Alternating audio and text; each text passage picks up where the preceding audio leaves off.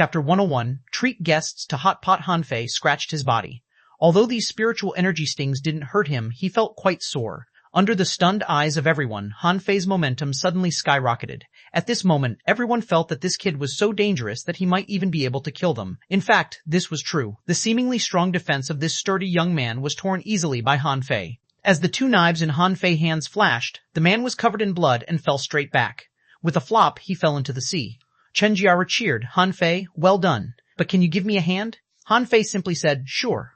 Having some breathing space, Chenjiare summoned his spiritual beast and a shadow appeared in front of her. With a blow, she smashed the man's spiritual energy protective cover. After about 10 minutes, everyone was breathless. Chenjiare leaned on the railing and didn't want to move at all. Her hair was already wet by sweat and there were 2 penetrating injuries on her body. Zhang Peng was even worse than Chenjiare. He was lying on the boat, unable to move. He was the first to be injured. Fortunately, his lightning crab was so powerful that his opponent was almost killed by him alone. As for Cao Fei, the fight between him and the leading fishing master of the Heavenly Sun Village was nearly a draw, and in the end, other people rushed up together and helped him kill that guy. Then all of them were laughing out loud. Zhao Dabai lay on the ship and laughed. Old Cao, we won. Everyone looked at Hanfei. They had thought Hanfei was here to make do, and no one expected this child to be so powerful. He killed 2 fishing masters alone, intact. Cao Fei looked at Hanfei. Kid, thanks, Chenjiao added. Cute little brother, you're awesome. When we return to the village, I'll treat you to a delicious meal. Hanfei rolled his eyes. I make all the delicious food in our village. When we return to the village, I can treat you to hot pot. Hot pot? They were stunned. What was it? They never heard of it. Zhang Peng was feeling weak from his fight. Can you stop talking about food? Hanfei, please give me some spiritual energy. I'm empty. Hanfei immediately injected some spiritual energy into his body. He purposely showed his strength as a spirit gatherer. By doing this, firstly, he could gain recognition of these people, and secondly, his ability as a spirit gatherer would be found out sooner or later. It was better for him to show this ability now than to be found out later. As old Zhang said, a spirit gatherer would be truly loved and protected by all his teammates.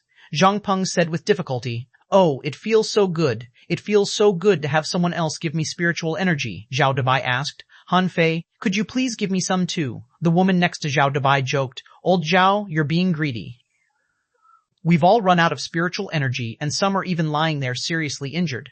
With that, the woman smiled at Hanfei. Little brother Hanfei, I'm Chen Ling. Remember to come to me when you come to the level 1 fishery again. Hanfei laughed. Let's come here together. I'm afraid that if I come here alone, I might be killed in the sea. Everyone laughed and then Zhao Dabai said, we have to go now. The reinforcements of the Heavenly Sun Village may come at any time. We're in bad shape now. If 7 or 8 of them come, we may be left here forever. Cao Fei nodded. Yes, let's go back to the village first, Hanfei interjected. So soon? I still have 500 pounds of spirit-swallowing fish to catch. Zhao Dabai laughed. Kid, you killed 2 fishing masters. Instead of demanding you to catch 500 pounds of spirit-swallowing fish, the village leader may give you 5,000 pounds of them. They laughed and talked as they steered the fishing boat to take off. Hanfei felt as if he had come on a trip. He had to fly back less than half an hour upon their arrival. 10 minutes after they left, 5 fishing boats appeared where they were. Damn, the Heavenly Water Village. How could they kill our 10 fishing masters? The village leader will be so mad. Look, this fishing boat was hit so badly that it's about to sink. They seem to have had reinforcements. Humph. Search for fishing boats of the Heavenly Water Village in the entire level 1 fishery. I'm gonna kill them, in the sky. Will the people of Heavenly Sun Village go crazy? They lost 10 fishing masters this time, Zhao Dabai questioned. Shenjiare knew the temperament of those from the village. The Heavenly Sun Village has always been overbearing. I am afraid they won't just let this go. We must be careful next time we come. Can we cooperate with the Heavenly Wood Village and Heavenly Rain Village next time? I heard that they are also quite oppressed by the Heavenly Sun Village. Zhao Dabai quickly said, no. When we fought the people of the Heavenly Sun Village just now, the Heavenly Rain and Heavenly Wood villages were stopped by the people of the Heavenly Moon Village, but they didn't fight. I suspect that they have reached an agreement. Hearing their conversations, Hanfei exclaimed in his heart that this was just like the movie Mission Impossible. The villages were going back and forth between being allies and enemies at a moment's notice. Was there any trust left among them? After everyone finally quieted down, Hanfei said, could you help me keep this secret? Please don't tell others I'm a spirit gatherer. If it's known to other villages, I'm afraid I'll never have peace again. Cao Fei nodded. Sure, but at least you should let the village leader know. After all, you may be the first spirit gatherer in our village. It's also the first time we witnessed the ability of a spirit gatherer.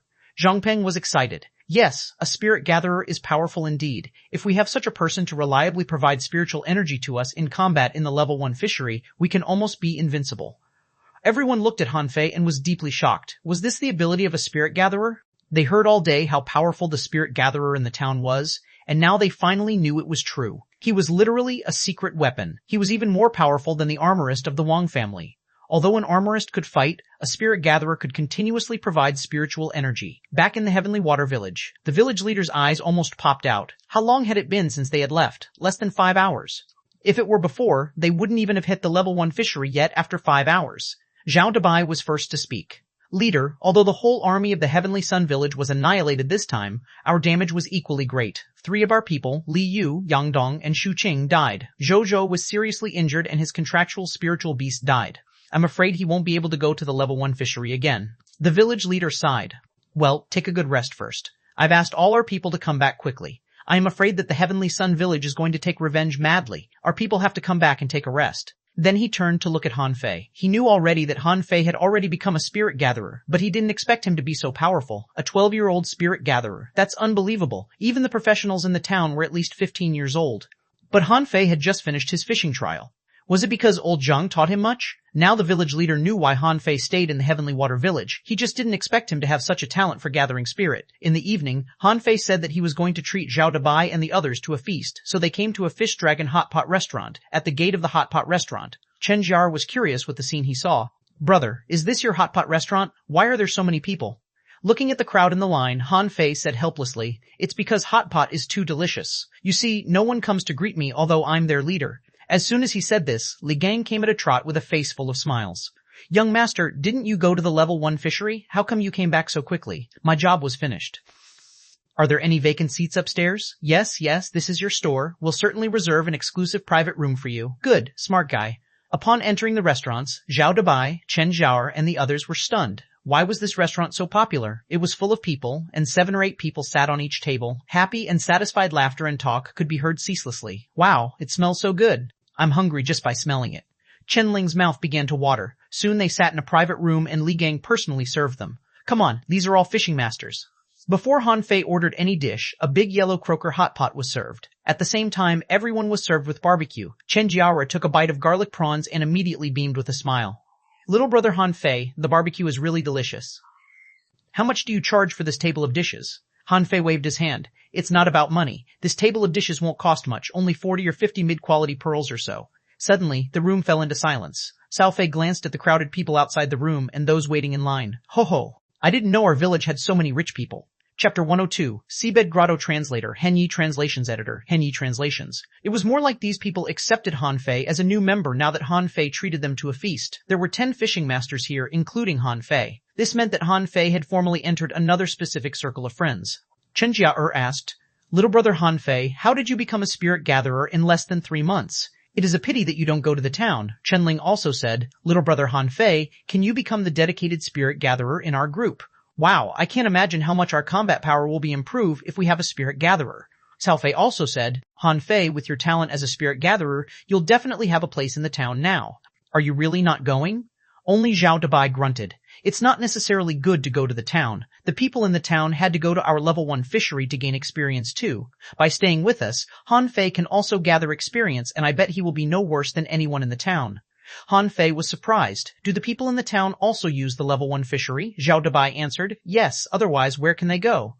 But we can't offend people from the town. They always appear in groups and are led by great fishing masters. The only benefit is that they generally won't take the initiative to scramble for prey with the villagers. Of course, we can't snatch their prey. Han Fei felt at ease. Oh, it seems that I was right not to go to the town. The students in the town are protected too well.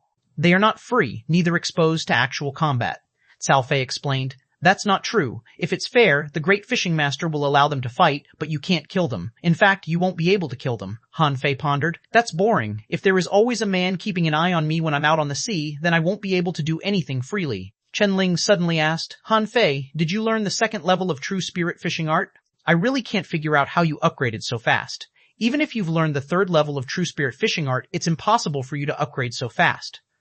Everyone looked at Han Fei. When they were in the level 1 fishery, they didn't ask him, but now they really wanted to know why this kid was so strong at such a young age. He easily killed 2 fishing masters alone and was intact from the ballfish sting attack, which really made them jealous. Han Fei took a tumble.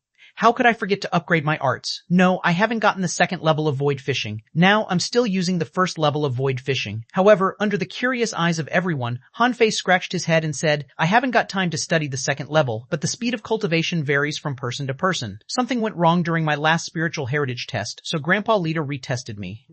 It turns out that I have a level 3, mid-quality spiritual heritage. Then the people understood. No wonder. With such a spiritual heritage, he was even qualified to study in the town. And Tunga also gave him some resources before he left, so it was reasonable that Hanfei reached the peak of the junior fishing master in a short time. But most people were still amazed. Even so, his cultivation speed was still too fast, wasn't it? Hanfei quickly diverted the topic. Well, when will we go to sea again? We'd better not this month. The Heavenly Sun Village must be lurking for us. But Hanfei, you can go fishing in the transition zone between the first level and second level fishery alone. With your current strength, you should have no problem in the transition zone. In the evening after the dinner was over, Hanfei immediately went to the village leader. He didn't have the second level of the true spirit fishing art yet, so he had to get it first and then deduce it. The home of the village leader. Hanfei called out, Grandpa Leader. The village leader was surprised. Hanfei, didn't you go to dinner with Cao Fei and the others? How come you came here, Grandpa Leader? Well, I am already a fishing master, but I haven't gotten the second level of the true spirit fishing art. Do you have it?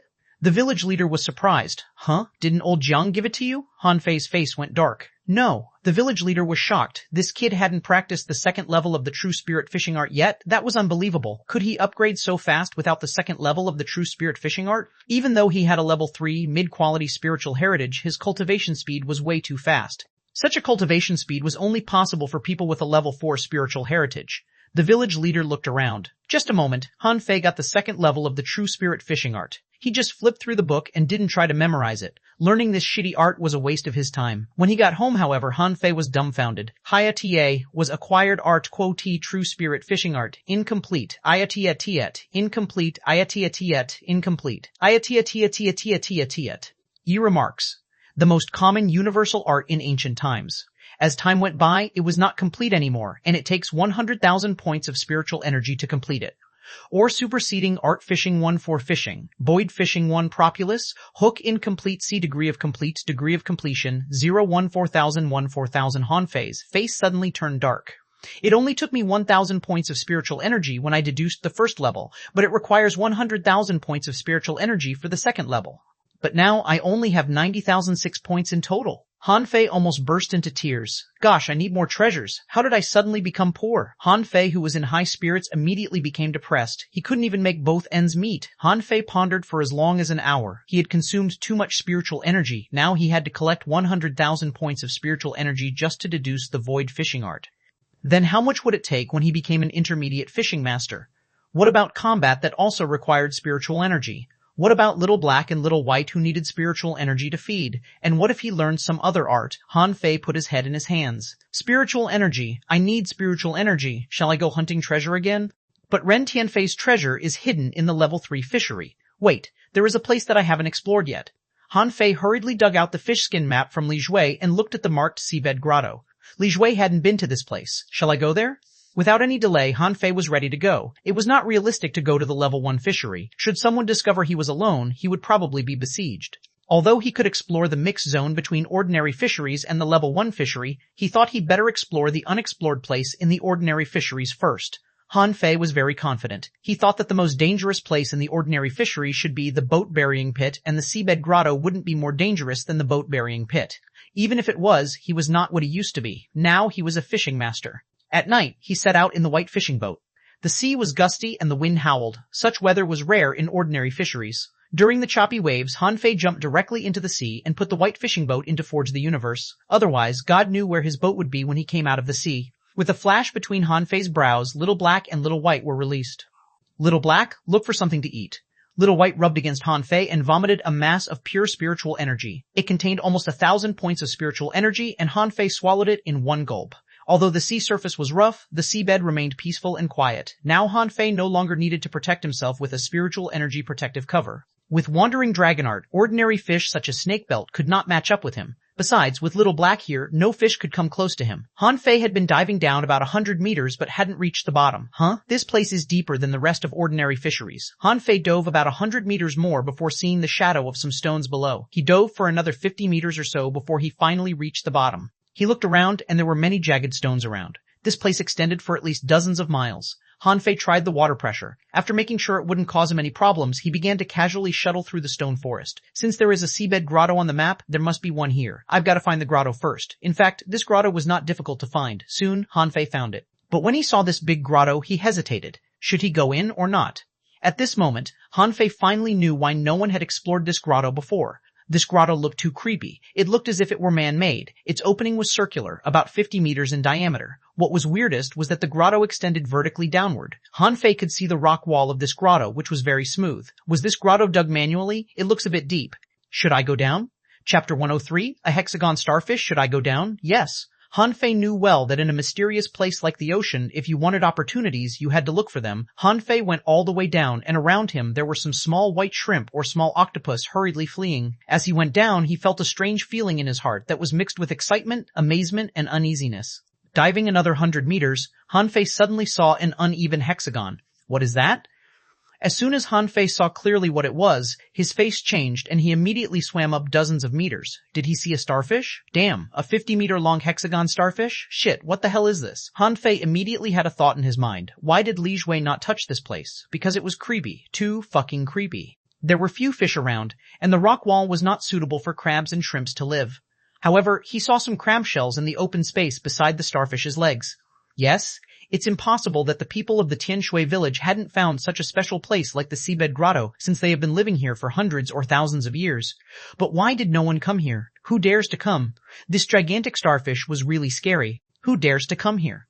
Despite the fear, seeing that the starfish had not seemed to move, Hanfei descended a little bit more when a series of data appeared in his eyes.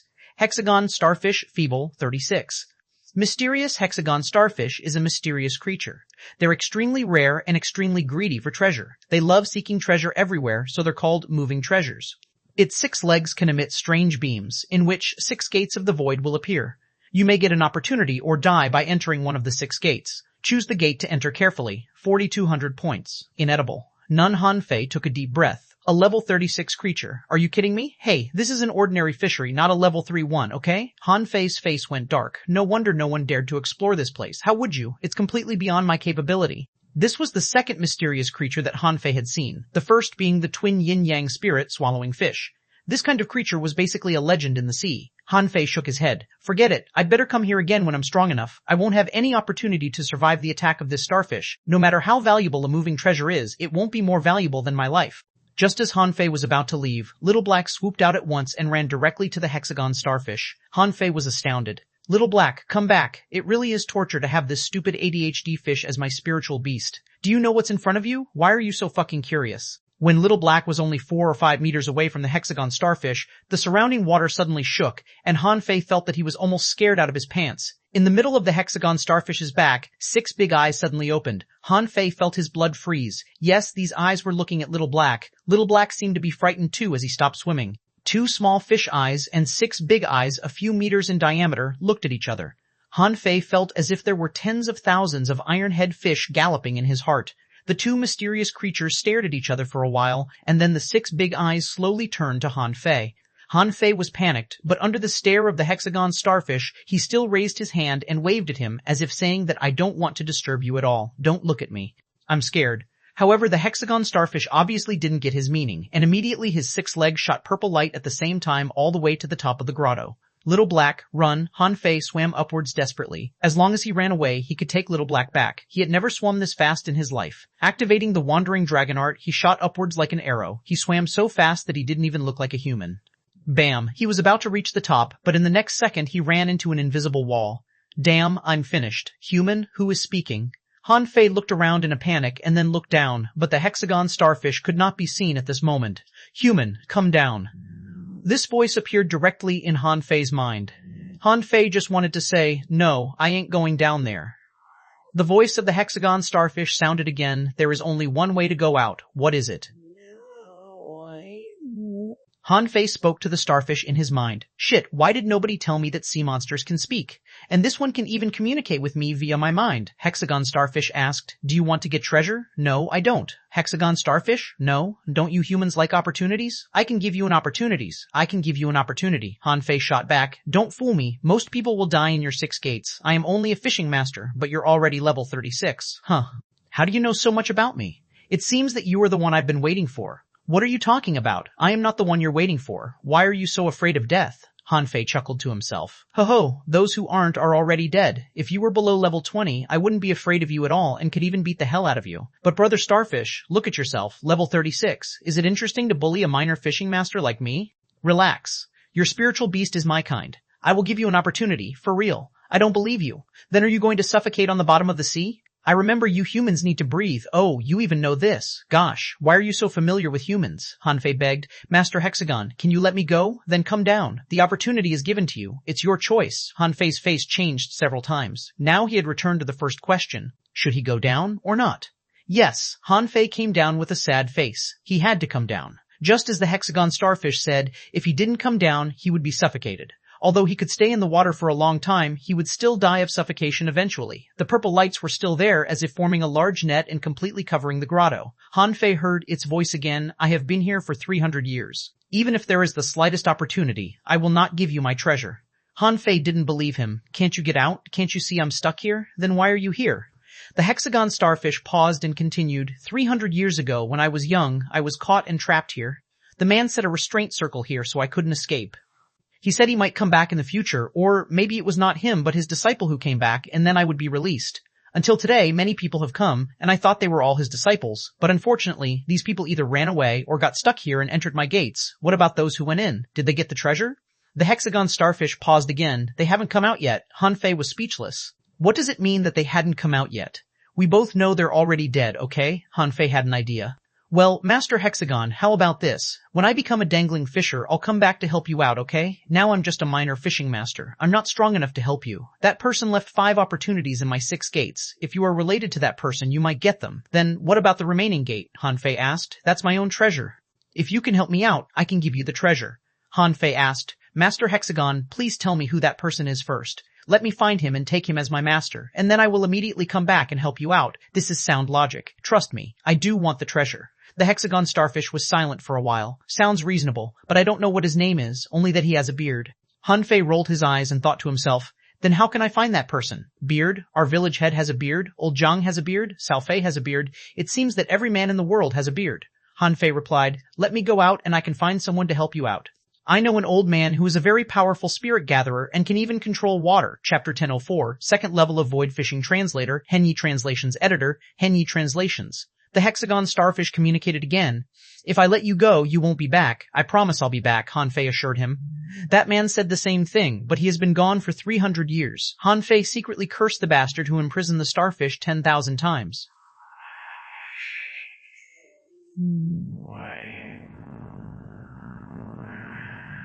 He thought to himself, why did he put this thing in an ordinary fishery? Do you really think people here can resist him? They are only fishermen after all. Han Fei was silent for quite a while. Is there air inside your gates? If I suffocate inside, no one can save you then. A bubble suddenly appeared in front of Han Fei and he almost burst into tears. Shit, why did I forget that I still have forged the universe? I can breathe in it. But Han Fei still took a deep breath of air from the bubble. Why not? God knows how long I'll be able to still breathe. The Hexagon Starfish then asked, are you ready? Not yet, Han Fei replied. Okay, take your time. I have waited for 300 years and I don't mind waiting for 1 or 2 years more. Han Fei just wanted to kill this damn fish with his rod as he thought, so does it plan to imprison me here for a year or two? Han Fei was not mentally prepared indeed, but his fear of the Hexagon Starfish was gone, so he asked, why can you speak in my mind? Can all sea monsters above 30 levels speak? I don't know. I was caught here when I was a juvenile. I haven't seen any other fish who can speak. The fishes and shrimps here are too weak to deserve to be my food. Han Fei asked another question, remembering what the starfish said earlier. In the past 300 years, have you encountered any mysterious or legendary creatures? No. Han Fei asked another, what's in your treasure? How about going to your treasure first? You know what? I'm cultivating very quickly. Perhaps I should make a breakthrough first so that I'll have a better chance of saving you. The Hexagon Starfish was silent again, and after a while he asked, what do you need? If you can't survive a gate, why should I give the treasure to you? If you survive the first gate, I can let you go to my treasure. Han Fei went speechless. This Hexagon Starfish is really mean. He wants me to help him out, but doesn't want to give me any treasure. So Han Fei casually said, I need a lot of spiritual energy, at least 100,000, 200,000 points. By the way, do you have this much spiritual energy? If you do, I can quickly improve my strength and then enter the gates. To Han Fei's surprise, he suddenly saw a mass of liquid appear in front of him, and he seemed to see a similar spiritual spring he saw in the boat-burying pit. Wow, you're damn rich. Han Fei was stunned. It's just my casual remark. I didn't expect this big guy to take it seriously. But why does he have such a spiritual spring? I'm really jealous. The hexagon starfish asked, Is this enough? Han Fei replied helplessly, Yes. Looking at the spiritual spring in front of him, Han Fei had no choice but to take it. Fine, at least I can increase my spiritual energy storage. Otherwise, as a junior fishing master, I won't have any chance to survive. So Han Fei sat down to the spiritual spring. Deduce. Under the gaze of the 6 big eyes of the hexagon starfish, a cloud of spiritual spring quickly entered Han Fei's body. The hexagon starfish rolled his eyes curiously. Why can a fishing master absorb so much spiritual energy? He gave it to him generously just because he thought he couldn't absorb it. However, the hexagon starfish did not take back the spiritual spring. Compared to the 300-year-long wait, the spiritual spring was not even worth mentioning. Han Fei's body shone with spiritual energy. Little did he know that the sea surface had already stirred up violent wind and huge waves, which influenced a range of thousands of miles, and the giant waves were up to hundreds of meters. This was almost impossible to happen for ordinary fisheries, but now it happened. Unfortunately, Han Fei didn't know what was happening. About half an hour later, the void fishing was successfully deduced. Existing art, void fishing R second level, hook god technique note. This is the first generic art written by the 8 primordial kings. When it was written, the sky and the ocean cried. It's the king of all arts. Although the art had been successfully deduced, it was not the time for cultivation, and the spiritual spring was only less than half. Han Fei pondered that perhaps he could practice the incomplete monograph on 108 ways of body polishing to see if he could continue to increase his upper limit of spiritual energy. If not, he would make a breakthrough. Before cultivation, Han Fei glanced at his data and found that there was a change. Owner, Han Fei level 13 Junior Fishing Master, Spiritual Energy 90,006, 629, Spiritual Heritage, Level 3, Mid-Quality, Upgradable. A Spiritual Beast, Twin Yin-Yang Spirit, Swallowing Fish Weapon, Purple Bamboo Rod Major Artsy, the second volume of Void Fishing. Hook God, Mysterious Level, Divine Quality. Han Fei was stunned. His upper limit of spiritual energy was increased. The upgradable function of Spiritual Heritage turned on again, and the Void Fishing became of Mysterious Level, Divine Quality. So it was because of the art. When he became a fishing master, the art did not upgrade, so the upgradable button turned gray. Now that the art had been upgraded, the button turned on again. So next time he wanted to upgrade his spiritual heritage, he would have to upgrade the art first. Han Fei immediately began to practice the incomplete monograph on 108 ways of body polishing. He had to be prepared for any upcoming combat. Han Fei took out a handful of iron fish body polishing fluid and gulped it down. His body turned red as if being steamed. When he finished practicing the 108 stance, he found that his upper limit of spiritual energy had become 636 points. Once, twice, each time he practiced the 108 stances, the upper limit of spiritual energy increased by 7 points, but when he practiced the art for the 5th time, it only increased by 4 points. Han Fei sat in the spiritual spring again. Upgrade my spiritual heritage. After half an hour, the hexagon starfish was surprised to find that his spiritual spring had actually all been absorbed by Han Fei. Then he became a bit uneasy. The hexagon starfish said, "You have absorbed a lot of spiritual energy. Except for the first increase in strength, there hasn't been much improvement, so why don't you just enter the gates? You don't understand. Do you know what accumulation is? I'm accumulating now, and I am about to succeed. But it's not enough. I still need 100,000 points of spiritual energy. That's all I need. I swear I can show you some difference this time." The hexagon starfish hesitated. This guy consumed spiritual energy too fast. One mass of spiritual energy after another, he had almost exhausted his spiritual energy. But the starfish still threw out a mass of spiritual energy. "That's all I have now. After all, it's hard to absorb spiritual energy here, and I still need to save some for my own use. Relax, you just need to wait for 2 days. I won't let you down." With that, Han Fei began to put on those strange stances again. The hexagon starfish asked, "Can you only improve your physical strength in this way? Although it is not much, it's working. I hope you can become stronger in 2 days, as you said." 2 days later, Han Fei took a breath of air from the bubble. His upper limit of spiritual energy was stuck at 699 points, so he stopped cultivating. The hexagon starfish was impatient. "Have you finished? I don't think you were using this spiritual energy. I'm going to use it now. Keep your eyes open. Breakthrough." The mass of spiritual energy poured into Han Fei's body frantically, and Han Fei's momentum was indeed skyrocketing as he said. The hexagon starfish rolled his 6 big eyes, surprised that Han Fei could really improve his strength. Did he seem to have a breakthrough? Han Fei was making a breakthrough indeed. His physical strength was improving and his physique was getting better, especially his skin, which seemed to have become tougher. He didn't stop until he upgraded to an intermediate fishing master and the mass of spiritual spring was almost drained. "Can you enter the gates now?" Han Fei was pissed off. Stop pushing me. You've waited for 300 years, so why not wait for a few days more? Han Fei assured him. Don't hurry me. To ensure that I can save you, I have to cultivate for another 2 days. I need to stabilize my current state. Chapter 105, I'm dying. With a flash between Han Fei's brows, Little Black and Little White were released. Little White swam to the remaining spiritual spring and swallowed it. The hexagon starfish noticed something. Your spiritual beast is about to upgrade. Han Fei was glad to see Little White swallow the remaining spiritual spring. Then he turned his eyes to Little Black, who had flown to the legs of the hexagon starfish and was biting them with his teeth. The hexagon starfish asked, Can you tell your spiritual beast to stop biting me? He is still a baby. My skin is too tough for him. Han Fei was embarrassed as he thought to himself, Little Black, stop it. Your master's life is in the hands of this big starfish. If you want to bite him, do it after I escape. Little Black, come back. Han Fei called back the 2 fishes. Since the hexagon starfish could see Little Black, he must be of high grade. He must be careful of this mysterious sea monster. If he slapped Little Black to death, that would be a huge loss for him. 5 days later, Han Fei practiced the incomplete monograph on 108 ways of body polishing for 7 or 8 times again, and finally raised his spiritual energy ceiling to 799 points. Han Fei knew that he might not be able to make another breakthrough in a short time. Even if he forced a breakthrough despite his foundation, the hexagon starfish wouldn't give him any more spiritual energy. Han Fei was as ready as he could be. Okay, open the gates. The hexagon starfish was overjoyed. Are you finally going to enter the gates? The 6 purple lights spread out like a fishing net. Gradually, 6 purple gates appeared. Han Fei could not see the inside and had no idea what awaited him. Master Hexagon, what is it like inside your gates? Can you tell me about them? It is just another space, not very large. The hexagon starfish certainly wouldn't tell him, and more importantly, he himself didn't know. You've consumed nearly 300,000 points of spiritual energy from me. I can't spend it for nothing, Han Fei probed. Which gate is the least dangerous? Let me start with the one with the lowest risk, okay? Otherwise, if I die inside, who will save you? Trust me, I'm one of the strongest people you have ever met in ordinary fisheries. If I die, you may have to wait another 100 years for someone as strong as me. The hexagon starfish seemed a bit convinced, so he said, The second gate on your left. Han Fei took a deep breath. He was ready. He had activated the Crazy Devil's Rod, Rage, and Spiritual Beast Fusion. Now he was much stronger than Li Gang was. He could even fight a junior great fishing master now. If he still died, then he could only blame fate. Since I can't get out, let me give it a go. Han Fei stepped in. As the light and shadow changed, a huge space appeared. Han Fei felt his blood freeze. This space was as large as a football field, and the ground was covered with bones, which was scary. Huh? Not human bones? These are swordfish bones? Ironhead fish bones? Creak, creak. Just then, the bones on the ground started to move. In a blink of an eye, hundreds of swordfish bones floated in the distance. Fuck. Master Hexagon, let me out. Hey!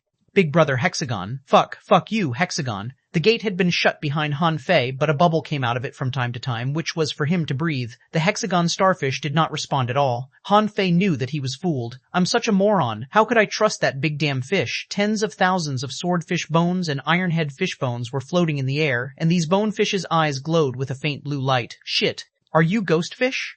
Han Fei hastened to cover his body with spiritual energy, but a swordfish bone had already charged at him. Hexagon, you bastard, let me out. You better compensate me with at least 1,000,000 points of spiritual energy. Bam! Han Fei hit a swordfish bone with his rod, which was not as powerful as he thought, but not weak. It was probably equivalent to a junior fishing master. If he hadn't become an intermediate fishing master, he might not be able to repulse its attack. Bam! Bam! Bam!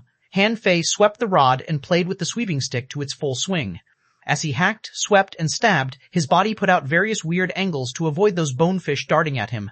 At first he could handle dozens, but when a dense school of bonefish rushed over, Han Fei could barely resist them. Clang, clang, clang, clang, clang, clang, clang, clang, clang, clang, clang, clang, clang, clang, clang, clang, clang, clang. I'm dying. Bam, damn. Han Fei didn't know how many swordfish bones stabbed or bumped into him. All he knew was that he was sent flying through the air. Crazy Devil's Rod, clang, clang, clang. While being stabbed, Han Fei punched the fish bones with his purple bamboo rod, and within a short time, hundreds of bonefish had been smashed. Han Fei was seriously injured too. Although these swordfish failed to puncture his body, his muscles were sour and ached. The ironhead fish bones were the most dangerous. When they bumped into him, he felt his insides turn upside down. But Han Fei couldn't stop. If he didn't get rid of them as soon as possible, what if he ran out of spiritual energy? The scene got bloody. After an hour, Han Fei had a swollen face and was all black and blue. Even his hand was shaking. But what could he do? He could only take out a bottle of ironfish body polishing fluid and gulp it down. Kill. 3 hours later. Han Fei ached all over. Every inch of his skin was burning and painful. His body went numb in pain. Fortunately, although Han Fei felt that his bones were about to fall apart, these fish couldn't puncture his body. Instead, his indestructible body was progressing at an incredible speed. Not only his skin, but also his muscles, bones, and 5 internal organs were all under incredible impact.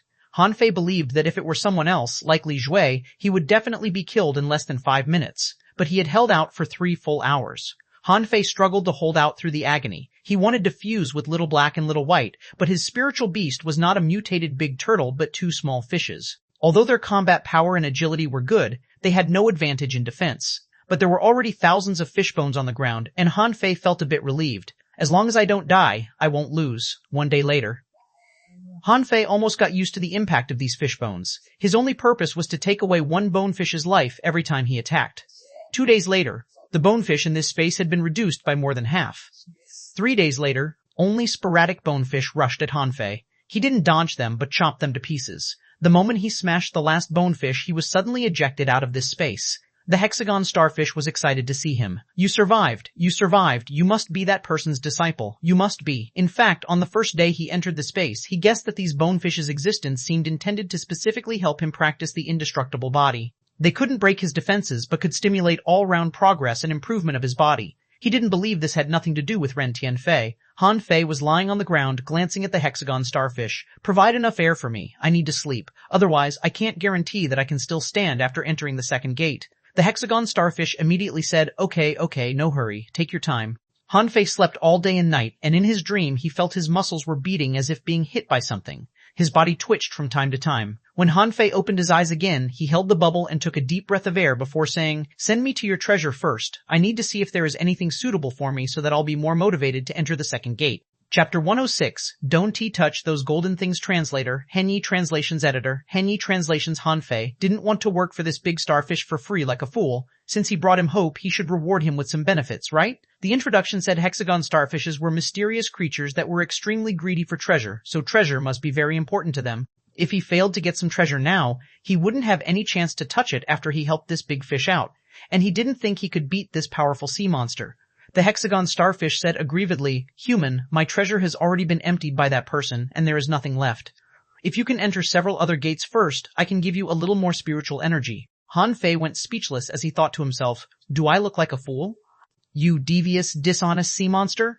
I'm not going to be free labor, never. Master Hexagon, I think it's necessary for me to visit your treasure. If there is something that can improve my strength, it will greatly help me survive the other gates. Don't forget, I almost died in your first gate. I had been calling you for 3 days, but you just ignored me. The hexagon starfish explained, There is a seal on this gate, and I myself don't even know what happened inside. I don't care.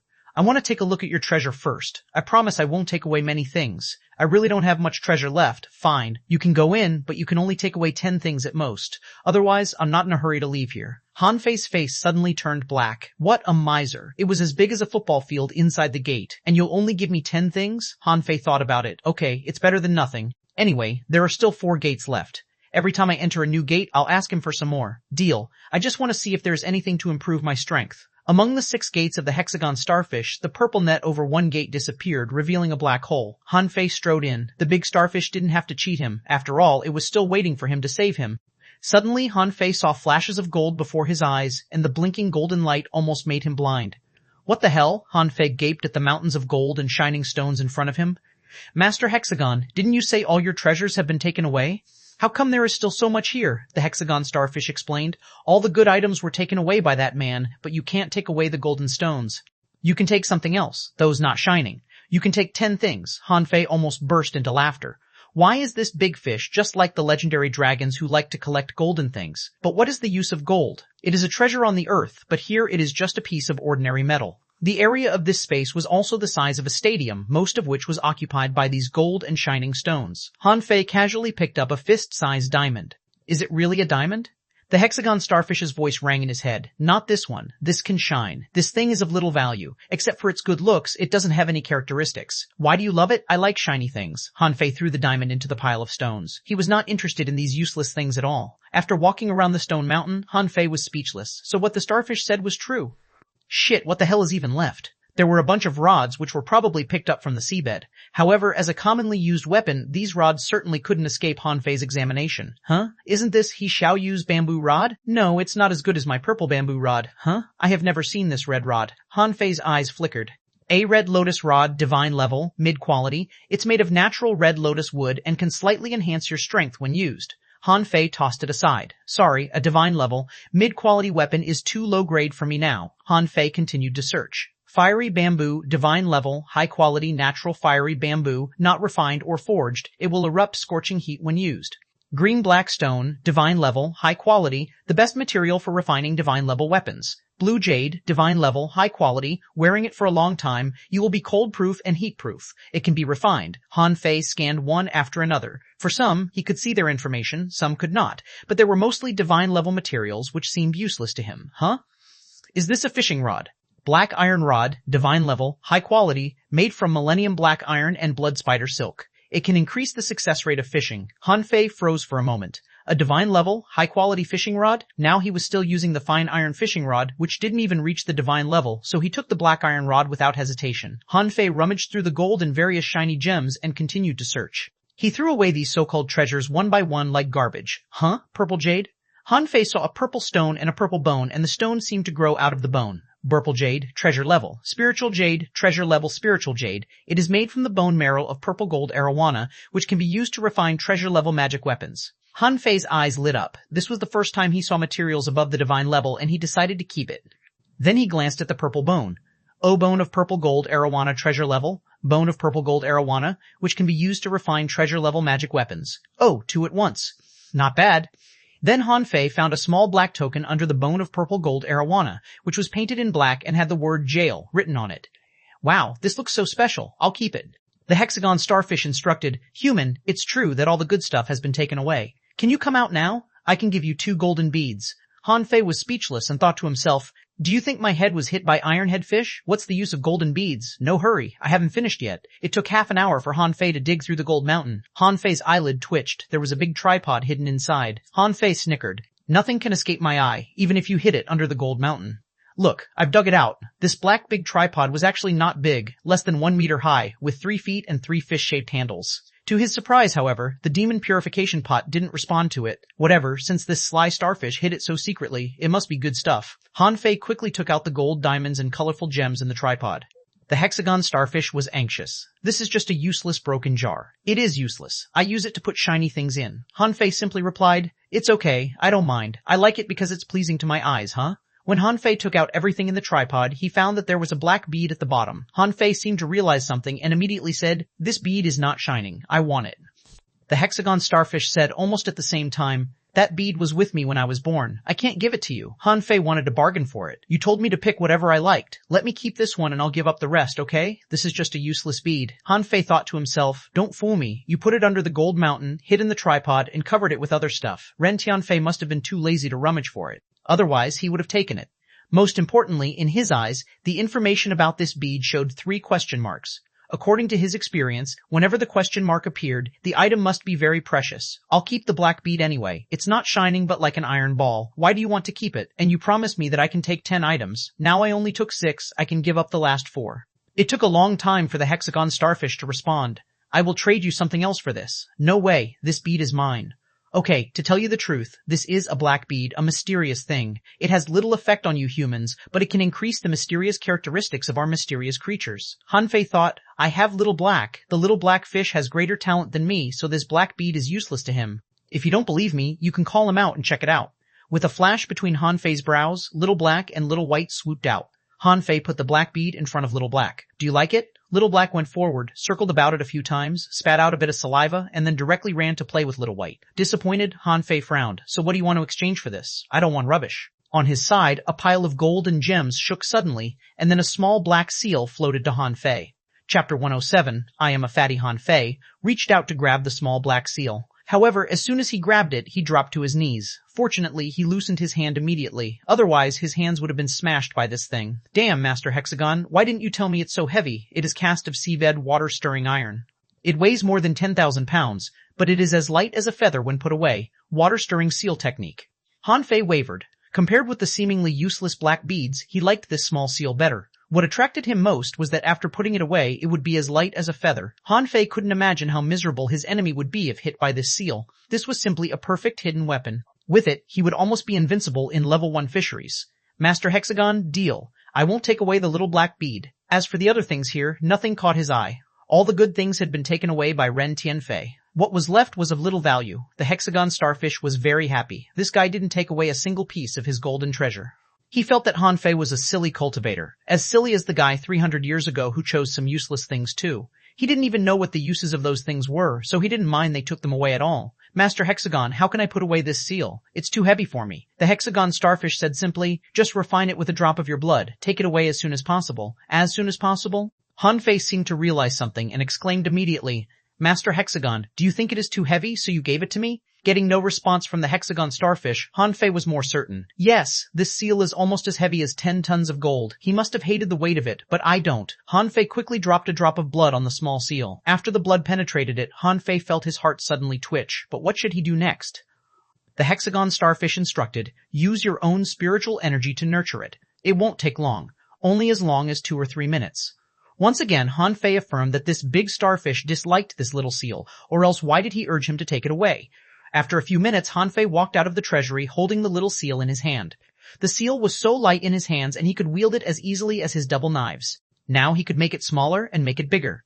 The little seal became 10 meters wide at its maximum. Han Fei thought that he was not strong enough, so it couldn't become bigger. Be bigger, now smaller? Gee, can I smash this big starfish with it? Perhaps not. After all, he had been carrying this thing for so many years. If he can't bear it, he would have been crushed long ago. Interesting. While Han Fei was snickering, 6-gate starfish asked, Human, can you enter the second gate now? Han Fei thought about it. Yes, this time if he met those bonefish again, he wouldn't be afraid of them. No matter what kind of fish, I'll just smash them with this seal. Master Hexagon, will the bonefish become stronger in the second gate? Promise me, if I can't hold out inside, you must let me out and I can fight again some other day. But don't leave me there and ignore me. Otherwise, no one can save you if I die.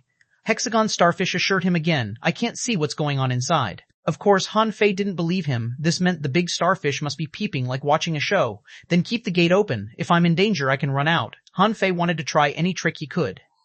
The hexagon starfish replied, once someone enters the gate, it can't be opened again, but since you're the disciple of that person, you'll be fine. For 300 years, no one could survive the first gate, but you made it. Ho ho, Han Fei took a deep breath and stood at the second gate. It's okay. Now my skin, flesh, viscera, bones, and marrow are all strengthened. Although I haven't fully mastered the indestructible body art, I should be fine. Kill. Holding the water-stirring seal, Han Fei bit the bullet and rushed in. However, the scene in front of him changed and the whole space turned red. Not even a single fishbone was seen. Just when Han Fei was puzzled, the redness in the water began to boil like spiritual energy, and a lot of red gas was drilling into Han Fei's body. Oh, ouch, it's hot, my body is itching. Master Hexagon, open the door. Big brother Hexagon, open the door. Big brother Hexagon, fuck you.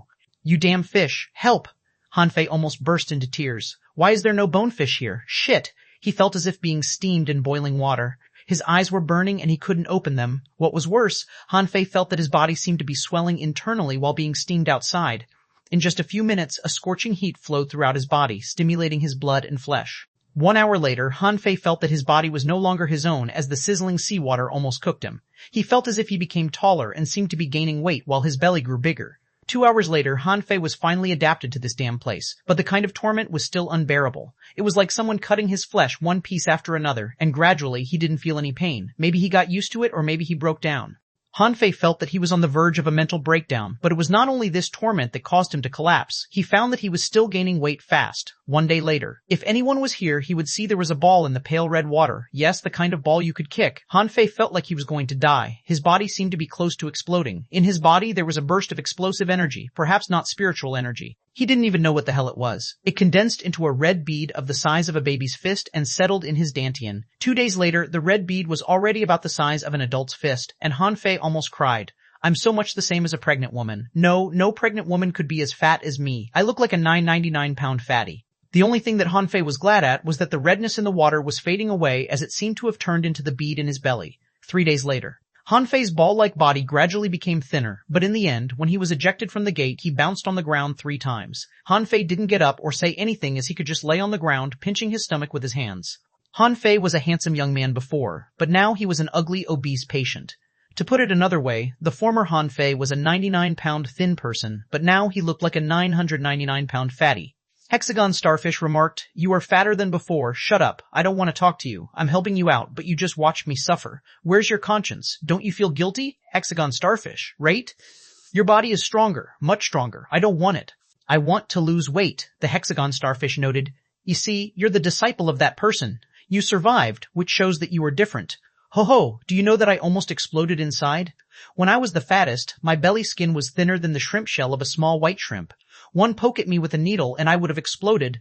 Han Fei was very aggrieved and had scolded Ren Tianfei more than 10,000 times in his heart. "I just want to hunt treasure. Why did you put a 36-level starfish here? Have you ever considered whether I can handle this big fish or not? If it were anyone else from ordinary fisheries, he would have exploded inside." Hexagon Starfish asked, "Now the third gate? I'm too fat." The Hexagon Starfish assured him, "In fact, the bigger your size is, the stronger you are. I'm a fatty. Do you need to rest for a day? I'm a fatty." The Hexagon Starfish was speechless, and it thought to itself, "Can you stop nagging? What's wrong with being fat? Did fatties eat your big yellow croaker?" Han Fei said slowly, "I'm unhappy. I want to sleep. Maybe I'll change back when I wake up." With that, he straightened his legs, stared into the sky, and muttered, "I am a fatty." Chapter 108. I am an agile fatty. The bonefish in the first gate attacked his body, while the unknown liquid in the second gate made him suffer mentally. For a moment, he even thought he was happy to die, but he couldn't die. Han Fei slept for another day. He was only in the grotto for more than 10 days or so, but he felt as if he had died countless times. The Hexagon Starfish asked, "Human, are you going to the third gate? Master Hexagon, do you know that you owe me big? I don't want to continue anymore." The Hexagon Starfish was silent for a moment. "If you agree to enter the other 2 gates, I can give you more from the spiritual spring." Han Fei was ready for this. "Give me now. Do you want to cultivate for some time before entering the gate?" "No, I have to get the spiritual spring first. It makes me feel safe." The next second, a spiritual spring appeared in front of Han Fei. It didn't seem like much, but Han Fei was still very happy to have it. He gulped it like swallowing fish soup that he could drink more than 30 bowls at once. However, unlike spirit swallowing fish soup that would change into water in the stomach, spiritual spring would be converted into spiritual energy and stored. In the end, Han Fei looked at his increased 50,000 points of spiritual energy and said reluctantly, "Master Hexagon, you gave me too little, only a total of 50,000 points." The Hexagon Starfish almost cried and thought to himself, was this human a devil? Why was his stomach like a bottomless hole? "I have accumulated 300 years of spiritual energy, and 80 of those years have been used by you already. If you want more, I will die." Han Fei's eyes lit up. Is there still 220 years of saved spiritual energy left in this big guy? That's great news. Master Hexagon, do you really not know what's inside the gate? The Hexagon Starfish confessed, "I haven't been able to see the inside of these gates since 300 years ago. They seem to be sealed. I'm going to the third gate." The Hexagon Starfish assured him, "I am waiting for you outside, and I will reward you, human." "Good, so please provide me some more of the spiritual spring." The Hexagon Starfish was silent at first. "You don't seem to need it now. Can you enter the gates first?" Han Fei's eyes flashed, and he didn't hesitate to choose the third gate. He didn't believe that there was another gate that could be more horrible than the second one. More importantly, perhaps he would become thin in the third gate. Hayu. As soon as Han Fei went in, he felt a pain in the buttocks. Looking back, he found a small glowing arrow inserted in his buttocks, and then it gradually dissipated.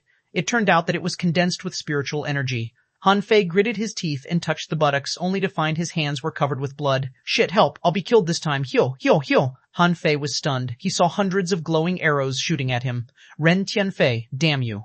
If I survive, I'm gonna beat your brains out, ouch." Han Fei was really panicked. In the first 2 gates, at least his defense worked, but this time it was broken. As soon as an arrow hit his body, blood spurted out right away. Dodge, dodge, ouch, dodge, ah. Han Fei's body was putting on various poses, but unfortunately he was no longer the thin man half a month ago. With this fat body, he felt it was simply torture to make each movement. "Ren Tianfei, I wish you were beaten into a big yellow croaker by your enemies."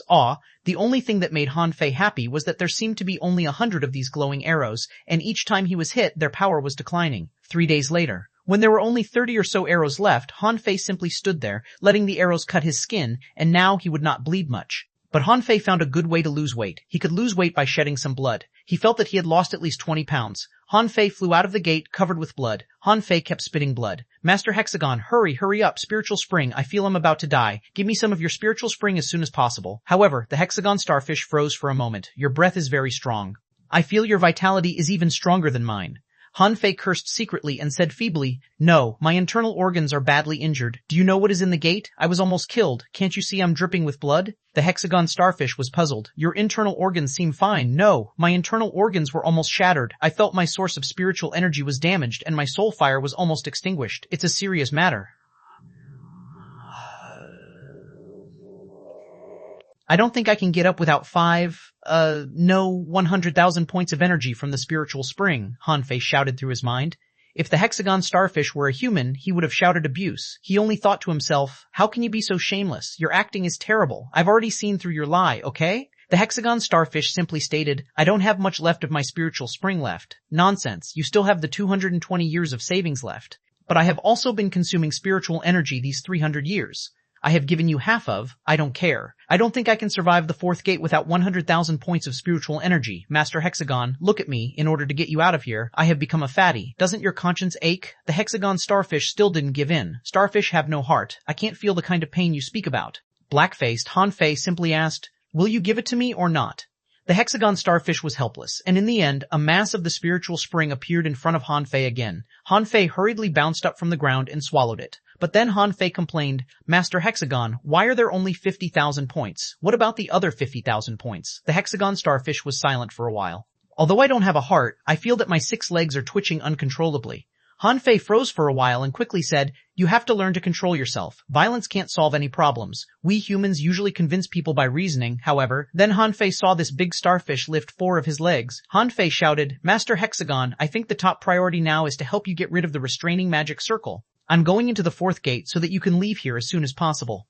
Han Fei rushed into the 4th gate with a swoosh and his heart was pounding fast. "Oh, any trick will appear negligible before force. I have to hurry to grow stronger. Yes, this bad starfish is only at level 36 after cultivating for 300 years. That's too slow. His talent must be very bad. Give me a few years and I'll be able to cut his legs off, roast, and eat them."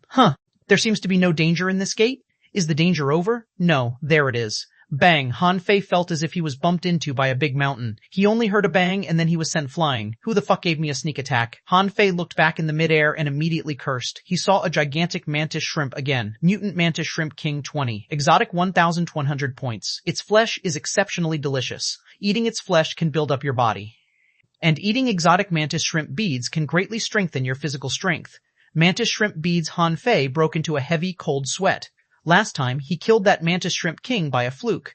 That Mantis Shrimp King was only at level 18, but what about this one? Little Black, guard me." Han Fei kept calling Little Black only to get no response. Not good, Little Black is not coming out.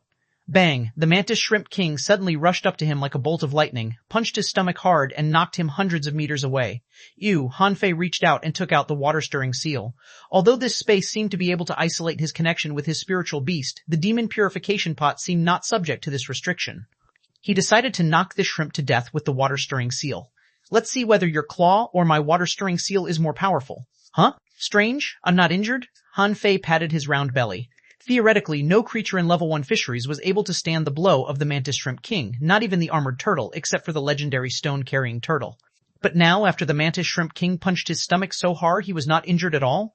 Han Fei blinked and immediately took back the water-stirring seal. He clenched his fists. "You're nothing. I'm gonna make mantis shrimp soup today." Chapter 109. Like the best actor. Han Fei threw the purple bamboo rod aside, activated Wandering Dragonard, rushed up, and punched the shrimp. Bam! The Mantis Shrimp King quickly punched back.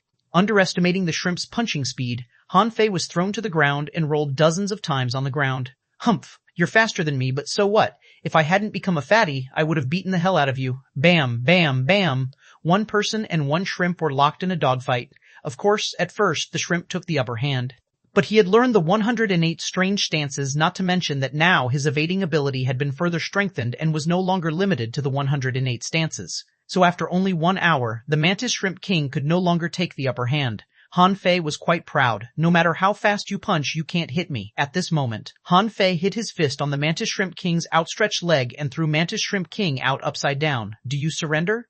"Call me Daddy." The Mantis Shrimp King seemed very angry. His 6 little legs crawled fast and he charged at Han Fei. However, Han Fei turned around and jumped onto his head. Dumb, 1 punch after another. Han Fei didn't know how many punches he had hit. Even his hand began to ache, but the shell of this Mantis Shrimp King was still intact. Han Fei immediately took out 2 daggers and thrust them down hard, which was still useless.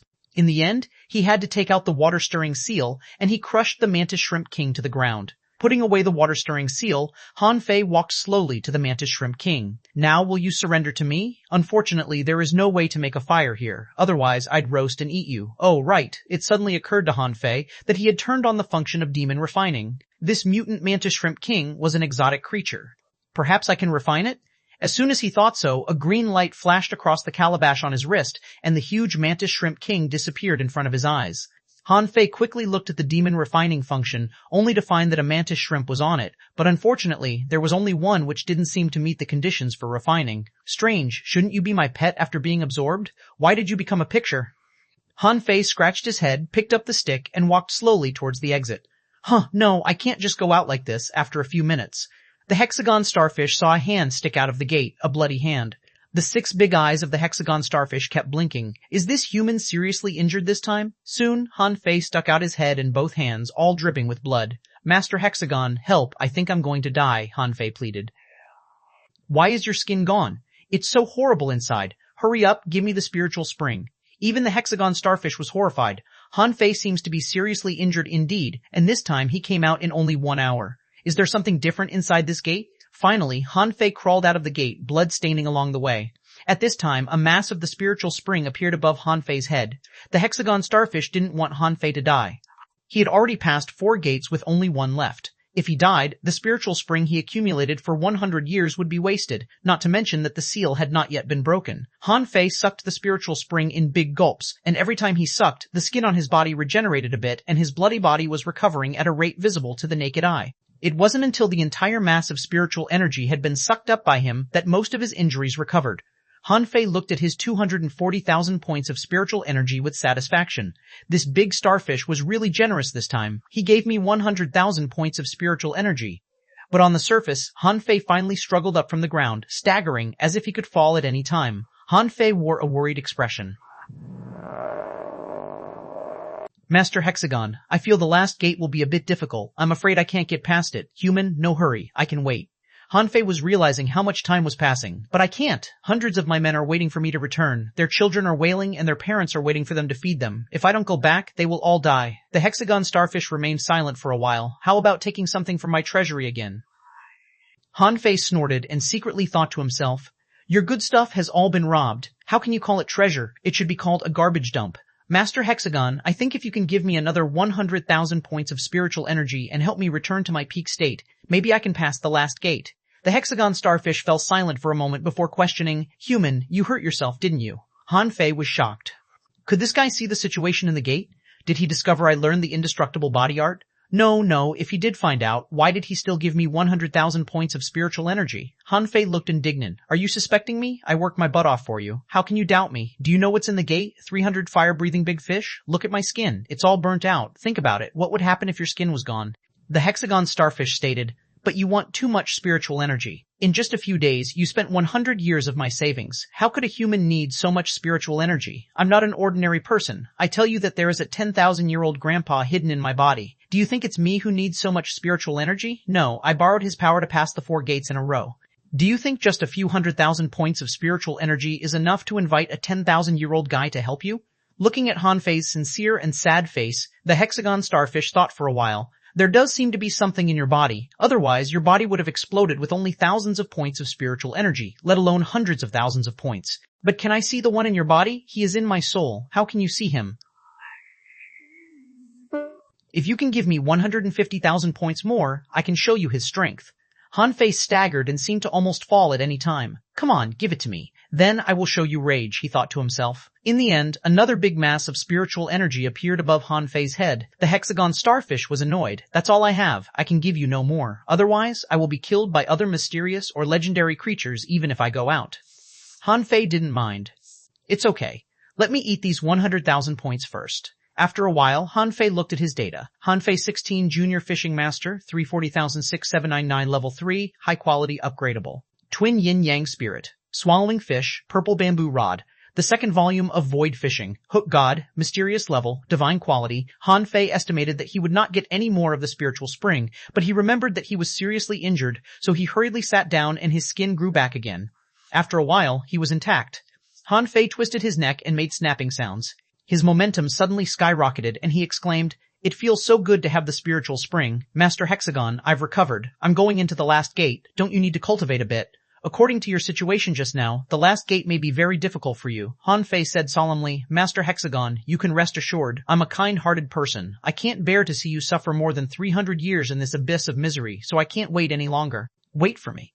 The hexagon starfish kept blinking his 6 big eyes. Is this human really a kind-hearted person? Why do I feel something is wrong? But Han Fei entered the 5th and the last gate with a stick and no hesitation. As soon as he entered the gate, he made a precautionary stance and immediately looked back, only to find nothing, and even the seawater was no different from ordinary seawater. He saw a stone table in the middle of the space from a distance. Huh? Strange. How can Ren Tianfei be so nice to me? Is there really no danger in this gate? Han Fei walked tentatively towards the stone table step by step. After a while, when he made sure that there was really no danger, he quickly walked over. There were some papers on the stone table, as well as 2 stones, one black and one purple. Han Fei looked down, and there were 4 big words on the paper. "To my dear disciple." Fuck off. I'm not your disciple. Who do you think you are? You almost had me killed. I don't want you to be my master. Chapter 110, Evil Human Damn. When I become stronger in the future, I will find you and beat you up. Han Fei still opened the letter. He wanted to see what this guy would say. It read, "Huh? You're still alive?" Han Fei almost vomited blood. "What? Did you expect me to die?" The letter continued, "My dear disciple, I'm surprised you are reading this letter. I can't imagine that someone from this kind of junk village could survive those mantis shrimp and get the indestructible body art. Of course, the most unexpected thing to me is that you actually passed the 6 gates of the hexagon starfish. Such courage is commendable. Ordinary people would have fled. You're really a worthy disciple of mine." Han Fei was shocked. "Ho ho, who wants to be your disciple? I don't admit it. Sooner or later, I will beat your brains out." Han Fei continued to read the letter. "Yes, these 6 gates are the opportunities I left for you. Among them, only the first 2 gates are life or death tests. Once you pass the first 2 gates, the last 2 are just basic strength tests. The fact that you've gotten here shows that you are not only talented but also full of courage, but you are still too weak, so I won't give you too many opportunities now. Only when you officially embark on the path of cultivation do opportunities make sense to you. As for when you can embark on the path of seeking Taoism, I'm not sure, but I think if you can get the treasure I left in the level 3 fishery, you can consider it officially started. By the way, if you haven't fully young mastered the indestructible body, you shall not go get the treasure in the level 3 fishery. Even if you were already a dangling fisher, you would definitely die." Reading this, Han Fei gnashed his teeth. "What the fuck? If I hadn't come to this seabed grotto, wouldn't I have been killed? Why didn't you tell me this at the boat burying pit? Why did you put the letter here? My dear disciple, the opportunity here is just for you to lay the foundation. Oh, you should have become a big fatty by now. It's okay. This is only temporary. As long as you cultivate hard, you will still be thin in 8 or 10 years. The power I left in your body is enough for you to young master the indestructible body art. But don't forget to learn other physical training arts when practicing the indestructible body, and don't let anyone find out that you're practicing it. Although there won't be many people who know it, even in the city, if you're found practicing this art, you will be in serious trouble. Besides, let me remind you again not to mention my name, never ever. Okay, that's all, and how far you can go depends on you. As for this hexagon starfish, he has been imprisoned here by me for many years and should be let go. Crush the black stone on the table and the seal on this place will be unlocked. There is a drop of the hexagon starfish's essence blood in the white stone. If he wants to kill you, just crush it. Then he will be killed. It works within 100 miles. Even without that, with your strength, you can easily kill him." Han Fei's eyes immediately lit up. "Oh, this is good stuff. No, wait a moment. The starfish looks very pitiful. Is it too much if I extort him for his 100-year savings of spiritual energy? Well, let me ask him for 50 years of his savings first." With this in mind, Han Fei happily trotted out. When the hexagon starfish saw Han Fei coming out of the gate, his 6 big eyes quickly turned. "Is the seal unlocked?" "No, it isn't. I still can't get out." "No way to lift the seal?" Then he saw Han Fei holding a black stone in his left hand and a white one in his right hand, and that he was looking at them. The hexagon starfish was panicked. "Human, what are you doing? Human, I can give you treasure." "Gee, young master hexagon, I lifted the seal for you through hardships and dangers. As you can see, I sacrificed myself. I was such a handsome and attractive young man, but look at me now, I've become a meatball. This has caused severe trauma to my heart. Won't you show me some gratitude?" The hexagon starfish quickly stated, "I can give you treasure. A gentleman doesn't take advantage of others. Am I the kind of person who is greedy for treasure? No. A gentleman makes money by fair means. Keep the treasure for yourself. But, young master hexagon, how about giving me your 100-year savings of spiritual energy? Once you give it to me, I will crush the black stone immediately and lift the seal." The hexagon starfish was appalled. "Oh my sea god, I don't even have 100 years of savings left. I only have about 50 years of energy left now. This is my survival spiritual spring. I can give you treasure instead." Han Fei didn't believe him. "I said, I'm not that kind of greedy person. Okay, I don't want to make this hard for you. Give me the 50 years of energy and I will let you go. 10 years, at most. Otherwise, I will be eaten when I go out. Han Fei retorted, 40 years. As a mysterious creature, I believe that you have the means to survive. Horty, you have the means to survive. You are depriving me of my chance of survival. Then I will give you a chance to survive. 30 years? It can't be any less. Deal? 25 years. This is all I can afford. The starfish was growing weary. Han Fei fell silent for a while. 35 years. This is my bottom line. The hexagon starfish? Reen? The hexagon starfish just wanted to slap him. Why is this man so sly? Didn't he just say 30 years? Why did he suddenly add 5 more years? The hexagon starfish gave up. Human, you win. 30 years, I'll give it to you. Now let me go. Han Fei stated again. 35 years. This is my bottom line. If it weren't in the sea, the hexagon starfish would have cried. Did I do anything wrong? Why have I met this demon? He is such a bully, the hexagon starfish asked. You promise you'll let me go, right? Of course, I swear in the name of Sea God, I'll definitely let you go. A big mass of spiritual energy suddenly appeared in front of Han Fei, and he grinned from ear to ear. Human, can you fulfill your promise now? With a wave of Han Fei's hand, the big mass of spiritual energy disappeared, and the hexagon starfish's 6 eyes twitched at the same time. Does this guy have a space treasure? This sly bastard? Crack? Han Fei casually crushed the black stone and said with a smile, Young Master Hexagon, although the sea is endless, I hope we can meet again in the future. Humph. Muddy dust rose instantly in the big pit, and the huge starfish turned palm-sized and swooshed away. Han Fei, on. At the same time, the hexagon starfish's voice rang in his head. You evil human, I will never meet you again, never ever. Han Fei froze in place. I haven't finished my words yet. Why did you run away so fast? Shit, is this the speed of a mysterious creature of level 36? I can't keep up at all. Not in a hurry at all. He was lying in the water, slowly absorbing the spiritual spring. Half an hour later, Han Fei looked at his 690,006 points of spiritual energy and beamed with delight. I'm rich. Sure enough, treasure hunting is the fastest way to get rich in this world. But when he looked down at his ball-like figure, the smile on his face suddenly stiffened. Damn you, Ren Tianfei. Damn you. Han Fei could almost imagine how he would become the laughingstock of the villagers when he returned to the Heavenly Water Village. In the evening, on the sea, many people put away their fishing rods and prepared to go home. A white fishing boat appeared abruptly, and a fatty holding his chin in one hand with a sad face controlled the fishing boat to fly to the floating island with the other. The fish dragon's Han Fei tried to clasp his hands behind his back to look more dignified, but when he realized he was too fat to do so, his face turned black. Stop, that fatty. This is the territory of the fish dragons. Unauthorized persons are not allowed to break in. Han Fei raised his head with a jerk. Who do you call fat? Say it again? The man sneered. Fatty, being fat is not your fault, but not obeying our rules is. Do you know who our leader is? Our leader is, bam, the man was sent flying through the air. How dare you, brothers, come here.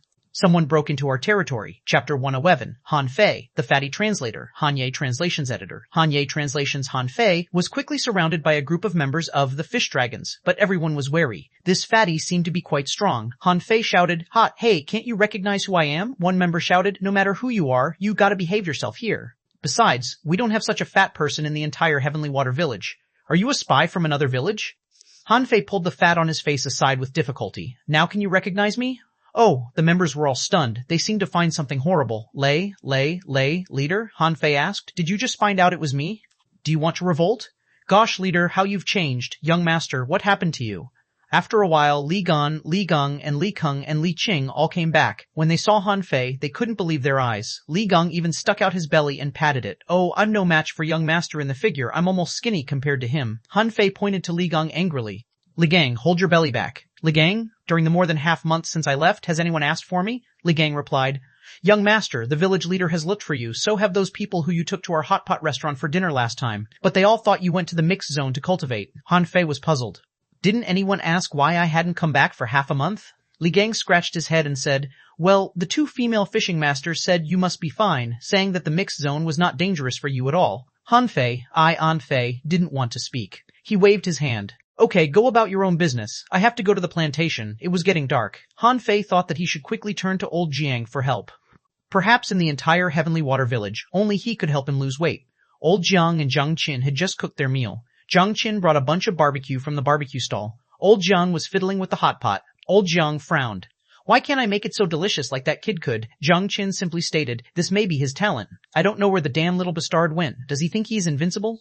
How dare he go to sea alone? Come on, let's eat. Zhang Old Man had just drank 3 glasses of liquor and Zhang Qin had just eaten a small piece of roasted sea mussel with her hand when they saw a huge meatball rolling in. Hey, fatty, who the hell are you? Grandpa, help! Pooh, cough, cough, cough, cough, cough. Zhang Old Man immediately spewed out the liquor in his mouth and Zhang Qin choked. Their eyes almost popped out. What the hell? Why did this meatball have Han Fei's voice? Han Fei bounced in and every step he made, the ground trembled. Old Jiang gasped. Han Fei, can't you recognize me? Grandpa, do you have a way to help me lose weight? You must have, right? Jiang Qin was shocked. Han Fei, how did you become a big fatty? Old Jiang mocked him. Is this just a fatty? This is clearly a ball, but how did you become like this, Han Fei? Han Fei had made up his lie earlier. He said sadly, I was practicing in the mixed area and found that fishing is not enough to satisfy me anymore. So I went into the sea, but the seabed was really dangerous. I got chased by a school of fish, so I tried to run away and accidentally swam into a sea grotto, and suddenly the water in the grotto turned red and I felt as if I was roasted. When I woke up, I became like this. Grandpa, can I still be thin again? Zhang Qin narrowed her eyes. Seabed grotto? Old Jiang narrowed his eyes too. Red seawater? Yes, that red silk penetrated into my body like spiritual energy. Old Jiang questioned. Then how do you feel? Do you feel anything wrong in your body? So the old man does know what it is. Han Fei quickly said, Grandpa, there is a ball in my dantian, which is mixed with my spiritual energy. Zhang Qin was still at a loss, but old Jiang took a deep breath and muttered, Impossible. How could candle dragon blood appear there? Han Fei looked panicked. Grandpa, what is candle dragon blood? Old Jiang's face became serious. This is just something rumored, I have never seen it. But according to your description, there should be a drop of candle dragon blood in that place, which was accidentally absorbed by you. No, if it is really candle dragon blood, your body should have exploded. Why did you only become fat? Han Fei was shocked. So ordinary people would explode after absorbing the red seawater. Although he did feel he was about to explode at that time, he survived in the end. Old Jiang instructed, Qin, punch him in the stomach with the power of a junior great fishing master. Han Fei was astonished. Huh? Bam! Han Fei rolled 7 or 8 times on the ground, then stood up 10 meters away and scratched his head. Grandpa, why did you ask Sister Qin to beat me? But Zhang Qin was stunned. Why has your body become so sturdy? Is it? Well, it seems to be sturdier. Zhang Qin, old Zhang's eyes flickered. It seems that you will remain fat for some time. What? Han Fei pleaded. Is there really nothing you can do to help me, Grandpa? How can I go out to meet people? Old Zhang sneered. What's wrong with being fat? This is your bliss. If becoming fat can make a fishing master's body so strong, I swear that the Heavenly Water Village would be full of fatties. Han Fei didn't accept this. How soon can I lose weight? You have a huge energy backlog in your body. When this energy is exhausted, you'll lose weight. Han Fei's eyes lit up. How can I exhaust it? Well, every time you make a breakthrough, the greater the body's ability to withstand energy, and the more energy will be consumed. So, every time you make a breakthrough, you will lose some weight. As for the specific level at which you can be thin again, I think when you become a peak-level great fishing master, you may lose half of your weight. What? Han Fei was speechless. So I will only lose half of my weight when I become a peak-level great fishing master, but I'd still be a fatty after losing half of my weight. Old Jiang clicked his tongue. If you continue to study to be a soul warrior, you might be thinner. Han Fei immediately turned to Zhang Qin. Sister Qin, can I continue studying? Sure, but from now on, you'll have to stay on the plantation for at least 20 days a month. If you agree, you'd better complete your task in the level 1 fishery tomorrow, and then come back quickly so that you can spend the entire next month in the plantation, she agreed. Han Fei scratched his belly. Okay, let's eat first. Old Jiang shouted angrily. You are so fat, why do you still need to eat? Han Fei shouted back. I haven't eaten for half a month. A hot pot meal shouldn't make me fatter. Yes, Han Fei kind of gave up on himself now. It seemed that it was impossible for him to lose weight in a short time. He decided to turn his grief into appetite. The third day, the home of the village leader. Poof. Are you Han Fei? Distressed, Han Fei retold the story, but the village leader was amazed. God, this is Sea God's gift to you. Han Fei, you are so lucky. We haven't had another one as lucky as you in the Heavenly Water Village for 100 years except for Tongay. Ho ho, Grandpa Leader, can you please not be so dramatic? I want to ask where Uncle Cao Fei and the others are, and I want to ask them to go to the level 1 fishery with me. They had set off the day before yesterday, but the 2 girls, Chen Jiaer and Chen Ling, haven't. You can ask them to go with you. Not girls, okay? Relax. Even if you were not so fat, you are only 12 years old and they will not be interested in you. Han Fei, Shay, Chapter 112. Hey, fatty. Translator. Henyi Translations Editor. Henyi Translations. When Chen Jiaer and Chen Ling recognized the fat man in front of them as Han Fei, their jaws dropped. Chen Jiaer questioned, Are you really Han Fei? Don't you lie to me? Chen Ling exclaimed, Wow, little brother Han Fei, how heavy are you now? Are you 500 pounds? Han Fei was distressed. In fact, he was more than 500 pounds. Because the more you cultivated, the heavier you would be. Even Han Fei, who looked skinny before, actually weighed more than 200 pounds when he became a fishing master. Now God knew how many pounds he weighed. He didn't want to know it anyway. That's enough. Your women are superficial and always like to laugh at other people's defects. You'll never get married if you keep this way. Pa, Chenjar, knocked hard on Han Fei's head. Brat, hurry up, set sail. Fishermen must register before going to the level 1 fishery, which was important because fishing masters were the backbone of the villages. Even one less would be a huge loss. On the way, everyone was looking at Han Fei curiously. They couldn't understand why this obese guy had 2 beautiful women with him. Are women nowadays so superficial? Shit. It's just like seeing 2 fresh flowers on a heap of cow dung. Why didn't I see this fatty before? Do we have this man in the Heavenly Water Village? How much did he eat to get so fat? I guess at least 20 big yellow croakers a day. Han Fei couldn't bear it anymore as he shouted at the passers-by. Enough is enough, you damned weaklings. Shut up, or else I'll throw you down from the floating island.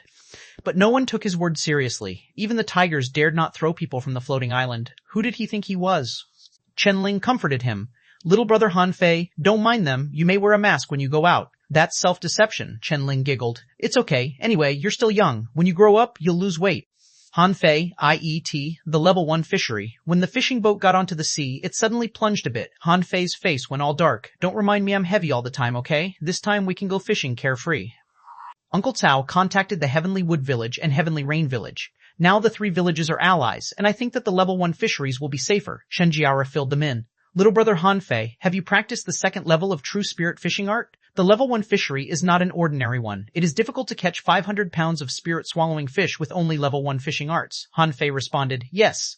Let me have a try. Han Fei took out the black iron rod. As for the fine iron fishing rod, he had thrown it to the warehouse of the fish dragons. Whoever wanted it could take it. The black iron rod was of mortal level, high quality, and was strong enough. As for the 2nd level of the so-called true spirit fishing art, Han Fei disdained it. If I have a better one, why should I pay attention to the lower-leveled technique? The hook god was composed of 3 fishing techniques, which are thousand twining, flash hook, and winding snake technique. Thousands twining could control the fishing line, with which Han Fei could perceive the movements of the fish under the water. Except for bladefish, no other fish could escape once it was bound with thousand twining. Flash hook was to catch some sly fish that would eat the bait without being caught. With this technique, he could catch any fish within a certain range of the fish hook at tremendous speed and no fish could escape. Winding snake technique was actually a deceptive fishing method. It could turn the fish hook into a spiritual energy fish and lure the fish to his bait. Han Fei had not been fishing for a long time. He felt he was a born treasure hunter. He only felt excited when he was hunting treasure. At the moment, he was a bit bored, but still trying these 3 fishing techniques. Huh? Escaped? Maybe I wasn't fast enough and scared the fish away. No, I injected too much spiritual energy, so the fishing line was overstretched, giving the fish a chance to escape. Huh? Spirit-swallowing fish? Twang, Han Fei pulled the line and the spirit-swallowing fish escaped from the fishing hook. Han Fei, Shen Jiaer chimed in, little brother, be patient. This place is different from ordinary fisheries. Even the most common spirit-swallowing fish are very cunning. Han Fei glanced at Chen Jiaer, who had already caught 4 or 5 spirit-swallowing fish, and curled his lips. Unfortunately, he now had too much fat on his face, so no one noticed his expression. Twang, this time Han Fei moved quickly, and a 4-arm-long spirit-swallowing fish was pulled out of the sea. Han Fei beamed with a smile.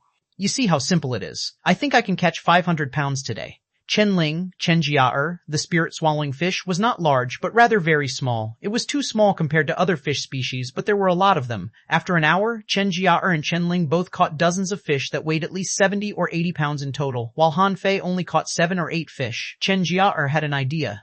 Little brother Han Fei, let's swap places? Chen agreed. Yes, maybe this place is better. Han Fei said leisurely. No, I'm just teasing the fish. The 2 girls thought he said so out of embarrassment. You know, young men's self-esteem, but they wouldn't laugh at him because he was still a newbie. In fact, Han Fei was teasing the fishes indeed. He was using the winding snake technique now. In the water, the fishing hook looked just like a spiritual fish, and more than a dozen spirit-swallowing fish were chasing behind. Spirit-swallowing fish, which were extremely sensitive to spiritual energy, would never let go of anything with sufficient spiritual energy. As Han Fei smiled and the fishing rod shook gently in his hand, the spiritual fish immediately swam into the mouths of 2 spirit-swallowing fish. Up! Seeing the 2 spirit-swallowing fish hung on Han Fei's fishing rod, Chen Jiaer and Chen were both surprised. 1 hook but 2 fish? Han Fei chuckled. Ha ha! By fluke perhaps. Wow, this is a 1 in 10,000 chance. Little brother, you're really lucky. Han Fei's face was dark. Can you stop calling me little brother? Chen Jiaer, Han Fei, tried all the 3 fishing techniques and found that they were not difficult, but it required proficiency and a lot of spiritual energy.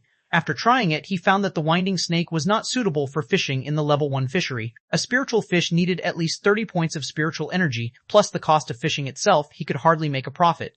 Another hour later, the girls were depressed because they found that Han Fei caught more and more spirit-swallowing fish. At first, it took him several hours to catch one, but now he only needed a few minutes. This speed made them feel ashamed. Chen-Ling whispered to Chen-Jar, "Does a genius learn everything fast? It must be." Chen-Jar agreed. "Huh? Lower your head." Han Fei shouted at Chen-Jar and Chen-Ling, and they immediately lowered their heads, only to hear swishes and clangs and saw a string of black stings bounce off his body. Chen-Ling was shocked. "Ballfish?" Chen-Jar asked enviously. "Little brother, is your body made of fine iron?" Han Fei was carrying a ballfish with only skin left and took out a dagger to cut it open. He pinched out the small piece of white flesh in the middle of the fish and swallowed it. Han Fei chewed and mumbled, "I told you not to discriminate against fat people. Fatties can be very powerful." In the evening, Han Fei had caught as many spirit-swallowing fish as the two girls, and also caught a swordfish. The swordfish pricked his hand with its sharp mouth, only to end up with a broken mouth. Boring. "Sisters, how about going into the sea?" Chen-Ling snapped her head to look at him. "Are you crazy? This is the level 1 fishery. But I think I can go into the sea. Perhaps I can catch 2 rare fishes." Chen-Jiao mocked him. "We don't have so much fat to protect ourselves. If swordfish attacks us, we are sure to get hurt." Fishermen at the level 1 fisheries often spent nights on the sea, so night fishing was common.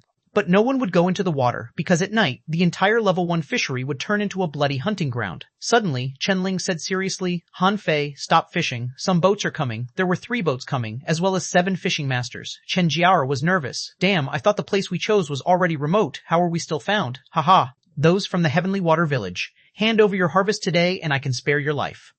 Han Fei asked Chen-Jiao, "Which village are they from?" Chen-Jiao replied, "Look at their boats. They have a fire sign on the boat, so they are from the Heavenly Fire Village. Fire and water are incompatible." "Hey, Fatty, we're talking to you." Chapter 113, Violent Fatty Han.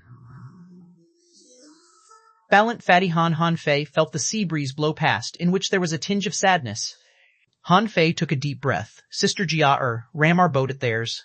"Han Fei, there are many of them, but we run faster than them. We can run away." "No, he has insulted me and caused great harm to my heart. Just hit them." Chen Jia rolled her eyes. Since the younger brother became fat, he wasn't as cute as before. Whoever mentioned the word fat would annoy him. However, Chen Jia was not afraid. Although the other party had a lot of people, they could still run if there was any danger.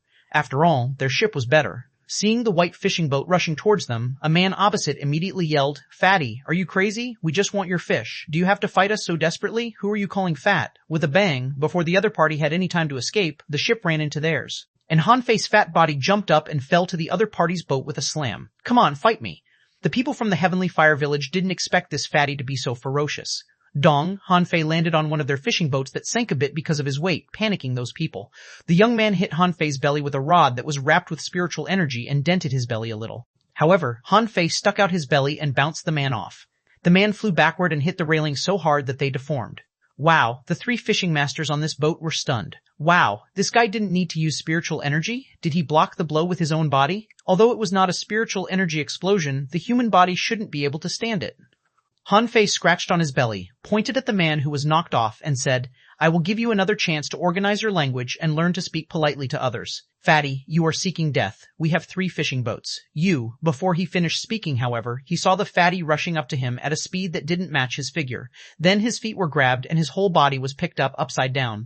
Duang, duang, Han Fei kept hitting the man's head against the deck until his head was broken and bleeding. Feeling his internal organs tumbling, the man groaned and vomited blood. Duang, duang. Suddenly, Han Fei felt that something hit his body and he stumbled. When he looked back, he saw 2 other people from the Heavenly Fire Village staring at him dumbfounded. Can your body block spiritual energy explosion attacks?" Bam. Han Fei quickly rammed at them with his arms open and knocked the 2 to the ground. Then instead of using a weapon, he sat down on them.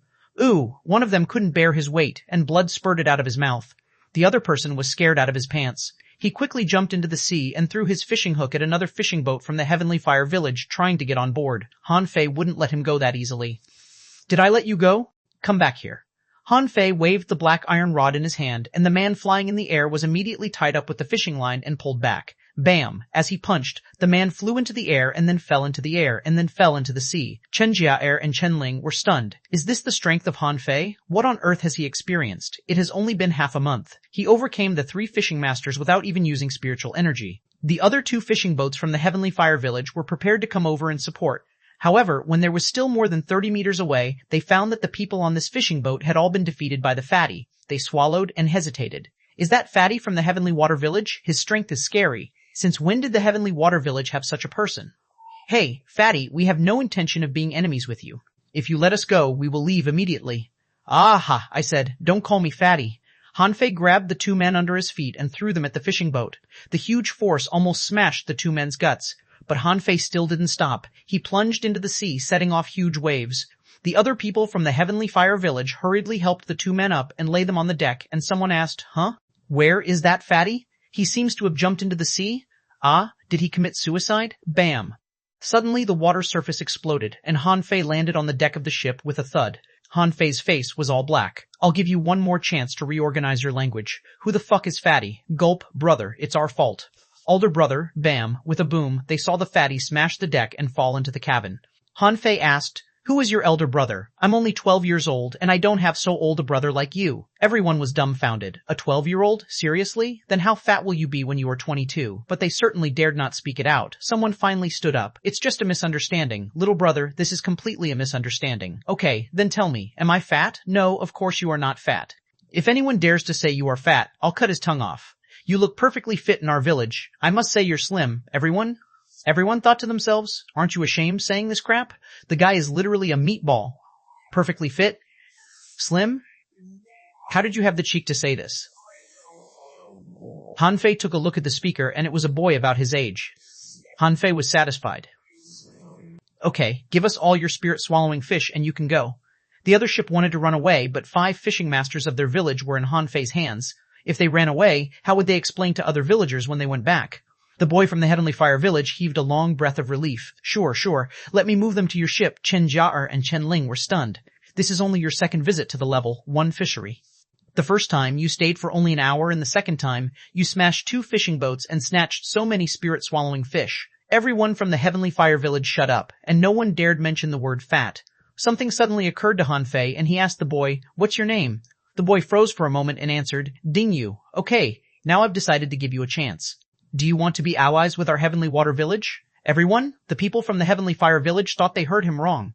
Just now you killed one of our fishing masters and badly injured 3. Now you say you want to be allies with us? Hanfei said this for a reason. It was common to ally with others in the level 1 fishery.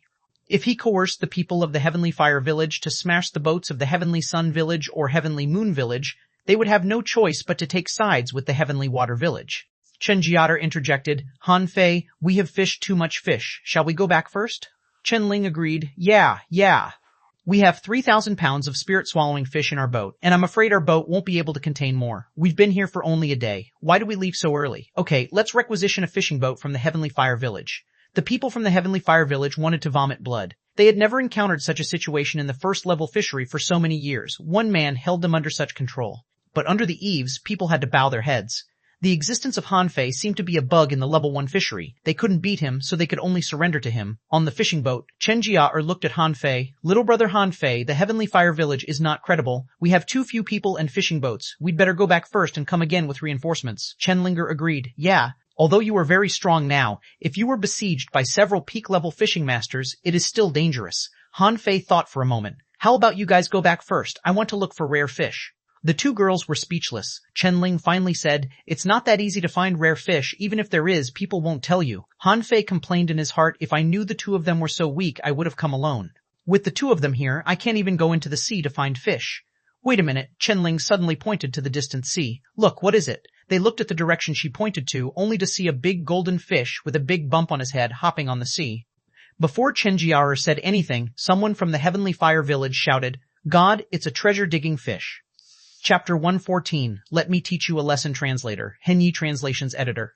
Henyi Translations Hanfei wanted to reach out and scratch his head, only to find that he was too fat to do it now, so he scratched his stomach and asked blankly, That's a fish, and it's swimming in the sea. How can we catch it? Hanfei certainly knew the treasure-digging fish that was also called squirrelfish. It was the slyest fish in the level 1 fishery. It was called a treasure-digging fish because it had a big bump on its head in which there was a piece of treasure. Sometimes it was a spiritual bead, sometimes a piece of refining material, sometimes a spiritual fruit, and it was said that someone even dug out a cultivation art from a treasure-digging fish's head. But in any case, this fish was quite difficult to catch. Hanfei thought the fish was provoking them by hopping on the sea's surface. Chen Jiaer asked, Do you think that fishing rod is only used for fishing? A strong person can do anything with his fishing rod. In legends, heroes can catch all the fishes within 1,000 miles with a wave of his fishing rod. Han Fei replied, those are just legends. But Han Fei thought that it was not impossible. If someone could move floating islands, what Chen Jiar said was possible too. Chen Ling immediately said to the people from the Heavenly Fire Village, hey, set sail and leave now. Do not stand in our way. The people from the Heavenly Fire Village hesitated. That was a treasure-digging fish. A rare fish that they hadn't even seen before. Now they had finally met one, but they had no chance to touch it. But the two fishing boats from the Heavenly Fire Village still took off right away. They certainly wanted that rare fish, but their lives were more valuable. Besides, it wasn't certain that this treasure-digging fish had a treasure in its head, not to mention that Han Fei might not be able to catch this fish. Han Fei scratched his belly again and said, remember to side with us next time, otherwise I'll throw you into the sea to feed the fish. Everyone, Han Fei muttered, what a pity. I liked that guy, didn't you? Chen Jiar and Chen Ling, Han, they set sail. Chen Jiar operated the fishing boat and shouted, Chase, Ling, you've mastered instant hook better than me. You try first. Neither of them counted Han Fei in. Although Han Fei learned fishing skills quickly, this was only his second time at the level 1 fishery. Han Fei could only serve as a navigator. 300 meters forward, no, 50 meters to the right. Wow, the fish is so fast. Chase it in a straight line, turn the corner and accelerate. Chen Jiar's face was all black, and she shouted, shut up, there is no corner in the sea. Han Fei scratched his belly. Don't you think that the fish has always been 100 meters away from us? Hugh, Chen Ling's fishing rod flashed and she threw the fishing line 100 meters away, but this speed was still too slow. Her hook was always 20 meters away from the treasure-digging fish. You're too slow. This fish is teasing us. Yes, he's bullying us, Han Fei observed. Chen Ling stared at Han Fei and gritted her teeth. This was the 6th time she cast her fishing hook, but she failed again. Han Fei thought it impossible to count on the girls to catch the fish, especially since he had a feeling that this fish was teasing them. Han Fei sat down on the boat. With a flash between his eyebrows, Little Black and Little White came out. Little White kissed Han Fei's face and spat out a mass of spiritual energy. Chen Jiar had given up, so she quipped, Hey, Han Fei, can your spirit-swallowing fish feed you spiritual energy? Yes, occasionally, provided that you feed it with spiritual energy first. Chen Ling made a funny face. Then, what's the point? The spiritual energy can be purified and condensed. When Han Fei said this, an idea popped up in his mind. Little Black, catch that damn fish. Don't bite it to death, though. Just then, Chen Ling threw the fishing hook again, but still missed. Han Fei asked, Are we in the middle of the level 1 fishery? I saw fishing boats. Chen Jiara looked at the dark shadows in the distance and frowned. Damn, fine, Ling, let's give up. Wait a minute, we've chased it all the way here. How can we just let it go? Han Fei lunged to his feet. Okay, let me have a try. I've given you girls the opportunity, but you just can't catch this fish. Han Fei injected his spiritual energy into the fishing line of the black iron rod. Chen Jiara thought to herself, okay, if you want to have a try, try. Anyway, it won't take us long. Wow, you got it, Chen Ling exclaimed. She failed after trying 7 times, but Han Fei had caught it so easily. What a shame. Chen Jiara was also startled. Were her eyes dazzled? Did Han Fei catch the fish by a fluke? Although the fish wasn't caught by them, the 2 girls were still very happy. After all, Han Fei was from the same village as them. Han Fei retracted the fishing line and the treasure-digging fish didn't struggle at all, but was dragged to the boat like a dead fish. As soon as it was taken onto the boat, Chen Jiar started the boat. She looked at the big fish in Han Fei's hand from time to time as she steered the fishing boat. Han Fei touched the bump in the fish's head and knocked on it while the fish was flopping about in a panic. Han Fei stunned it with a slap, thinking whether he should break open the bump on its head or throw it into the demon purification pot to accompany the mutant mantis shrimp king. Chen Ling inspected the fish. Huh? This treasure-digging fish has been bitten. Look, a piece of meat is missing from its back. Otherwise, why did it jump out of the sea? With that, Han Fei glanced at Little Black, whose mouth bulged. It must have been him who bit the fish. Chen Jiar was eager to see the treasure. Little brother Han Fei, do you want to break open the bump on the fish's head? Will it die if we open it? No, but it will lose its value. Once the treasure-digging fish loses the treasure bag on its head, it will change from a rare fish to an ordinary one. Then, I think I'd better not open it. The 2 girls both nodded. After all, this was a rare fish. Although it didn't have much combat power, it might have treasure hunting capability. Many people tried to find a treasure-digging fish to sign a contract with, but couldn't find any. But Han Fei had caught one so easily. Chen Ling agreed. Alright, you can make it your contractual spiritual fish, but unfortunately we missed this opportunity. There must be few fishing masters who haven't got a contractual spiritual fish in the Heavenly Water Village. Chen Jiar added, It is not suitable to sign a contract here. Someone must have seen us catch the fish. I suspect a fishing boat might be following us. However, Han Fei didn't want to sign a contract with this fish. If I have the ability of refining monsters, why do I need to sign a contract with them? Han Fei thought of an idea. Then I'll take it home first. This fish is so ugly. Maybe I'll still knock its head open. Chen Jiara steered the fishing boat forward more than 300 miles before stopping it. Then she asked Han Fei with a smile, "Little brother Han Fei, are you always a lucky boy?" Han Fei shook his head. "No, instead of luck, I rely on strength." Chen Jiara curled her lips. "Strength? Do you think we don't know what happened to you? Until now, apart from the fact that you killed Li Jue, everything else you've achieved was because of Tong Ji Hu. Shu. Just as they all relaxed, suddenly 5 rays of spiritual energy shot down from the sky. Chen Jiara shouted, "Not good. Fishing hooks. Shu. A green light shot through Chen Jiara in a flash. Han Fei saw it clearly. It was an arrow that directly penetrated Chen Jiara's left shoulder and nailed her to the deck. Explode. Then Han Fei saw 4 or 5 figures jumping down from the sky, and one of them was already prepared to launch a spiritual energy explosion attack. "Watch out, sisterling." Han Fei's face changed suddenly. His fat body jumped forward like a tiger and shielded Chen Ling behind him with his body. Bam! Han Fei, Chen Ling, was flabbergasted. She knew that Han Fei had a strong defense power, but wouldn't he be injured if he blocked this attack with his body? However, before she figured it out, Han Fei had pushed her away, and she saw a smile hovering on Han Fei's lips.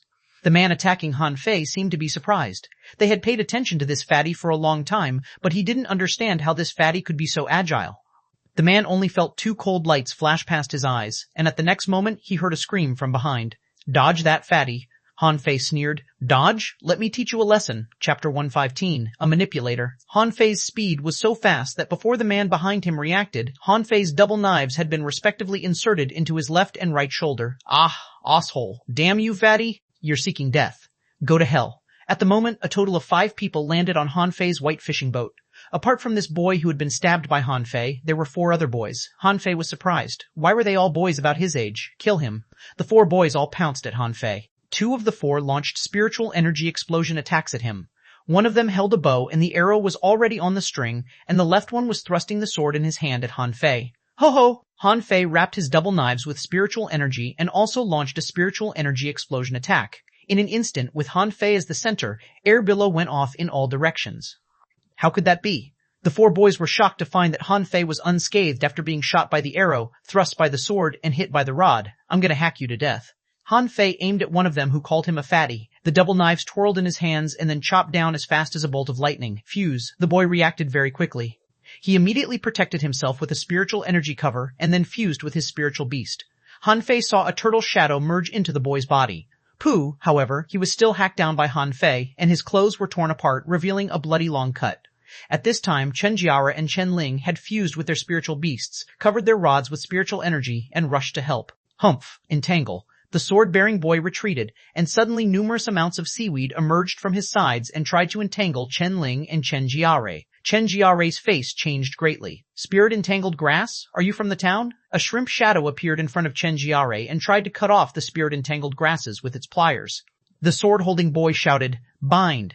The sheet of spirit entangled grasses moved instantly, tying Chen Jiar and Chen Ling up. The 2 pliers of Chen Jiar's shrimp were crushed by the grasses and she was powerless to resist. Seeing this scene, Han Fei picked up his rod on the deck with 1 foot, took it in his hand, and swung it at the boy. The boy didn't panic at all. The sheet of grasses quickly came at him. Explode. As Han Fei launched another spiritual energy explosion attack, the grasses were destroyed and the sword-bearing boy retreated 5 or 6 steps before stopping. At this moment, Han Fei had been surrounded by the 5 of them. Although 2 of them were injured by Han Fei, they could still fight. The boy who was stabbed in the shoulders by Han Fei had taken a pill and was especially ready for revenge as he stared at him ferociously. Han Fei was confused. "I remembered they said that people from the town will not attack us." But the boy with the sword said, "We just wanted the treasure-digging fish, but how dare you hurt my companion? Now you must die." Han Fei scratched his belly. "That means you can attack us, but if we fight back, we should be slaughtered?" The boy who was injured by Han Fei shouted, "You damn pig, if you present the treasure-digging fish to us, get on your knees and beg, maybe I will consider sparing your life." Han Fei continued to scratch his belly. "Spare my life? How do you have the cheek to say so? Do you forget you've just been beaten by me?" The bow-holding boy said calmly, "Be careful. This fatty has very strong defense power. He blocked all our attacks with his own body. We didn't even break his protective cover, so we must try our best." Chen Jia interjected, "That's unfair. The level 1 fishery doesn't belong to you guys." "How can you bully us like this?" The sword-bearing boy replied, "As you said, the level 1 fishery doesn't belong to anyone, so it's normal for us to snatch your treasure-digging fish." Chen Jia was angry, but she still said to Han Fei, "Don't get entangled by the spirit-entangled grass. It will suck up your spiritual energy." Han Fei nodded slightly. "I see." Han Fei looked at the sky. "It seems that someone has not come down yet." He seems to be certain that you will win. A boy sneered. If we can't even beat a pig like you, how can we be called heavenly talents? Han Fei's face was turning darker and darker and his fat lips trembled. You know what? I hate people calling me fat. The one in the sky, listen well. If you still don't come down, I'll slaughter these guys. Don't blame me for not reminding you. Slaughter us? In your dreams? In the next moment they moved, but so did Han Fei. In an instant he activated Crazy Devil's Rod, and his rod was so fast that only shadows could be seen. The 5 boys were stunned. Damn it, so fast. How is this fatty so agile? Han Fei was targeting no one but the guy holding the bow. His bow nearly pierced his skin.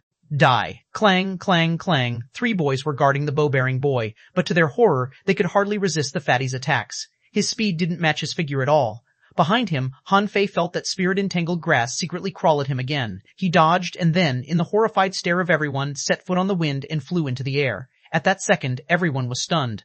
This man who was so fat could step into the air? Explode. Han Fei injected 300 points of spiritual energy into this attack, which was almost all spiritual energy a junior fishing master could have. The boy whose spiritual beast was a turtle suddenly moved forward and roared, and a turtle shadow appeared in the air and seemed to try to block this attack. Bam! Crack! The turtle's shell was crushed and the boy flew into the sea like a stringless kite. Han Fei was confident that this attack had broken the boy's hands, and without hands he would be dead meat after falling into the water. But several spirit-entangled grasses appeared in the air and the boy was pulled back by the sword-bearing boy behind him. Did you think I was dead? Han Fei immediately threw down the rod and stepped on the wind. His double knives were as fast as a bolt of lightning and quickly cut off the spirit-entangled grasses. But what surprised Han Fei even more was that the bow-holding boy waved the fishing rod in his hand, wrapped the boy's body with the fishing line, and pulled him back again. At the moment when the boy was pulled back, Han Fei noticed that besides the spiritual energy protective cover, the two had an extra layer of armor, which was woven from spiritual energy. Huh? Not bad. Han Fei glanced back at the sword-bearing boy. So, are you a manipulator? The sword-bearing boy frowned. He didn't seem to expect that this fatty would be so strong, but he still said arrogantly, Humph, it seems that you're not as stupid as I thought. Unfortunately, you don't have a soul warrior, no hunter, and no spirit gatherer in your team. What makes you think you can beat me? Han Fei moved again, but this time instead of attacking the bow-holding boy, he rushed at the sword-bearing boy. Old Zhang once said that in a team, the manipulator and the spirit gatherer were the most dangerous. If he were met by them, he should kill them as soon as possible. The sword-bearing boy's face changed, and the spirit-entangled grasses rushed towards Han Fei crazily. However, in front of Han Fei, who was as fast as a phantom, the spirit-entangled grasses were of no use and were all torn to pieces. The sword-bearing boy knew that he couldn't beat Han Fei, so he controlled the spirit-entangled grasses to wrap himself up and then detoured back to the bow-bearing boy. Han Fei scratched his belly. A smart move. Han Fei looked at the sky and said again, The guy in the sky, if you don't come down now, I'm gonna kill them all. I've warned you twice. Arrogant, presumptuous. Fatty, how dare you? Fatty, you are nothing but an intermediate fishing master. I'm afraid that your spiritual energy is already exhausted. You're just bluffing. Seeing the man in the sky still not come down, Han Fei was angered. Explode, explode, explode, explode. Han Fei was really angry. He didn't want to expose his real strength. These boys were not weak. Although they were not his match, they didn't suffer a crushing defeat. However, when his spiritual energy burst out seemingly endlessly, everyone was dumbfounded. They could withstand 1 blow from this fatty, but what about 2, or even 3? When Han Fei launched the first blow, the spiritual energy armor and protective covers of the 2 rod-holding boys were shattered. With his second attack, Han Fei ignored the flying arrow and directly struck the 2 rod-holding boys away. 1 boy's rod was bent by Han Fei and his hands broke with a crack. With his third attack, the spirit-entangled grasses tried to protect the boys, only to be smashed by Han Fei's single blow. The sword-bearing boy was hit flying and vomited blood, but fortunately the spirit-entangled grass tied him to the railings in time so that he didn't fall into the sea. They seemed to earn some time for the bow-bearing boy. The bow-bearing boy stepped on the railings and jumped up sharply, and the 3 long arrows in his hand turned into 3 white flashes that shot at Han Fei. Chapter 116, Their Strength Really Let Me Down, Protective Cover. Han Fei roared and a palm-sized knife appeared in his hand. Hi-yu, clank, clank, clank. Han Fei took 3 steps back and his protective cover was shattered by the 3 arrows. He took a breath. This bow-bearing boy was strong. Even a peak-level fishing master wouldn't be able to stand these 3 arrows. Unfortunately, he, Han Fei, was not an ordinary person. While he was attacked by these 3 arrows, the bow-bearing boy groaned and fell from the sky. His chest was pierced and his heart was almost shot by Han Fei. The sword-bearing boy coughed up blood and glared coldly at Han Fei. Despicable. Oh, I'm despicable. So, is it glorious that the 5 of you have ganged up on me? Explode. Han Fei swung the rod at them again, saving no strength because he found that these boys weren't afraid of him and their offense and defense were still organized. If Han Fei guessed right, the person in the sky was their dependence. Bam! However, the next moment, a middle-aged man suddenly appeared in front of him who blocked his attack with a rod.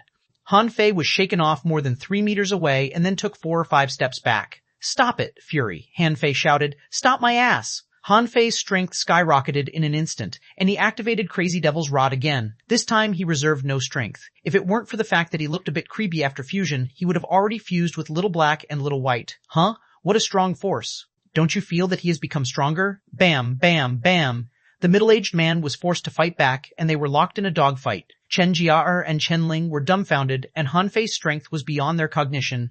These people were heavenly talents from the town. One of them beat the 2 of them with a single blow, but Han Fei knocked all 5 of them down alone.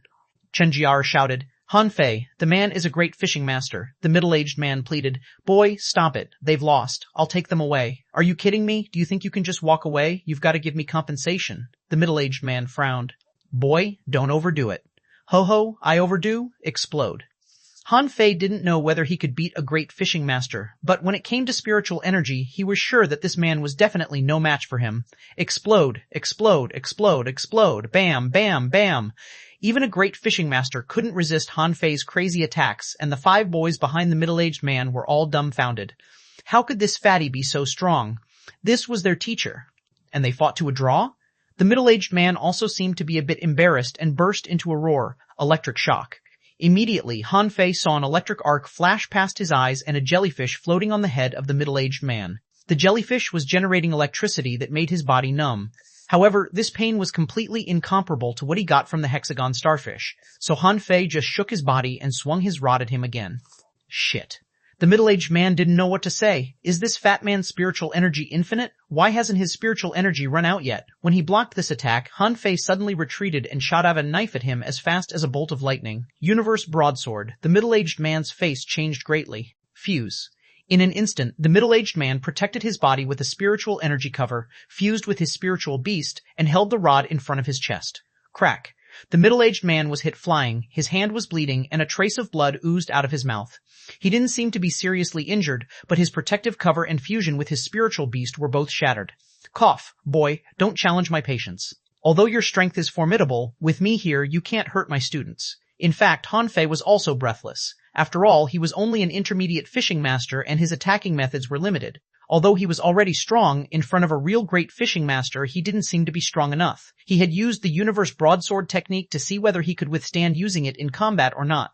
But this time he felt much better. At least not as weak as when he first used it in the fight against Zhang Qin. At the same time, he also confirmed the fact that a great fishing master was much stronger than a fishing master. If the person in front of him was Li Jue, he would have been killed by him. Han Fei gasped. Your students hurt innocent people for no reason, but you just let them. You must compensate me for my loss. The middle-aged man snorted. What do you want? Han Fei sneered. Don't forget, I haven't fused with my spiritual beast yet. The man's face changed slightly. Even if you fuse with your spiritual beast, so what? Even if I can't kill you, none of your 5 students will escape. The middle-aged man's eyes turned chilly. Boy, are you provoking me? Ha ha ha, Han Fei laughed. I dare not. You are a great fishing master. You are stronger than me. You have the final say. Are you from the town? Dare you tell me your name? When I go to the town, I will challenge you. The middle-aged man was thinking about whether or not to take the opportunity to kill Han Fei. Anyway, there was no one around, and killing him should cause him no trouble. Han Fei enticed him. What? Want to kill me? Even if you are a great fishing master, you can't kill me. You are an intermediate great fishing master at most, or even only a junior one. Even if I stand still and let you cut me, you won't be able to kill me. The middle-aged man frowned. What the fatty said is right. His defense is too strong. God only knew how the villages have such a strong man. Why didn't this guy go to the town? Of course, when I challenge you, I will fight you one-on-one. But can you explain why your students ganged up on me? Don't they need to pay for their mistake? Behind the middle-aged man, the sword-bearing boy shouted angrily, Fatty, what do you want? Han Fei's face suddenly changed, and his momentum rose. Let me say it again. Whoever dares to call me Fatty again, I'll kill him. Yes, your teacher is here, but so what? If you really piss me off, I can kill all of you in front of his eyes. The sword-holding boy muttered, Arrogant. Arrogant? Han Fei waved his hand and cut off the spirit-entangled grass on Chen Jia'er and Chen Ling's body, and at the same time, 2 columns of spiritual energy were poured into the body of the 2. At this moment, including the middle-aged great fishing master, everyone was shocked. Middle-aged man couldn't help but ask, Are you a spirit gatherer? The bow-bearing boy cried out, How is it possible? How can these fishing villages have a spirit gatherer? As soon as Chen-Jia and Chen-Ling's spiritual energy recovered a little, they immediately stood up and held their rods ready to fight. Han Fei spoke again. So, do you still want to walk away as if nothing happened? Han Fei knocked on the deck with his rod. After such a fierce battle, my boat is unscathed. Gee, what a sturdy boat. The middle-aged man's face changed again, and he had noticed this just now. Yes, the quality of this boat was so good that it was absolutely impossible for Han Fei to own it. There was someone behind Han Fei who was definitely more powerful than him. The middle-aged man answered, I am a teacher for the fighting department of the 3rd Academy of Blue Sea Town, Ye Fei. Boy, I'll wait for you to come to the town to challenge me. As for compensation, what do you want? The middle-aged man directly mentioned compensation. He had no doubt that this fatty would fight with them to the death, but he didn't dare to kill him now. The 5 of them attacked us, so I want 5 rare fish. You can go after giving them to me. The 5 boys behind the middle-aged man immediately shouted angrily. Are you out of your mind? What makes you think we have 5 rare fish? You want too much? Han Fei said with a smile. I want too much? Losers, I found that all your spiritual beasts are exotic fishes. Can't you even take out 5 rare fish? The sword-bearing boy answered, I will only give you 2. That's all you can have. Han Fei's voice suddenly rose by 8 octaves. Do you think I'm kidding with you? Do I look like a beggar to you? The middle-aged took a deep look at Han Fei. Which village are you from? The Heavenly Water Village? I'm Han Fei. If you want to take revenge, you can come as long as you dare. The middle-aged person squinted. I have a rare spiritual crab here. We will give you 3 rare fishes first, and the other 2 will be sent to your village leader in 2 days. Han Fei didn't care what he got. At last, he got a crab and 2 squids, neither of which were fish. But since they were all rare, Han Fei didn't reject them. Okay, you can go now. The middle-aged man snorted and left with his 5 students. As soon as they boarded the ship, they heard Han Fei say, Their strength really let me down. Chapter 117, Nine-Tailed Mantis Shrimp. The boys paused their steps and looked back angrily, only to see that Han Fei was scratching his belly casually and didn't look like that wild fatty in the fight just now at all. When the fishing boat took off, a boy said resentfully, Han Fei, you bastard, don't let me see you again. I swear I'll kill you one day.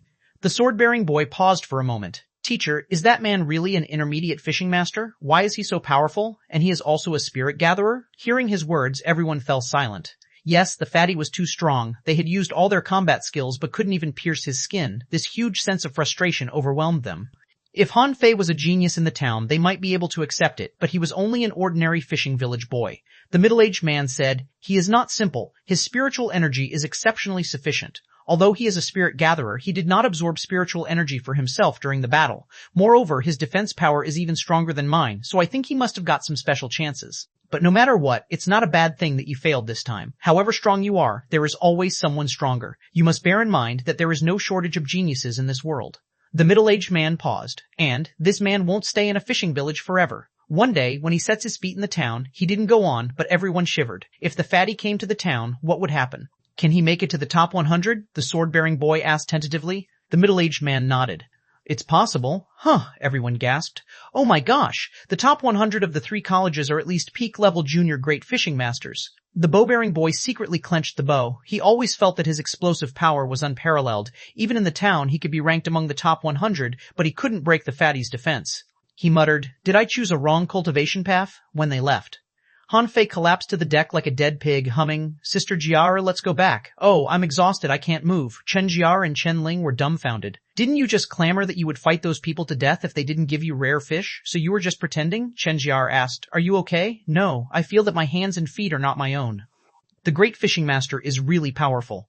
I attacked him with all my strength, but he was only slightly injured. If I really fought him, I'm afraid that I would have had to run away. Chunling said slowly, Han Fei, you're already great. We can't believe that you suddenly became so strong. Chen Jiara nodded and thought to herself, that was a great fishing master. How dare Han Fei start a fight with him? And he even injured him. Although he was slightly injured, Han Fei should still be proud of himself. At the level 1 fishery, they hadn't seen anyone dare to fight a big fishing master from the town. You may not believe it, but my experience is that you must try your best in each fight. Just like this case tonight, no matter if you can win or not, you've got to fight. Han Fei scratched his belly again. When the middle-aged man gave him 3 rare fishes just now, he really wanted to take out the water-stirring seal and crush them. But then he thought that he might not be able to handle the subsequent troubles, so he dismissed the idea. After a long break, Han Fei slowly got up and looked at the 3 rare fishes. N. Namia Lightning Crab, Level E17 Quality Rare, 17 Quality EC, ECC Me, Quality ECDS, 210 points Edible Effect. Lightning Crab Roe can enhance your explosive power. Collectible Crab Claws 1 Props. Han Fei remembered that Zhang Peng's spiritual beast was a lightning crab, and today he got one. Han Fei turned to look at the two squids. Minima Swift, Squid Breath, 16 quality, a level 16 quality, rare spiritual energy, 140 points, edible effect. Long-term consumption can enhance the tolerance of the human body's meridians. Minim's Crablety Koklab ladder, used when running away, absorbable. Han Fei secretly took a breath. In addition to the mutant mantis shrimp king he already had, now he had 4 rare creatures. He really wanted to refine them here to see what he could make. But of course, this kind of secret couldn't be revealed to outsiders. Han Fei suppressed his inner excitement and decided to go back to the village first. Han Fei informed them of his current plan. Sister Jiaer and Sister Ling, you can go to the village leader and take the 2 rare creatures. I'm going back to cultivate. Chen Jiaer shook her head. No, they should belong to you, Chen Ling added. Yes, you should keep them. Don't be polite to me. After all, we were on the same boat. Besides, we're friends. Just keep them. I don't need so many rare fish. Chen Jiaer thought of the opportunity. Well, I really don't need that much. You know the members of the fish dragons are mostly fishermen. They don't need rare fishes yet. Chen Jiaer smiled. Okay, thank you, little brother Han Fei. Chen Ling tilted her head. Wow, we were out only for a day and harvested 6 rare fishes. Jiaer, this seems to be the most fruitful day we've ever had, right? Far more than that. We haven't gotten such a big gain in decades. The Heavenly Water Village. The village leader was stunned and looked at Han Fei as if looking at a monster. He asked, Did you fight a big fishing master? Han Fei scratched his belly. Yes, we fought for a bit, but it wasn't a real fight. The 2 girls rolled their eyes. It wasn't a real fight? Do you know how fiercely you hacked him in the end? I see. Han Fei, you really don't want to go to the town? Han Fei could imagine how Xiao Yu would laugh her head off when she saw him and immediately shook his head. No, I still have a lot of things to tend to. Grandpa leader, I'm going to cultivate. Bye. The village leader, Han Fei, took to his heels. He couldn't bear the old village leader's interrogation because it was not convenient to answer some of his questions. The village leader looked at Chen Jiaer and Chen Ling. Don't tell others about this matter, including the fishing masters of our village, understood? Yes, leader. In the training hall of the fish dragons. Han Fei stuffed all 4 rare creatures into the demon purification pot. He didn't care what was in the treasure-digging fish's head. Could its treasure be compared to the hexagon starfish's? The damn starfish spent hundreds of years accumulating a pile of junk. What could this treasure-digging fish find in the level 1 fishery? Then a string of data appeared in front of his eyes. Demons to be refined. Mutant mantis shrimp king, treasure-digging fish, lightning crab, swift squid. 1 spiritual energy, 10,000 points, fusion resulty, you known refine or not. Han Fei looked at his over 680,000 points of spiritual energy. The 10,000 points of spiritual energy were nothing to him. Yes. The 5 rare creatures shattered in the blink of an eye and were sucked into a dark vortex, and what gradually emerged was a pale golden mantis shrimp with a long tail. Contractual spiritual pet, name a 9-tailed mantis shrimp, 3-tailed now, introduction. A mutant mantis shrimp, having a quick speed and strong attacking power, good at hiding itself and attacking prey. When it has grown into its complete form, its 9 tails will turn into 9 divine chains, which are extremely powerful. Level 14 quality, legendary EA spiritual energy, 690 points 44 cc we, 690 points S food E omnivorous, prefers shrimps E remarks, the current state, 3-tailed. It can continue to refine, wow, shit. This is awesome. Before Han Fei finished speaking, a 3-meter-long mutant mantis shrimp appeared in front of his eyes, and the 3 long tails on its buttocks were swinging. As soon as the 9-tailed mantis shrimp saw Han Fei, it rushed up and hugged Han Fei with its 6 claws. Go away. Do you think you are a dog? You don't have a tongue and you are covered in shells. Bam, bam, Han Fei looked down, only to find the 9-tailed mantis shrimp was humping him. He immediately kicked it off and it curled up in fear. Han Fei scolded, You're a shrimp. Why do you act like a rutting male dog? Bastard, how did I synthesize such a thing? Come on, get into my body. With a swish, the 9-tailed mantis shrimp turned into a golden light that went into Han Fei's arm and disappeared. Han Fei hurriedly looked around. Fortunately, it was the training hall of the fish dragons. If it were outside, people would have laughed their asses off. Han Fei was nearly fucked by a shrimp. Chapter 188, Zhang Qin's Purpose. This time, Han Fei's contribution was huge, so theoretically he could rest for 3 months or more. Of course, Han Fei didn't take it seriously at all. He felt that the level 1 fishery was no longer challenging for him. Perhaps he should go to the level 2 fishery to have a try. However, before that, he decided to lose weight first. Since Han Fei became a fatty, he had been discriminated against by Old Jiang and his originally low status had plummeted further. Old Jiang said while he was basking in the sun, How long have you not taken care of these fields? Pull out all the weeds in the fields and then prune the unsightly spirit plants today. Grandpa, can I call someone from the fish dragons to do these jobs for me? Isn't it a waste of my time to do these jobs? Old Jiang looked Han Fei up and down. Ho, look at yourself. You look like a pig. Can you lose weight without exercise? Han Fei was helpless. Can this type of exercise help me lose weight? Old Jiang waved, and a ball of water was thrown at Han Fei's face. Shut up. Don't talk back to me. Han Fei was speechless. I should have stayed in the fish dragons. Why do I come here to suffer? Now I'll not only have to till the land, but also have to cook. If old Jiang wants, I'll even have to serve him tea like a servant. Fortunately, Jiang Qin showed up in time. On the training ground of the plantation, Jiang Qin said, although you have not officially become a soul warrior, with your current size and physical strength, you're fully qualified for becoming one. Han Fei's eyes lit up. Can I learn relevant combat skills now? Han Fei had long felt in combat that his endurance was not strong. Crazy Devil's Rod didn't improve his strength, but just turned him crazy, and Fury, that did boost his combat power, couldn't last long. As for the Universe Broadsword, he would be exhausted even if he only used it once. All these skills only improved his explosive power. If he met someone who had good stamina, he would lose. I heard that you fought a great fishing master. How do you feel? Jiang Qin asked. I think he didn't exert his full strength, nor did he use any special combat skills, but I can be sure that his strength and physical fitness are mediocre. Jiang Qin was speechless. An intermediate great fishing master's strength and physical fitness were mediocre? Seriously? Jiang Qin probed, and the students from the town are quite strong. Their spiritual beasts are various, and they have many combat skills. Oh yes, they use different weapons, not just rods. Long rods are still the major weapon of fishing masters, because ordinary people can't get special weapons such as broadswords, swords, spears, and halberds. Even if they use a special weapon, they still use it like a rod, so people might as well use rods. Han Fei interrupted her. I like bows, they're lethal. Jiang Qin shook her head. War bow is one of the most difficult weapons to master. Do you think it's easy to use? Shoot at an imaginary target 10 million times a day after day, year after year before you get proficient with a bow. Can you bear the boredom? Han Fei scratched his belly and thought, I've learned archery, okay? I used to be a senior trainee in a professional archery club, Han Fei stated. Then I'll choose broadswords. I guessed so. It fits your current size. Sister Qin, that's not funny, Jiang Qin tittered, but then her face turned serious. Han Fei, let me ask you again. Do you want to become a soul warrior or not? This is completely different from becoming a spirit gatherer. It's because of a special chance that you became a spirit gatherer. But if you become a soul warrior, it won't be because of a special chance, but a trade. If you want to learn the skills of a soul warrior from me, you'll have to promise me one thing which may put your life in danger. Looking at Jiang Qin's serious face, Han Fei no longer smiled and said seriously, Sister Qin, tell me what you want from me first. Jiang Qin turned her back to Han Fei. I didn't want to choose you because you were too weak, but now I've changed my mind. Do you know why my grandpa and I are living in the Heavenly Water Village? Han Fei shook his head. He was also puzzled. When he first met old Jiang, he felt that this old man was very special. How can someone who owns such a large plantation in the Heavenly Water Village be weak? That was impossible. He was definitely no weaker than the village leader. Then he witnessed how old Jiang beat the village leader merely by waving his hand. Even a great fishing master was not capable of this. Jiang Qin continued, Grandpa and I are from the Thousand Star City. Yes, we're from the same place as Feng Ze. Han Fei clicked his tongue. I had guessed so. When you talked about Feng Ze, you showed no respect for him, so in your eyes, Feng Ze is equal to or even below you. Jiang Qin glanced at Han Fei curiously. You are smart, but why do you have no respect for Feng Ze either when you talk about him? Isn't he a god in the eyes of everyone from the Heavenly Water Village? God? Haha, how can there be so many gods in this world?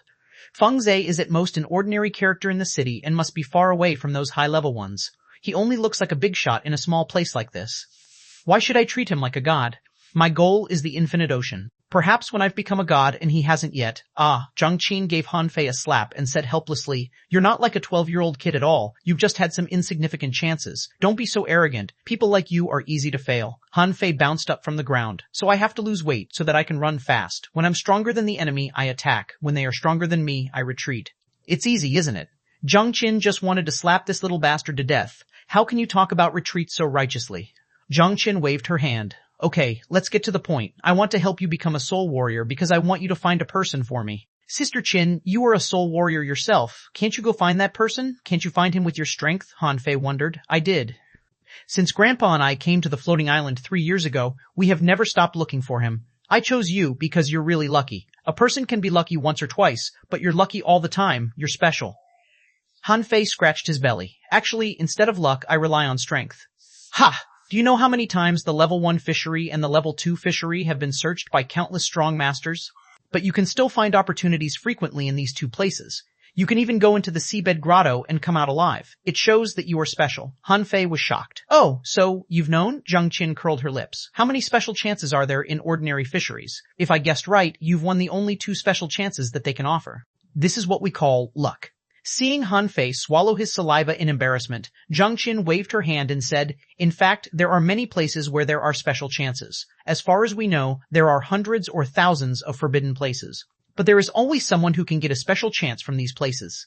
Han Fei asked in a small voice, "Why don't the strong masters explore those places? Some of them don't think it's worth it, some can't get in, and some don't even bother to come to the villages. Of course, most of these special chances are of little use to these strong masters." Han Fei was a bit frustrated. He thought smugly that he had gotten great chances and tried to hide them from others. It turned out that they had known for quite some time. "Okay, who are you looking for? Where is he?" Zhang Qin simply stated. "I have no clue. All I know is that he was last seen in the Heavenly Water Village, or some forbidden place in the level 3 fishery." Well, Sister Qin, since you and Grandpa come from the city, is the level 3 fishery difficult for you?" Zhang Qin was annoyed. "Do you know what a forbidden place is? Let alone the level 3 fishery, even in an ordinary fishery, a forbidden place will kill countless strong masters. Even you can't find him." "How could I find him?" Zhang Qin looked at Han Fei. "I don't count on you completely, but you will need to search for him when the time comes. If nothing special happens, this forbidden place involves the unknown place beyond the level 3 fishery, so it's not as simple as you think. And not only you, I've also asked some other people to help me, but you seem to have more potential." Han Fei raised his eyebrows. "Oh, I'm disappointed. So I'm just a spare tire in your eyes? Wouldn't the so-called secret be in the treasure left to him by Ren Tianfei, the old bastard?" Possibly, Zhang Qin continued. "Based on your performance at the level 1 fishery this time, I think that someone will invite you to the town in the near future. At that time, I am afraid that you'll have to go even if you don't want to. If you are willing to learn from me and become a soul warrior, I can help you deal with them. Of course, you can also choose to refuse." "Okay, then help me please, but I can't promise you. If I think I can't find that place, or even if I can find that place, if I may die there, I will give up." "Okay, if you still have the chance to give up at that time, you only need to convey the message to me." Han Fei's face lit up with energy. "Nice, let's start." Chapter 119, He is My Disciple, on the training ground of the plantation. Soul warriors are different from other professions. Hunters value explosive power, spirit gatherers mainly support their teammates, manipulators plan the whole combat, and armorists have the top defense and individual combat power. However, soul warriors need to stabilize the frontal battlefield, which requires strong physique, hardcore combat skills, the ability to kill enemies, and the courage to charge forward, Zhang Qin explained. With that, Zhang Qin picked up a fine iron rod. "Come, you are now a peak-level intermediate fishing master, but you can fight against a great fishing master. When I was at your level, I couldn't even beat my peers. Now I've decreased my strength to the level of an intermediate fishing master. Let's fight." Han Fei was frightened. "Sister Qin, you don't have to do this." Zhang Qin just rushed up quietly. Like last time, Han Fei thought this would be another meaningless battle, but when Zhang Qin swung the rod at him, her aura changed instantly. Clang, Han Fei blocked her attack with his rod. "To be honest, I think no intermediate fishing master can beat me now," he thought to himself. But Zhang Qin ducked to the side, and the fine iron rod in her hand chopped at him from the side like a broadsword. Han Fei chose to block this blow head-on because he felt that the rod could not hurt him. Han Fei activated the Crazy Devil's Rod, and the rod in his hand collided with the fine iron rod in Zhang Qin's hands, producing clanking sounds. Fuse. In an instant, Zhang Qin's momentum soared, and an armor suddenly appeared on her body. Han Fei wasn't sure, but the armor on Zhang Qin's body was so real. And except for the armor, 6 claws like spider feet stuck out behind her simultaneously. "Hi-you, hi-you, hi-you," Han Fei's face changed. These spider feet could move. They moved as Zhang Qin kicked at or punched him, and Han Fei felt as if fighting 4 people head-on at the same time. Wow. She suddenly seems to have 3 heads and 6 arms. These spider legs were just like Naza's 3 heads and 6 arms. No, they were more dangerous. There were 8 arms. Wasn't it horrible to fight 8 arms with only 2 arms? Besides, Zhang Qin was attacking him extremely fast like crazy. Han Fei could see that Zhang Qin had also decreased her spiritual energy to the level of an intermediate fishing master and didn't supplement any spiritual energy. Clank, clank, clank. Han Fei found that his Crazy Devil's Rod couldn't resist her attacks at all. No matter how fast the Crazy Devil's Rod was, it couldn't block the lightning-like head-on attacks by 4 people at the same time. For a while, Han Fei's body kept being hit and clanking sounds rang ceaselessly. Just when Han Fei thought it was time to over, he heard Zhang Qin shout, "Burn!" As soon as Zhang Qin's voice entered his ears, he felt that his blood was boiling. He went furious and began to attack Zhang Qin like mad. Han Fei ignored those spider feet and launched a spiritual energy explosion attack. Explode. Y-E-N, shield wall. As Zhang Qin shouted, the 6 spider legs closed together instantly, forming a large shield. Bam! Han Fei frowned. It's so strong. Han Fei didn't save any strength, but Zhang Qin, at the same level of him now, seemed to be as strong as a great fishing master. He sent Zhang Qin flying with a blow, but she suddenly shouted, "Thunderstrike!" The 6 spider feet closed again and turned into a sharp thorn. With a clank, Han Fei was stung by the thorn and took 3 or 4 steps back, and Zhang Qin had taken the opportunity to attack him from behind. Han Fei hurriedly turned around, but his back had been stung dozens of times. Han Fei roared, "Fury!" Before Han Fei activated Fury, however, Zhang Qin shouted, "Spiritual energy shock!" The spiritual energy in Han Fei's body was suddenly frozen, and Fury was interrupted by the spiritual energy shock. At the moment, all 6 spider feet were against his throat. Zhang Qin panted for breath. Han Fei's body was too sturdy. Even she had to try very hard to beat Han Fei. Although it seemed that Han Fei suffered a crushing defeat, the result would have been completely different even if Han Fei learned the least combat skills of soul warriors. Han Fei swallowed. "Sister Qin, is this a soul warrior's power?" Zhang Qin terminated the fusion, panting. "Yes, do you think I borrowed strength from my spiritual beast? In fact, I didn't. I used at least 12 combat skills. A soul warrior will never flinch in combat. Even in the face of death, he will never take a step back. If my spiritual energy is sufficient, I can keep fighting like this. And if there is a spirit gatherer helping me, I will fight ceaselessly unless I am killed by the enemy." Wow, Han Fei could imagine that picture, a terrifying soul warrior like Zhang Qin with a constant supply of spiritual energy. Did he have any chance to win in that case? He might as well admit defeat in the very beginning.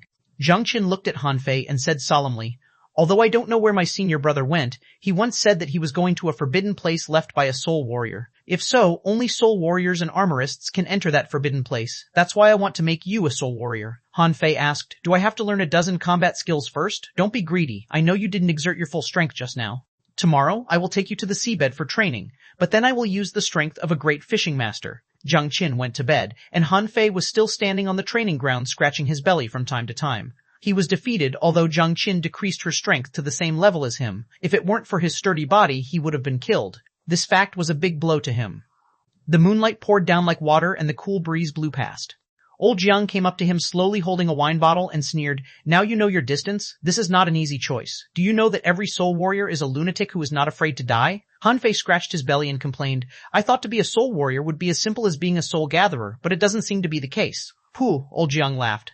"As simple as being a soul gatherer? Would you please ask the people you meet when you go to the town in the future, is becoming a soul warrior as easy as being a spirit gatherer? You simply know nothing," Old Jiang taunted Han Fei mercilessly, then threw a jade slip to Han Fei before walking away. Han Fei looked at the jade slip in his hand and glanced inside. Spirit gathering array, water gathering technique, water control technique, and water spirit array? There were 4 techniques in this jade slip. Han Fei took a deep breath. Were these the secret of Old Jiang's water control skill? He had wanted this for a long time, and he didn't expect the old man to give him this today. What a surprise! The next day, the village leader led a middle-aged man to the plantation. Han Fei was preparing breakfast.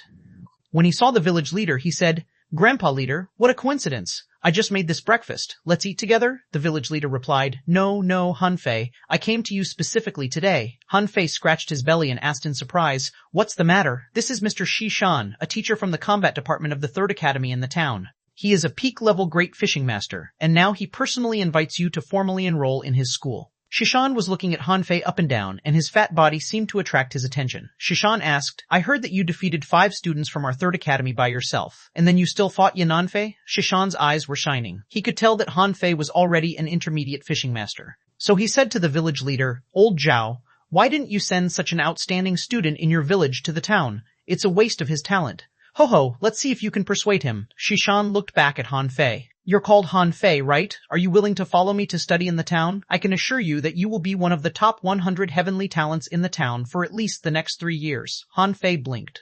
"No." Xishan was dumbfounded as he thought, "Don't refuse so quickly. I haven't told you what benefits you can get," Xishan continued. "Student Han Fei, you gotta know that you have no future in the village, but the town is different. The town has the most comprehensive combat skills, various advanced fishing skills, and experienced teachers who can give you guidance. You won't be able to get these in the village," I said. Why are you talking so much nonsense?" Old Jiang came out with a black face, pointing at Xishan's nose and said, "Go away. Don't you see it's my breakfast time?" Xishan was stunned. "Who is this arrogant old man?" the village leader asked nicely. "Old Jiang, mind your tongue. I've already shown patience by not kicking you out. You're just a teacher from the 3rd Academy. What makes you think you can snatch my disciple? Who do you think you are?" Chapter 120. Finished his apprenticeship translator, Henyi Translations editor, Henyi Translations. Xishan's face changed slightly. "Your disciple?" Han Fei also looked at old Jiang and thought, when did I become your apprentice? Old Jiang asked. What? Do you look down on me? Go ask Chu Mengshui if I'm qualified enough. Shishan's face changed again. Does the old man know the principal? Is this man a dangling fisher? But even so, Shishan did not give up. If Han Fei was really as strong as Ye Nanfei said, he should be a heavenly talent in the town. How could he let go of such a genius? Please, elder, let Han Fei make his choice, okay? Han Fei scratched his belly. I'm not going. I still have a lot of things to do here. Shishan's face turned black. Kid, you have no idea what you'll lose. Do you understand what a chance this is? Old Jiang looked at the man. Haven't you heard him? Go away, it's my breakfast time. Shishan was embarrassed and angry, but this old man didn't seem to be an ordinary villager, so he didn't dare to resort to violence but could only suppress his inner anger. Humph! Han Fei, I heard that you said you would challenge Ye Nanfei when you go to the town. I'm waiting for you at school. The village leader couldn't get a word in. When they finally finished, he patted Han Fei on the shoulder, saying, lose some weight. Han Fei, at this time, Zhang Qin came out lazily from the house, picked up a bowl, and put a fish ball from the bowl into her mouth. Zhang Qin simply said, let's go after breakfast. Half a year later. After half a year of training, Han Fei had lost a lot of weight, but he had been growing taller under the high-intensity training. He was now 5 feet 6 inches tall. But recently, Han Fei was a little distressed. His nearly 700,000 points of spiritual energy had only less than 70,000 points left now. This made him very sad. He felt that he had to take a leave to hunt for treasure. In the morning, Han Fei was cooking potato-stewed fish balls, which were steaming hot. Seeing Zhang Qin going out, Han Fei greeted her. Sister Qin, come have breakfast. Are we still going to the level 1 fishery today? Zhang Qin shook her head. No training today, not anymore. Huh? Han Fei froze on the spot holding a spoon and asked tentatively, is my apprenticeship finished? Not yet. You've just adapted to fighting against me, but the combat skills in this world are as many as the stars in the sky, and various spiritual beasts have their own characteristics. Now underwater battles won't help you much. Go to the village for help. Huh? Help? Zhang Qin said carelessly. The resource competition is going to be started. Since you're in the village, go and help. Meet the strong masters from the other villages. Resource competition? Every year, the 8 villages under the jurisdiction of the Blue Sea Town will select their most outstanding fishing master to participate in a competition, so as to allocate the Spirit Awakening fluid every year. Han Fei was surprised. We have to win a competition to get Spirit Awakening fluid? Zhang Qin chuckled. Yes, do you think it's given for free? Remember, if the other party is not a great fishing master, you are only allowed to use the strength of an intermediate fishing master. Han Fei thought for a minute. Okay, no problem. At this moment, old Zhang slowly came out and said, in addition to the basic spirit gathering technique, don't use spirit gathering array, water gathering technique, water control technique, water spirit array, or other related skills. Han Fei nodded again. Okay. Han Fei knew that he had finished his apprenticeship. When he walked out of the plantation, the smile spread on his face and he smiled from ear to ear. Haha, I finally don't need to till land anymore. The fish dragons had become the second largest power in the Heavenly Water Village and was only a little weaker than the Wang family. In terms of profitability, however, the fish dragons could almost crush the Wang family. The internal meeting of the fish dragons. Han Fei began the meeting. During this period of time, did anyone make trouble? Li Gan stumbled with his words. Young master, please rest assured. No. Okay, I know what you mean. Agong, how is our business doing recently? Li Gang was no longer that gangster in the past. He was a bit like Han Fei now and his stomach was bigger than before. Master, in the past half a year we made a fortune. We have opened hot pot restaurants in the east, west, north, and south fairs. The number of fish dragon card rooms has doubled with the stable daily income of about 200 mid-quality pearls, and at the peak, they have even earned 500 pearls a day. Han Fei was surprised. This fatty was a commercial genius. Can you handle so many shops? Li Gang was flattered. Master, we have more than 800 members now, and they are all carefully selected, including 3 fishing masters. Our strength is increasing day by day. Han Fei waved his hand. How much do we have now? We had already had 50,000 mid-quality pearls half a month ago. Hearing this number, Han Fei was shocked. 50,000 mid-quality pearls. He never expected himself to be so rich. He remembered he only had 20 sea coins in the beginning. Han Fei smiled. A gang, distribute 10,000 pearls to our members as a bonus. No embezzlement is allowed. Even the lowest level member shall get at least 5 pearls. It's up to you to distribute them. I'll take 30,000 pearls away. Will it affect the normal development of the fish dragons? Everyone was shocked. To distribute 10,000 pearls as a bonus? Young master, you're our god. Li Gang immediately patted his chest. No, young master, you are so kind, but will 10,000 pearls be too much? A generous boss makes a perfect employee. Keep this in mind. Yes, today's Yulong gang was more like a corporation. Han Fei felt that if the plantation resources weren't so limited, he could have even expanded the business to the town or the city and made himself a billionaire. After dealing with the business of the fish dragons, Han Fei went to the village leader's home. Perhaps affected by Zhang Qin, now he didn't have the slightest dislike of a fight, but was quite excited about it. 8 villages. Those who came to participate couldn't be simple. At the villager leader's home, when Han Fei arrived, he found that there were more than 50 fishing masters at the village leader's home. Wow, little brother Han Fei, your cultivation is over? Chen greeted him first, patting Han Fei's chest hard and smiling very happily. Han Fei's face changed. Stop it, how can you touch a man's chest? Bah, Chen blushed. You're still a kid, why can't I touch your chest? Han Fei was taken back for a moment and asked, He Xiao Yu? When did you come back? Ha ha ha, Han Fei, you really turned into a big fatty. Ha ha ha, that's so funny. Han Fei's face turned black. He knew she would laugh at him. What's wrong with being fat? Did fatties eat your big yellow croakers? Han Fei snapped, Xiao Yu, shut up, you little dwarf. Where are your manners? Who are you calling a dwarf? Who? You big fatty. While Han Fei was bickering with Xiao Yu, he glimpsed at several other acquaintances. Wang Baiyu nodded to Han Fei. Hu Kun glanced at Han Fei coldly and was still not so friendly. Although Xiao Wushuang didn't participate in the spirit awakening, he had a high-level spiritual heritage. Enrolled in a school in the town, he was already a fishing master. As for Xiangnan and others, Han Fei wasn't familiar with them, so he didn't greet them. He Xiao Yu capered cheerfully. Han Fei, we've just got home today. I heard that you opened a hot pot restaurant. It is said to be delicious. Let's go have a taste, okay? Be careful or you'll become a fatty. I will never be as fat as you. My father told me that you became a big fatty. I almost couldn't recognize you just now. Don't call me fat. Cough, cough. Well, stop it. Let's get to the point. The village leader looked at Han Fei and asked quietly, Is it over? Han Fei scratched his belly. Yes.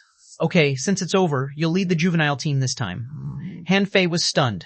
Juvenile team? Why is he? Is he qualified? Chapter 21, Resource Competition. He still hated Han Fei, which never changed, so whenever there was a chance to make Han Fei look bad, he wouldn't miss it. Everyone frowned, and Zhao Dabai said with a loud voice, Hey, how long have you been in the town, and how many times have you been to the level 1 fishery? Do you mean you're more qualified than Han Fei? Cao Fei replied, Boy, if you have the opportunity, you can go to the level 1 fishery for actual combat.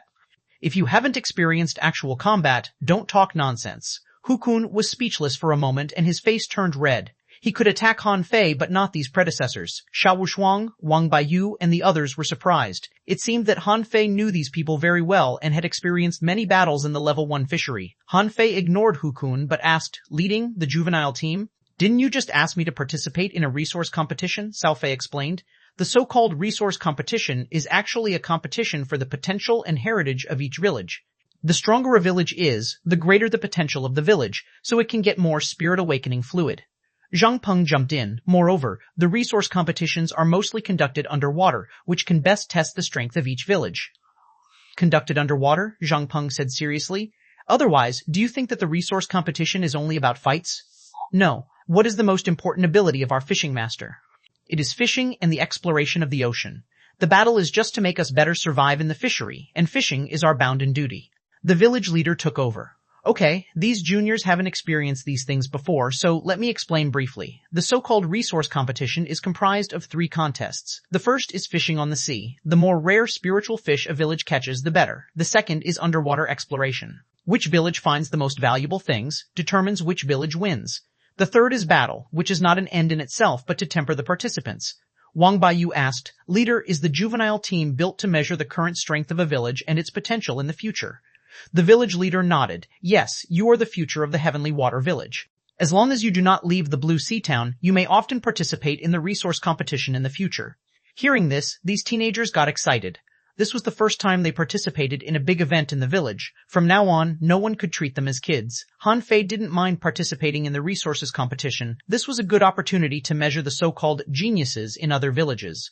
At noon, Han Fei led the large crowd of fishing masters to dinner at his hot pot restaurant. He Xiao Yu had no time to speak as she kept stuffing food into her mouth. The others were even more attracted to the food. He Xiao Yu often tasted barbecue before anyway, but the others couldn't afford it, so they rarely ate it.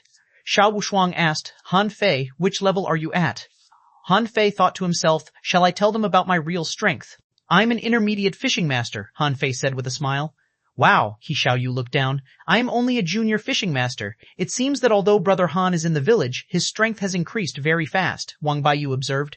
I'm flattered. Not everyone can study in the town, Han Fei said modestly, only to see their faces darkened. He was about to ask why when Zhao Dabai's loud voice rang from the next table.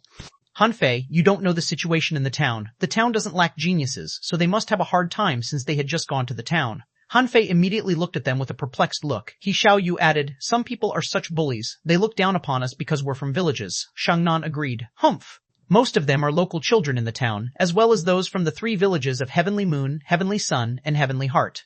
Han Fei looked puzzled. So you are often beaten by them? Xiao Yu showed her teeth. We weren't just beaten by them, we beat them too. Did you win or lose? Everyone, so they lost. Han Fei immediately pounded the table. I'll avenge you guys when I go to the town. Hu Kun, who had been silent for a while, snorted. Do you think you can beat them? You're just an intermediate fishing master. Do you know that the strongest ones of them are already great fishing masters? Xuanhuan nodded.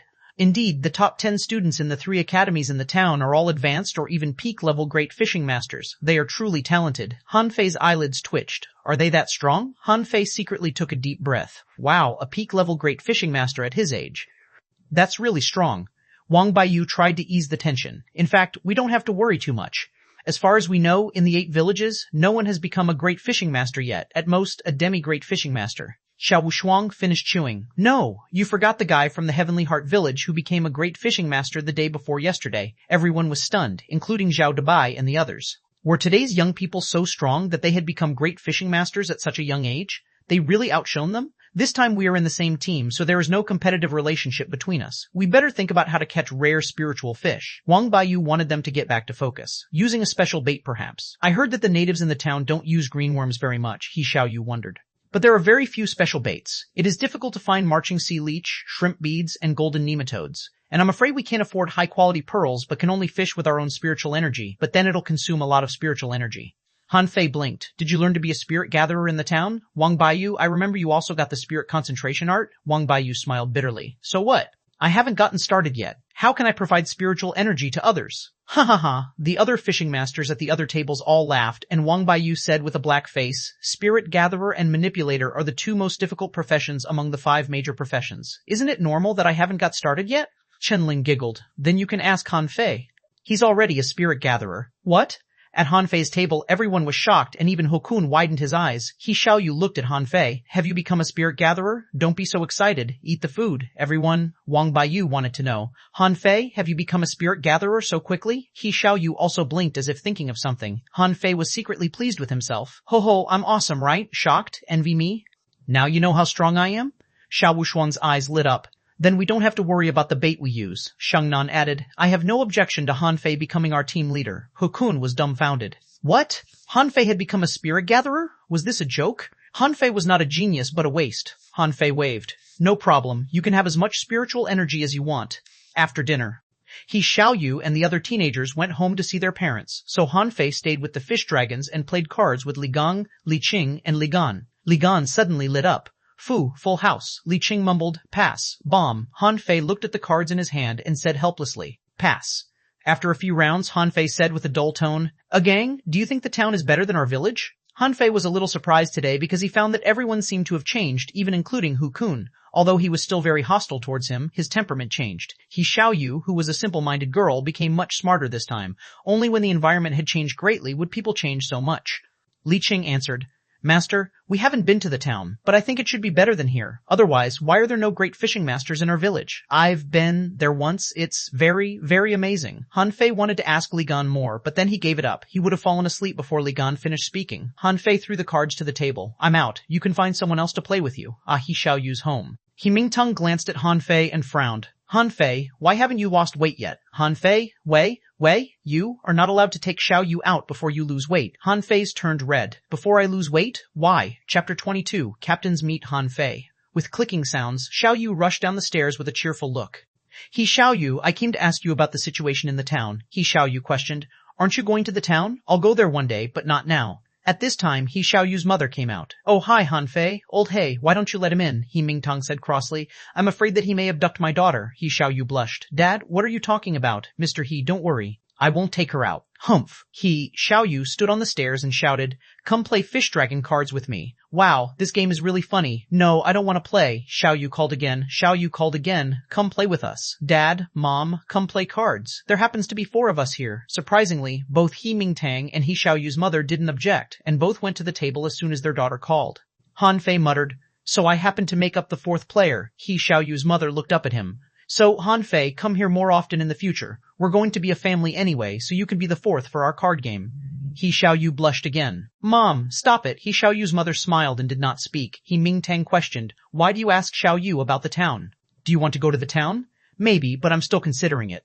A pair of 3. Why didn't you go last time? Han Fei replied. A pair of 5s. I didn't have time to go to the town, and I thought it was better to stay in the village. There's more freedom here. Xiao Yu said excitedly. A pair of 8s, but we've mostly become fishing masters after we went to the town. This is much faster than in the village. It was Xiao Yu's mother's turn. Pass.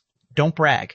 Han Fei made breakthroughs much faster than you. He didn't waste any time, although he was in the village. Mingtong went next. Pass 2. It's not the time for you to go to the town. The schools in the town have not started to enroll students, not to mention that you refused to go to the schools before. A pair of 2s. I heard there is a 4th academy in the town. Do you know about it? Xiao Yu? Pass. Wow, are you going to the 4th academy? Don't choose that school. There are very few students in it. It sucks, Han Fei pondered. Old Zhang once said to him that if he wanted to go to the town, choose the 4th academy. The school recommended by Old Zhang should be reliable, but why did Xiao Yu say it sucked? After finishing a round, Xiao Yu was still nagging. You can go to the town next year. Why don't you go to our school? We have a lot of geniuses who have exotic spiritual beasts, and many students engaged in the 5 major professions. No, I'll go to the 4th academy, and I believe, with me, it will outshine your school soon. Ho-ho, after dinner at Xiao Yu's home, Han Fei learned a lot of information. It turned out that rare spiritual fish could be bought in the town's market, and there were actually many people engaged in the 5 major professions. They just didn't want to come to the villages. And there were actually various kinds of fishing techniques the next day.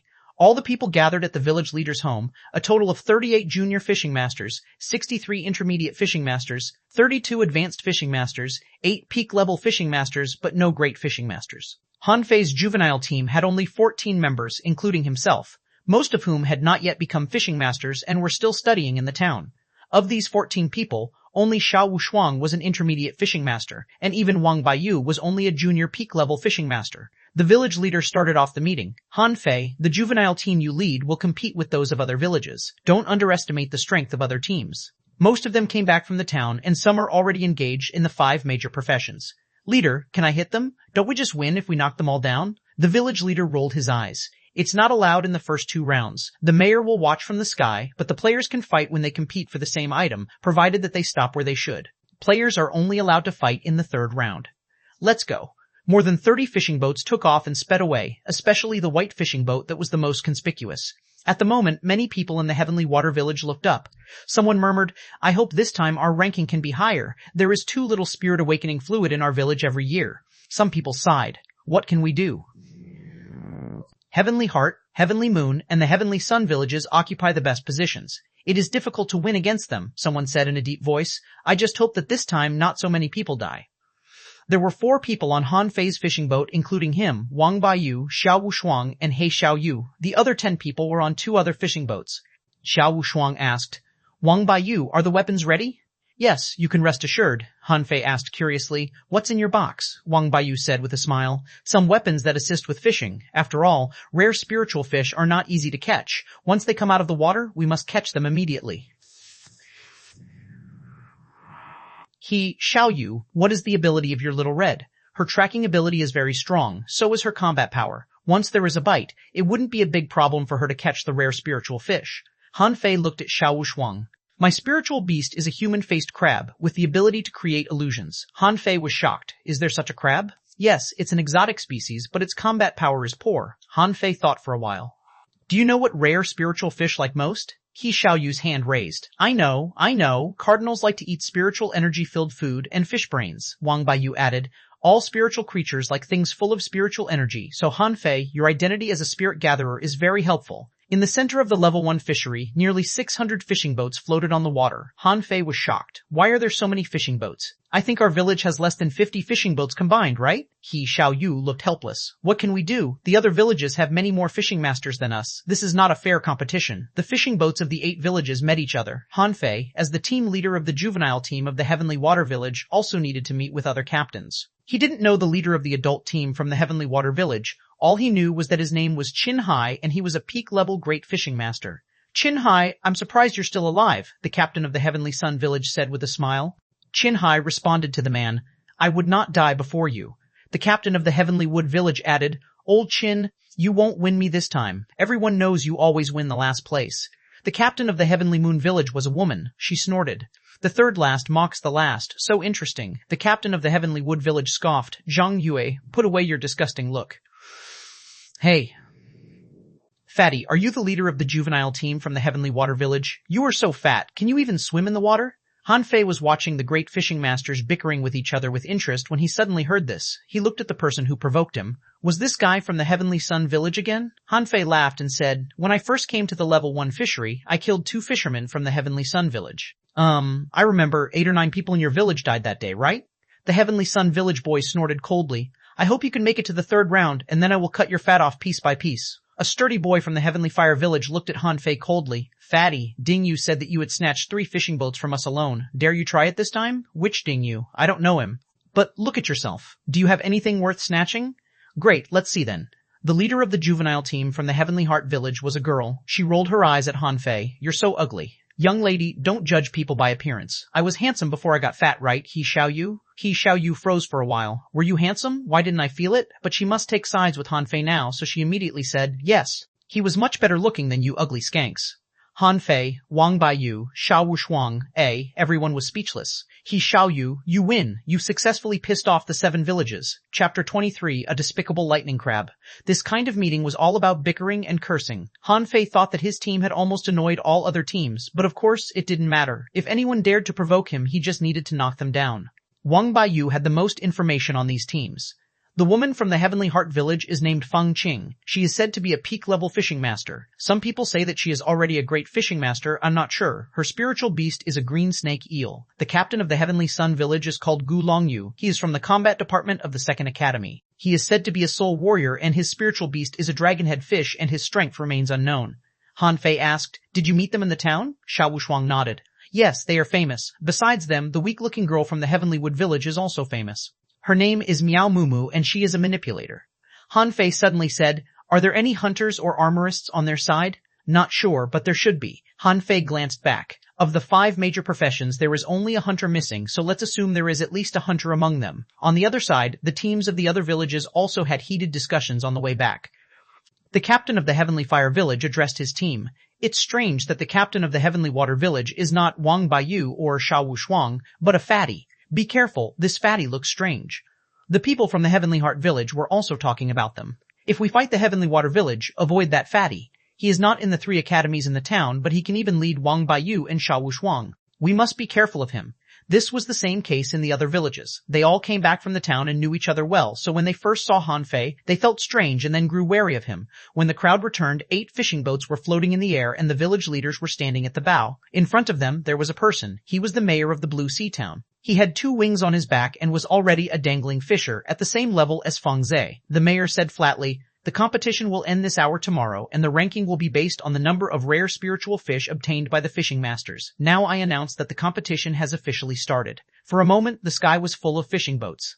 Han Fei also drove his fishing boat away, asking Qin Hai, let's go together? No, you leave on your own. Our side is more dangerous than yours. In the 2 days of the resource competition, no one else was allowed to enter the level 1 fishery, so this 1,000-mile sea area looked particularly vast. Han Fei and his party found a random place to land, and Han Fei said to the people in the other 2 fishing boats, once you run out of spiritual energy, come to me to replenish it. With a flash between He Xiaoyu's brows, the cardinals appeared. He Xiaoyu called out his spiritual beast. Little Red, we're counting on you to track rare spiritual fish. Then the 4 of them took out their fishing rods and started fishing. He Xiaoyu, fish at a depth of 10 meters. Xiao Wuxuang, 30 meters. Wang Baiyu, 50 meters, Han Fei instructed. Everyone looked at Han Fei and He Xiaoyu asked, how deep do you go? Han Fei grinned. All the way to the seabed. They didn't use bait, but compressed spiritual energy into a mass and put it on the tip of the hook. After a while, He Xiaoyu's fishing rod moved, and as she retracted the fishing rod, a cold light shot out. He Xiaoyu seemed to have been prepared. She waved her bamboo stick and hit the swordfish hanging on her fishing rod into the sea. He Xiaoyu exclaimed, a swordfish, shall I take it? Han Fei shook his head. Common swordfish are of no use. Now we're in a competition, so we just need rare spiritual fish. Suddenly, Wang Baiyu's face changed, and everyone was looking at him. Wang Baiyu's fishing depth was 50 meters. This depth was very dangerous. What fish would he catch? Retract. Then a prawn with a giant head burst out of the water, with a row of spikes on its head. Nama Big Head Prawn, L level 17 quality. Regular 17 quality. Regular spiritual energy, 120 points. Edible effect. It can increase one's health if it's eaten over a long period of time. Or collectible, spiritual spikes, absorbable, big head prawn, a common shrimp. Wang Baiyu grabbed the box beside him, and as soon as he patted the box, a hammer-shaped weapon appeared. Clang, the big head prawn was hammered into the water. Han Fei immediately said, xuanhuan, keep your fishing depth 50 meters, activate the illusions, and turn your spiritual energy into a rare spiritual shrimp full of spiritual energy. Make sure it's only 1 forearm long. Xuanhuan froze for a moment and quickly followed suit, but then she said, I don't have enough spiritual energy. Han Fei pointed a finger at her and a column of spiritual energy shot into Xuanhuan's body. In less than 5 minutes, Xuanhuan's eyes flickered. Got it. As she retracted the fishing rod, a half-meter-long conch appeared and a strange yet nice sound was floating out of its shell. Wang Baiyu was surprised. Singing conch, a rare spiritual conch. A string of data appeared in front of his eyes.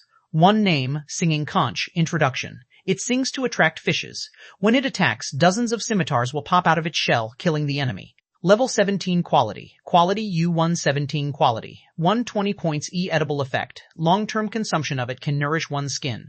Collectible, singing conch's shell absorbable. Xuanhuan instructed, Wang Baiyu, shield. Wang Baiyu patted the box again, and suddenly a huge turtle shield appeared in front of Xuanhuan. Dozens of scimitars hit the turtle shield, producing clanking sounds.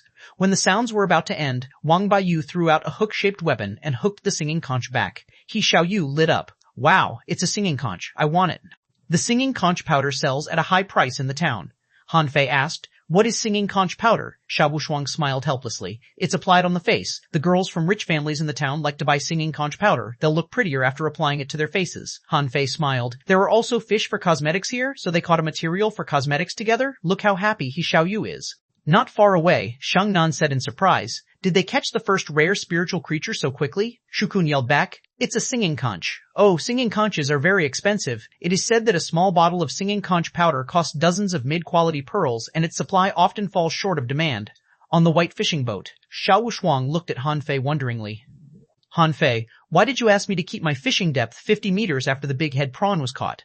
Well, I guess the big head prawn would come after the singing conch. It bit at Wang Baiyu's hook because it couldn't catch the singing conch. Oh, is that so? Han Fei turned aside from the topic. This is my experience. How can I explain it? Han Fei changed the topic. Wang Baiyu, your box is magical. Where did you get such a big shield? Wang Baiyu said lightly. This is our armorist's unique talent, a space box, but only weapons can be placed in it. Han Fei raised his eyebrows. Interesting, this is also a space.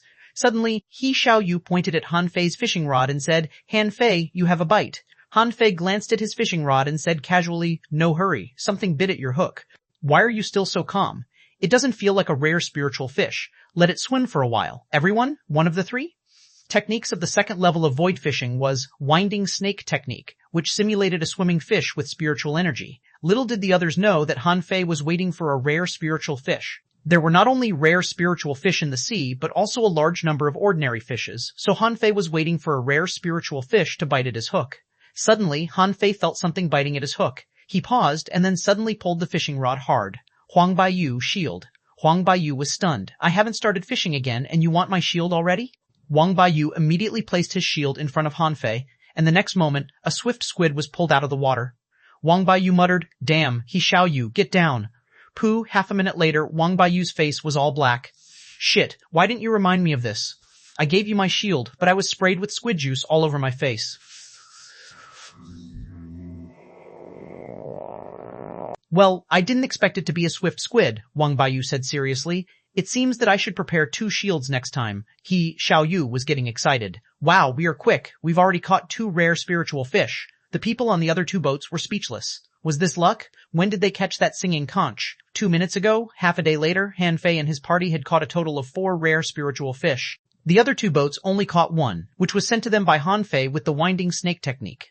Han Fei thought to himself, I should have gone into the water to catch rare spiritual fishes. In the past 6 months, I've fed hundreds of rare creatures to the 9-tailed mantis shrimp. He is an expert in catching rare creatures. Xiaoyu was getting bored. There haven't been any rare spiritual fish within the hour.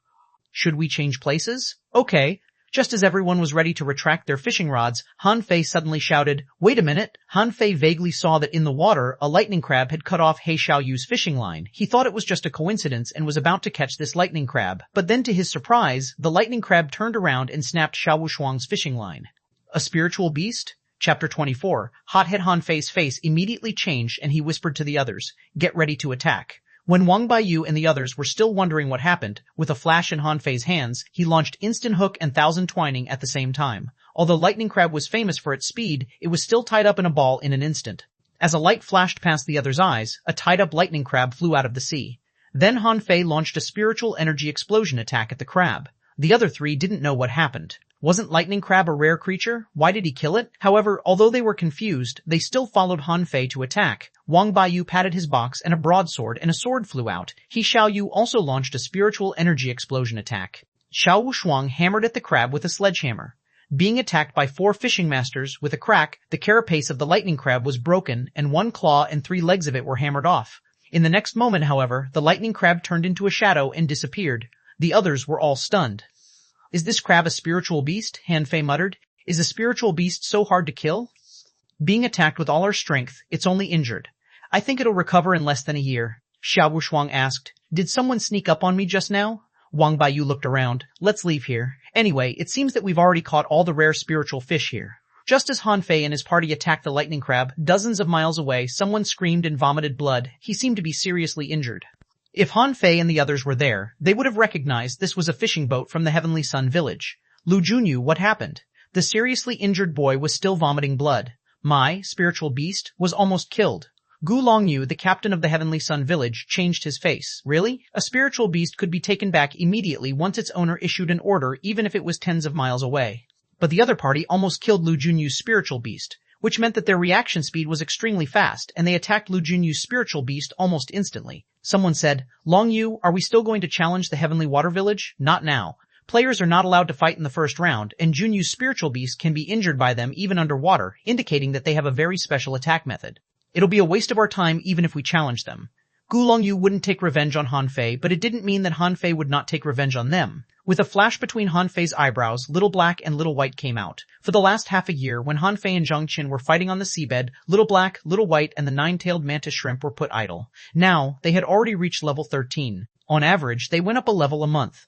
This speed was not quite fast, but not slow either. Most importantly, Little Black had very strong attack power. At this moment, Han Fei asked Little Black to secretly follow up on the lightning crab. Shit, since you started the fight, let's fight then. Let's see who will win in the end. When the 3 boats from Han Fei's team gathered up, they discovered that everyone except Wang Baiyu and Han Fei had their fishing line cut off. Jia Tong was angry. Damn, they must be somewhere around here. Chen Qing added, let's get them. Shang Nan shut them down. No, it will only waste our time. Let's use the spare hooks and fishing lines first. What if they play this trick again? Hu Kun didn't want to waste their resources. Xiao Wuxuang assured him, no, that lightning crab is dying. It won't dare come again. Han Fei said, actually, it's not impossible. If they don't have a spirit gatherer in their team, it'll be easy for us to snatch their rare spiritual fish. The others immediately looked at Han Fei with a complex look. Han Fei made a point. They must not have a spirit gatherer, or else they wouldn't have secretly cut off their fishing lines. I found them.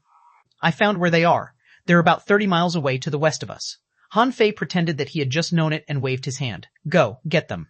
After a moment, about 10 miles away from the fishing boat of the Heavenly Sun village, they stopped. Han Fei had a good feeling. Let's fish here. I'm sure the fishes will all be attracted here by our sufficient spiritual energy. Han Fei transmitted some spiritual energy to everyone else's bodies, and 14 spiritual energy light balls appeared underwater. Han Fei shouted, each of us is responsible for a certain depth, according to our respective strength, from shallow to deep. At the other end, Gu Longyu and the others were fishing, and suddenly they felt their fishing rods tremble slightly. They immediately pulled their rods up, only to find their fishing hooks were gone. He shouted, everyone, retract your fishing rod. Then they were astounded to find that their fishing hooks were also missing. What the hell happened? Underwater, Little Black and Little White were entwined with each other and seemed to be waiting for them to drop fishing hooks again, on the surface. Damn, someone secretly attacked us. Find him. He must be around here somewhere. Xiao Wuxuang asked. Han Fei, give me some spiritual energy. My spiritual energy is not enough. You've got a bite? Yes. Something is madly sucking spiritual energy. As Xiao Wuxuang shouted, his muscles bulged. I feel I've caught something big. It's too heavy. It's either a turtle or a crab. What do you think? Xiao Wuxuang was excited. I think it's a crab. As they spoke, a big crab more than 2 meters long climbed up and looked blankly at them, as if asking, hey, where is my spiritual energy? Wow, a sapphire crab. Wang Baiyu's face changed. Hiya Wuxuang, be careful. I don't want to waste a shield on this crab. Sapphire crabs were slightly mutant large green crabs in the first-class fishing ground. After they mutated, their claws seemed to turn into 2 drills, which could even drill through fishing boats. Of course, although they had a strong attack power, they were slow-witted and reckless and got angered easily, so some people called them a hothead. Wang Baiyu lifted his shield to block only to be sent flying through the air with a bang. He Xiaoyu swung her rod at the crab hard, but her rod was blocked by the crab's drill-like claws and she stumbled and fell to the deck on all fours. Xiao Shuang's eyes suddenly shone. Illusion, you can't see me, you can't see me. Han Fei was speechless. He just wanted to kick Xiao Shuang into the sea. Yes, it can't see you, but now it is staring at me and going to punch me with its big claws. Han Fei moved his fishing rod and a mass of spiritual energy appeared on his fishing hook. He put the fish hook on the head of the hothead. The sapphire crab was immediately attracted by the spiritual energy and reached out its claws, trying to grab it. Holding his fishing rod, Han Fei kept spinning round, and the sapphire crab closely followed the spiritual energy on his fishing hook. Han Fei hummed. Spin, spin, 1 circle, 2 circles. Sure enough, as the hothead spun and spun, it went dizzy, and when Han Fei retracted his fishing rod, it was still spinning around on the spot. Xiao Shuang was dumbfounded. Wow, I can't believe you got it so easily. Wang Baiyu looked at the hole in his big shield and couldn't help but ask, Han Fei, why didn't you give me some help earlier? Look at my shield. Don't you know that he is slow-witted and reckless? Isn't it simple to take advantage of its weakness to get the better of it? Use your brain. Hugh, Hugh, Hugh. Just when they were chatting, a boy of their team caught a ballfish. Shit, throw it away. Get down. As dozens of spikes shot at them, at least 4 people were hit in the boat of xuanhuan. And the boy who caught the ballfish activated a spiritual energy protective cover to protect himself as soon as he found it was a ballfish, but still ended up looking like a hedgehog. Fortunately, he protected the vital parts of his body and survived. Han Fei sailed past, transmitting each of them some spiritual energy as he looked at the hedgehog-like boy. From now on, he rests, but the rest continue. Han Fei was about to leave and suddenly looked up. Hey, are you guys coming down or not? Is your spiritual energy free of charge? Why do you keep staying in the sky? xuanhuan asked, the guys from the Heavenly Sun Village. It was strange that the ballfish suddenly appeared out of nowhere. It must be their trick. At this time, dozens of meters away, 7 fishing boats landed.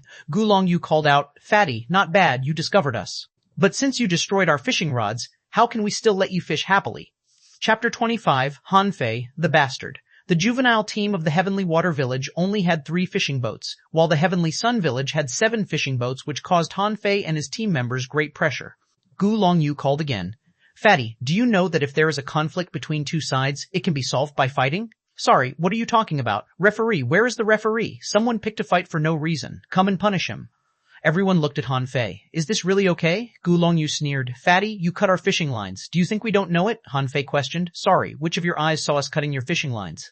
Young man, don't talk nonsense. Where is the evidence? Gulongyu wanted to strike Han Fei's head with his rod, but he did not have any evidence. Someone should have noticed them now. Now they couldn't start a fight with them. He was really angry. Gulongyu scoffed. Okay, I happen to like this place too. Let's fish here together then. Everyone fish in place. Han Fei said with a smile. No problem. Come on. Let's see who will win. He, Xiaoyu, tugged on Han Fei's arm. Why not change places? We will catch nothing with so many people here. Han Fei assured him, we have infinite spiritual energy. Are we afraid of them? Everyone, fish on the spot. In the distance, in the sky. The village leader of the Heavenly Sun Village said to that of the Heavenly Water Village, Old Zhao, the leader of your village's juvenile team is really tough. The village leader agreed. I think he's fine. The team leader of your Heavenly Sun Village is tougher. I'm afraid they will regret it. Regret? For what? Can't you see there are twice as many of us as there are of you? The people continued to fish. Han Fei's fishing rod kept twitching and the line was swaying, but he was still waiting. He Xiaoyu, where is your little red? My little white wants to play with her. He Xiaoyu, once. Xiaoyu was speechless. Han Fei, will you play with your spiritual beast? Yes, he often accompanies me to go out to bask. Hurry up, call your cardinals out. Xiaoyu was stunned. Is my cute little red a playmate for your spiritual beast? Han Fei suddenly sang happily, Hey boy, please don't fish me, otherwise I will spit on you. Don't think you can fool me with spiritual energy bait. I can tell at a glance that you're a fishing master. Everyone looked at him helplessly. What made him so happy as to sing a song? A terrible fish's song? He Xiaoyu asked. Wow, is this a fishing master's song? My father said that few people can sing fishing master's songs. This is called rap. He Xiaoyu Hu? Han Fei suddenly pointed at the water. Look, Ho Xiaoyu, your little red caught a rare spiritual fish. At the next moment, little red dragged a pearl fish several times larger than her onto the ship. Everybody? Ma? The others were dumbfounded. Wow, awesome. Gulongyu cursed secretly. Shit, why are they so lucky? I have never seen a spiritual beast catch a rare spiritual fish. He, Xiaoyu, was very happy. Wow, little red is great. My little white can bring good luck. Nonsense, it was little red who caught it. If you don't believe me, try letting little red go out to play with little white. Gulongyu sneered. Hey fatty, why don't you just say it's because sea god sent the rare spiritual fish to your mouth? Are you out of your mind? Han Fei ignored him and continued to rap. I can tell at a glance that you're a fishing master, especially that dumbass from the Heavenly Sun village who dreams of catching me without a fishing hook. Han Fei became the focus of attention once again.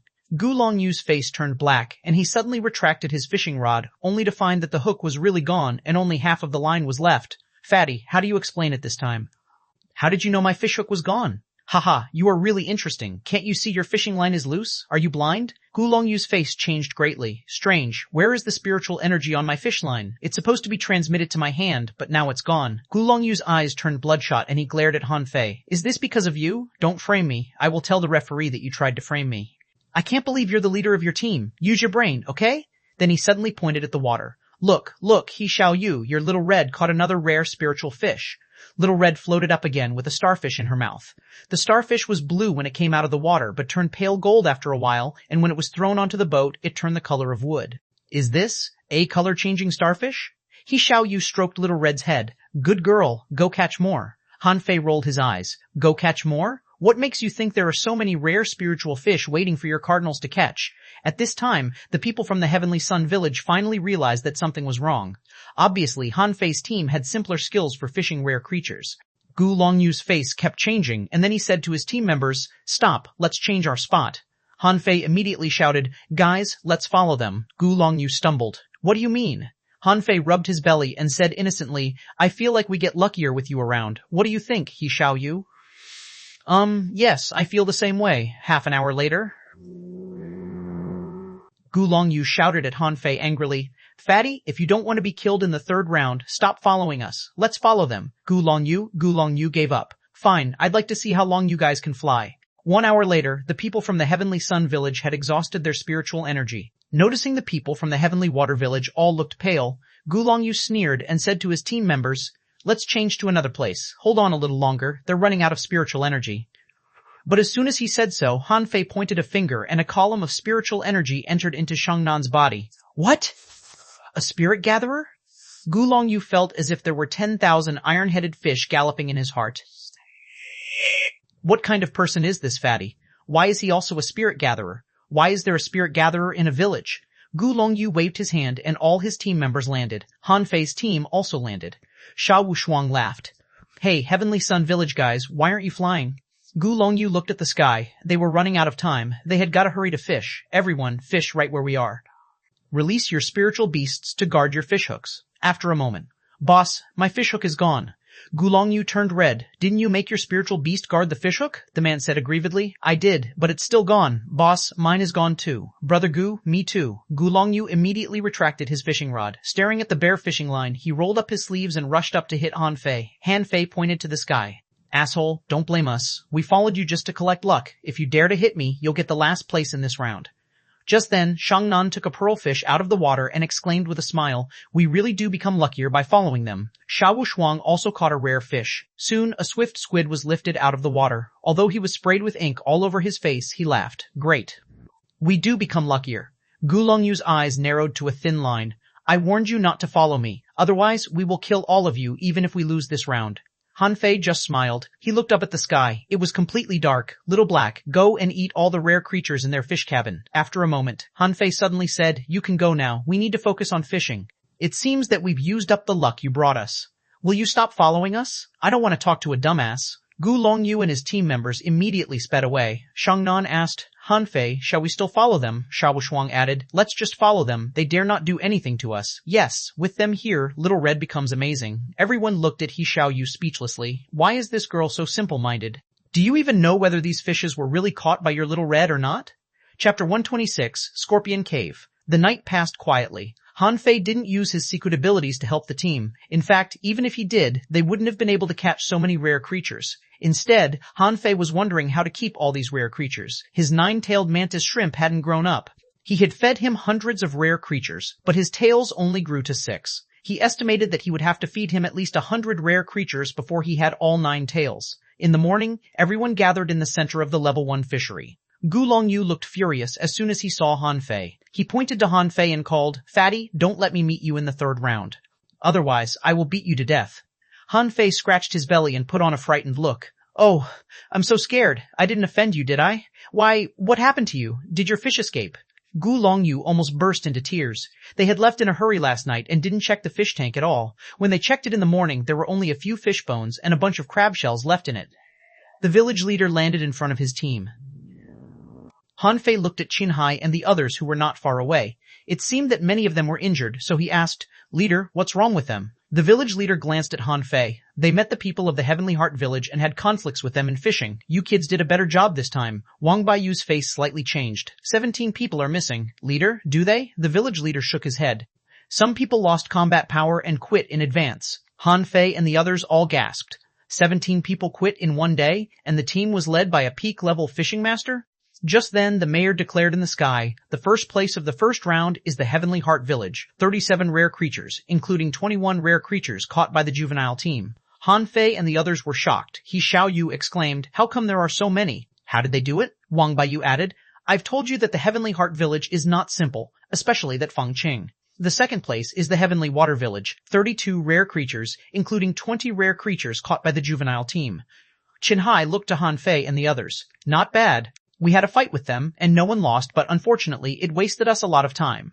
The third place is the Heavenly Moon Village, 30 rare creatures, including 10 rare creatures caught by the juvenile team. The fourth place is the Heavenly Fire Village, 28 rare creatures, including 9 rare creatures caught by the juvenile team. The fifth place is the Heavenly Sun Village, 24 rare creatures, including 4 rare creatures caught by the juvenile team. The eighth place is the Heavenly Rain Village, numberation 17 rare creatures, including 4 rare creatures caught by the juvenile team. Unsurprisingly, the Heavenly Rain Village took the last place again, and the Heavenly Wind and Heavenly Wood were also at the bottom of the list. But the Heavenly Water Village surprised a lot of people this time. The juvenile team of the Heavenly Heart Village, Feng Qing, spoke first. "I heard that the Heavenly Sun Village and Heavenly Water Village had an encounter. Gu Longyu led twice as many people as the other party, but only got 4 rare spirit fish, so the fatty is anything but simple." Behind Feng Qing, a girl chuckled. "So what? The second round is a piece of cake for us. Our team has 2 spirit-chasing shrimp and 1 treasure-digging fish. How can they be compared with us? We still have to be careful. At least in the second round, we don't need to fight them head-on. I believe with the Heavenly Sun Village here, the other villages' juvenile teams will not confront them either." There was almost no break time between the first and second rounds. The mayor announced, "The second round is extremely dangerous. Neither the 8 village leaders nor I will go underwater to disturb you, nor will we take any action to rescue you. I can only tell you to be careful." After that, the crowd dispersed again. Wang Baiyu thought for a moment. "I know a place. Maybe there will be some chances there." "Where is it?" "The fire fountain." Kukun's eyes widened. "I heard that place is dangerous. Where there is danger, there is opportunity." Han Fei shook his head and the fat on his face wobbled. "No, we are not superior in number. I think there must be many people who know of that place." When Han Fei was being trained by Zhang Qin, they were in the mixed zone only in the first week, and then they had been staying in the level 1 fishery. He had visited almost everywhere within the level 1 fishery and even drew a map. The fire fountain was just a seabed crater, ranking 6th in his map even after the seabed mine. Han Fei calmly instructed, "Follow me." They flew as long as 700 or 800 miles before they reached the position where Han Fei desired. "Han Fei, please give us some spiritual energy. Otherwise, we'll become fish food after going into the sea." Everyone laughed, but then they became nervous. They were going into the sea, which was very dangerous. He Xiaoyu was very nervous. She followed Han Fei closely and said, "You have so much fat on your body. I'm afraid you'll become prey for the fish." Han Fei's face was black. "What are you talking about? Do I look like food?" Everyone kept quiet. "You do look like food. We feel much safer with you here because we are much thinner than you."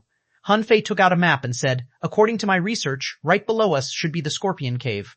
When the others were still thinking about the name, Xuanhuan suddenly exclaimed, "Han Fei, are you serious? You took us to the legendary Scorpion Cave in the level 1 fishery." Hukun widened his eyes. "Look, where? Scorpion Cave, you mean that Scorpion Cave?" He Xiaoyu panicked. "Oh no, sea scorpion. I've seen it in the town. It's horrible and poisonous. They sting with their tails."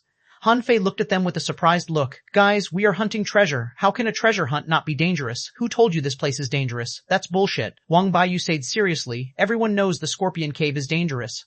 A lot of people have explored it, including many big fishing masters, but none of them got anything. Han Fei, are you sure there is treasure here?" Han Fei smiled. "They used the wrong way. The best things in this world are often in the most dangerous places. You can choose to believe me, or you can go to other places on your own. Of course, if you don't mind, I can go down alone." Everyone fell silent. Come on, if we let you go into the scorpion cave alone, the village leader will kill us, he Xiaoyu asked. Is there really treasure down there? Xiangnan was skeptical. Han Fei, although there are more than a dozen of us, we certainly can't explore the whole scorpion cave in such a short time. Xiao Shuang was ready to go. I think that what Han Fei says makes sense. The scorpion cave is famous for its level of danger. I don't think any other team will come here to find opportunities. Maybe there is really a chance here. After all, no one has been here for many years. Wang Baiyu took a deep look at Han Fei. I have no opinion. I can have a try. Han Fei looked around at the others. Is there anyone unwilling to go? Those who don't go can stay on the fishing boat, but can't take any treasure we find. Xiangnan was the first to chime in. Count me in. If you guys are not afraid of death, I won't be either. Wait a minute, everyone, Han Fei continued. Wait for me for a while. I'll be away for an hour. I have to make some preparations before going down. What are you going to do? With our strength, we can't penetrate the scorpion cave. Let me find some helpers. After Han Fei left, Xiao Wuxuang said, Have you found that Han Fei is a bit strange now? Hu Kun snorted. He has always been weird. Xiao Wuxuang frowned. No, I don't know why, but I feel he is mysterious now. Yes, he is not as stupid as before either. Wang Baiyu shook his head with a smile. Was he stupid before? I'm afraid you are the one who is stupid. Han Fei had long wanted to explore the scorpion cave. The scorpion surely had a natural enemy. The nest of water ants 300 miles away was Han Fei's goal. Water ants, similar to marching sea leeches, were low-level marine creatures, but when attacked or tempted by food, they could be very aggressive. Little Black easily solved the fishes and insects that wanted to attack Han Fei. After a while, Han Fei landed on a seabed full of caves. With a flash of spiritual energy in his hand, Han Fei threw out masses of spiritual energy one after another. After a while, the seabed was covered with palm-sized water ants. Seeing this scene, Han Fei threw out more spiritual energy. When Han Fei tilled the land, he always threw a mass of spiritual energy into the ground to fertilize it. At this moment, with the sudden spiritual energy explosion on the seabed, a dense mass of water ants crawled out of the cave and seemed to be looking for creatures that attacked them. Han Fei hurriedly swam away a little bit and kept throwing spiritual energy into the nest of water ants until a dense layer of water ants appeared on the seabed, biting at him. Chapter 127, Purple-Tailed Scorpion King. After more than half an hour, Han Fei had returned to the scorpion cave. Without any hesitation, he threw out a few large masses of spiritual energy. Bam! Bubbles appeared on the water from time to time. Xiao Wuxuang looked around startled. What happened? Wang Baiyu observed. It seems that something collapsed. Pooh! Suddenly a figure jumped onto the boat from the water, breathing heavily. Swimming 300 miles at a stretch, Han Fei was also exhausted. Xiaoyu opened her eyes wide. Han Fei, why did you come out from under the water? Han Fei shot back. Don't ask. Everyone, go into the water. Everyone was stunned, but still immediately dove in with Han Fei. After a few minutes, Xiaoyu and the others just wanted to run away. What did they see? Thousands or tens of thousands of water ants were fighting fiercely with sea scorpions, and their corpses were spread all over the seabed, and there were scattered ant shells everywhere. Han Fei kept injecting spiritual energy into the scorpion cave. In just a few minutes, the seabed shook several times, and sea scorpions flowed out like lava. Some of the timid people had already secretly swam back.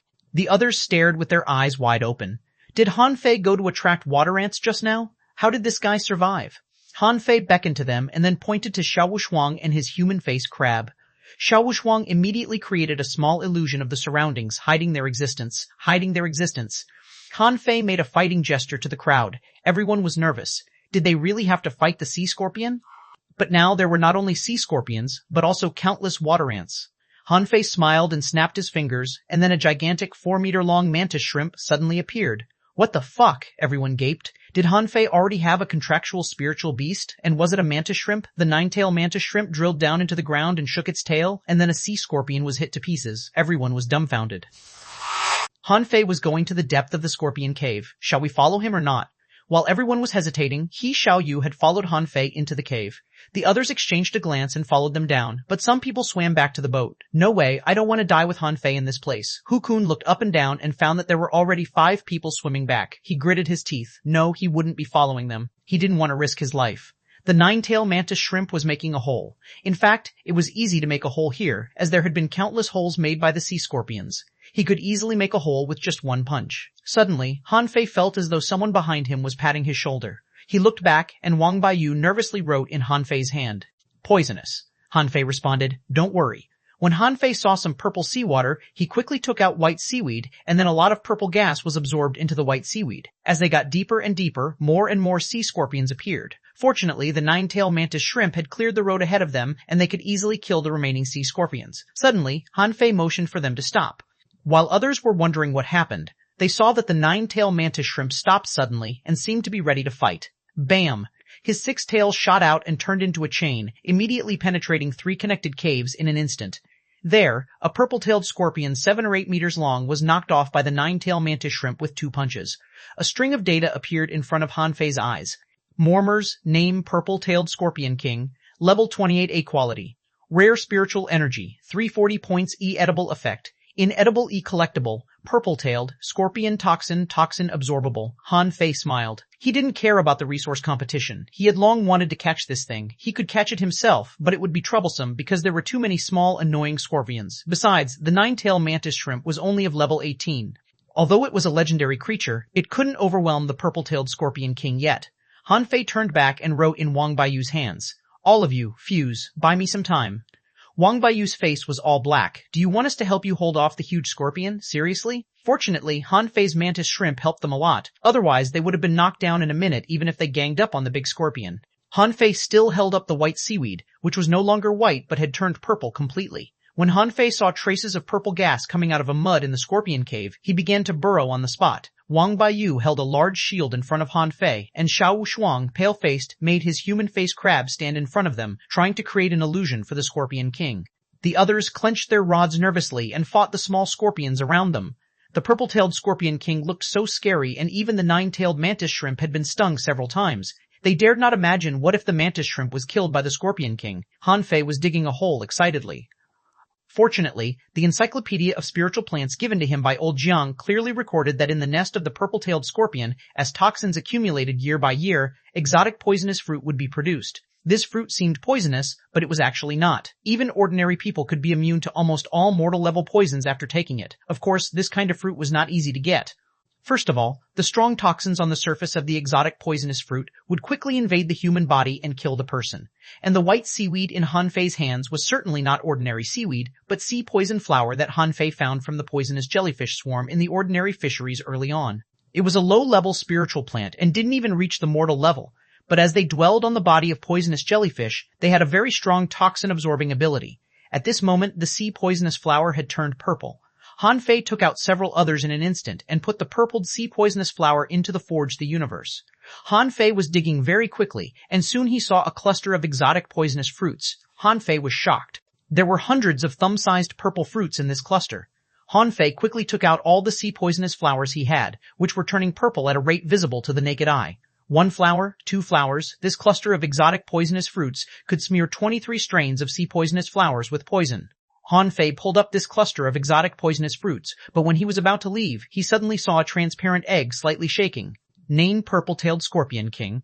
Level SO quality RO quality. Exotic S spiritual energy. 30 points. Edible effect. Inedible effect. Introduction. Larvae of the mutant purple-tailed scorpion. Extremely poisonous after hatched. After it fuses with its master, the latter will become a mobile poison source. It can be domesticated.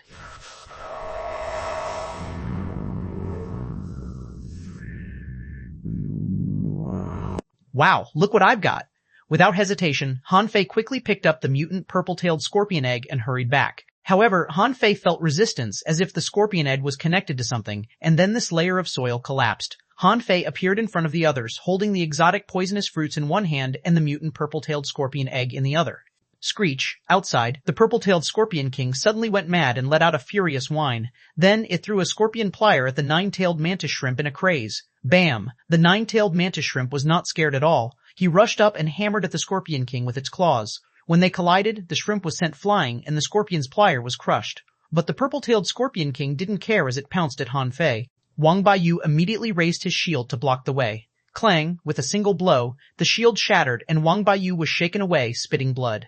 Han Fei threw the exotic poisonous fruits at He Xiaoyu in an instant, then grabbed Wang Baiyu and threw him to Xiaowu Shuang. Fury. Explode. With a loud thud, something exploded underwater, and Han Fei was sent flying through the air and blood oozed from the corner of his mouth. Seeing his master was injured, the nine-tailed mantis shrimp immediately hit the purple-tailed Scorpion King with his tail, and the latter did the same. The 2 big bugs were sent flying at the same time. Run! Han Fei waved at the others and opened their mouths, spitting a string of bubbles. Xiaowu Shuang tugged at He Xiaoyu's arm and they quickly retreated. Xiangnan, Chenqing, and Jiatong were pale. As the purple-tailed Scorpion King screamed just now, a large number of scorpions came out. They were opening a way with difficulty, and broken shells scattered all over the ground in the cave. Han Fei lifted his rod in his hand and activated all his skills, shouting, "Fuse." At this time, Han Fei had no choice but to reveal his real strength. Zhang Qin had trained him for half a year. Although she had been teaching him combat skills, she didn't know that Han Fei had spent nearly 300,000 points of spiritual energy to become a peak-level fishing master. One person, one scorpion, and one shrimp were suddenly in a fierce melee. Chapter 180 Return Water Surface. Xiao Wushuang carried Wang Baiyu and jumped onto the ship, and Shangnan, Chen Qing, Jia Tong, and He Xiaoyu came out of the sea one after another, but they were all covered with bruises, and He Xiaoyu's hair had come loose. Shangnan was most seriously injured. He almost killed half of the purple-tailed scorpions alone. Shangnan had no more than 50 wounds on his body at the moment. "I was poisoned. Who has an antidote?" Chen Qing was lying directly on the deck and his face turned purple. Who would have thought of bringing an antidote? He Xiaoyu frowned.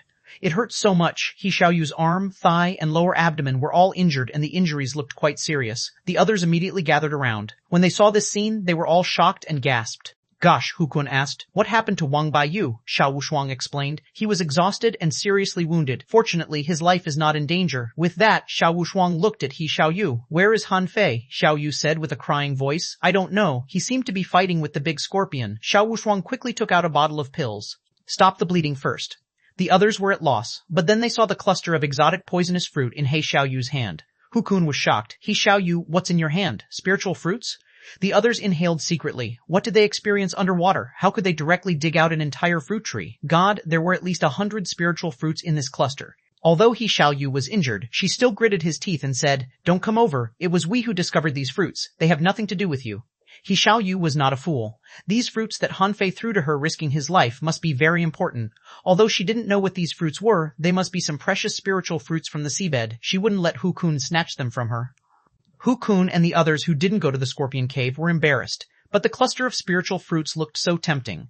Hu Kun even had a crazy idea. "They are all injured now. If I kill them all, couldn't these spiritual fruits be all mine?" But Hu Kun hesitated. He wondered if someone was watching here from the sky. Shangnan violently gasped. "Shit, Hu Kun, you cowards, you chickened out." Someone immediately retorted, "We had the right not to go. Look at you, you're all injured. Wang Baiyu is seriously injured and Han Fei hasn't come up yet. You guys asked for it." Another man said, "Yes, treasure is not as precious as life." Jia Tong scoffed. "Fuck, if I could get up now, I'd slap you to death." Chen Qing added, "If you had gone down with us, we might not have been injured so seriously." The two sides were on the brink of a fight. Xiao Wushuang was the one with the least injuries. He was standing in front of those people, glanced at the cluster of spiritual fruits in He Xiaoyu's hand, and then at the greedy gaze of Hu Kun and the others, and clenched his rod. "You'd better not covet our trophies. None of you are worthy to be my opponent. I can kill at least 3 of you." After a moment, Jia Tong asked, "Shangnan, are you okay? I'm going to sleep, cough. This poison is a bit strong." Chen Qing was worried. "Damn, it's still too early to end this round. Unless we quit, he won't be able to hold on." Hu Kun thought for a second. "What does it matter? We have so many spiritual fruits. We're sure to win. Let's quit." He Xiaoyu had been in tears for a while. Although her face had turned bluish, she still stared at the water. She was almost desperate. That big scorpion was so scary that she couldn't imagine what happened to Han Fei.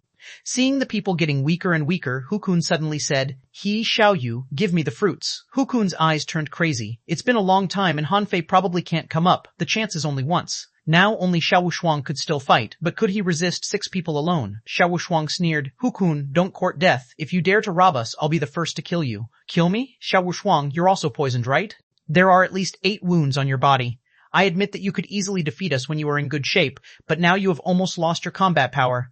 Hu Kun said to the others, "Guys, don't forget that all the things we grab in the resource competition will belong to us." Xiao Wushuang shouted, "Fuse. Hu Kun, I'm gonna kill you." In the fishing trial, Xiao Wushuang was in the limelight. If it were not for Han Fei, Wang Baiyu would not be able to get the 3rd place. It could be said that among all the people here, he was the strongest. Now he wanted to get the upper hand by taking the initiative. He had to subdue them as soon as possible. Otherwise, he wouldn't be able to defend their trophies. Clang, Hu Kun, was sent flying through the air. He shouted to the others, "What are you waiting for? They've started to attack us."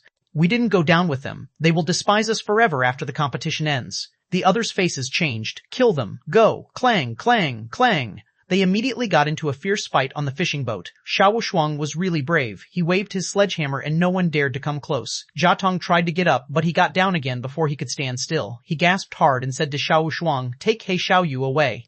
Don't worry about us, Hukun hurriedly shouted. We can't let them go. If they escape, what we do will be revealed. Xuanhuan kept retreating, and even he himself didn't know how many times his body had been hit by rods. He kept vomiting blood, thinking helplessly, I want to leave, but I can't. Little did they know that on the sea surface dozens of miles away, a fat figure suddenly jumped out of the sea. Han Fei was breathless, but he was very excited.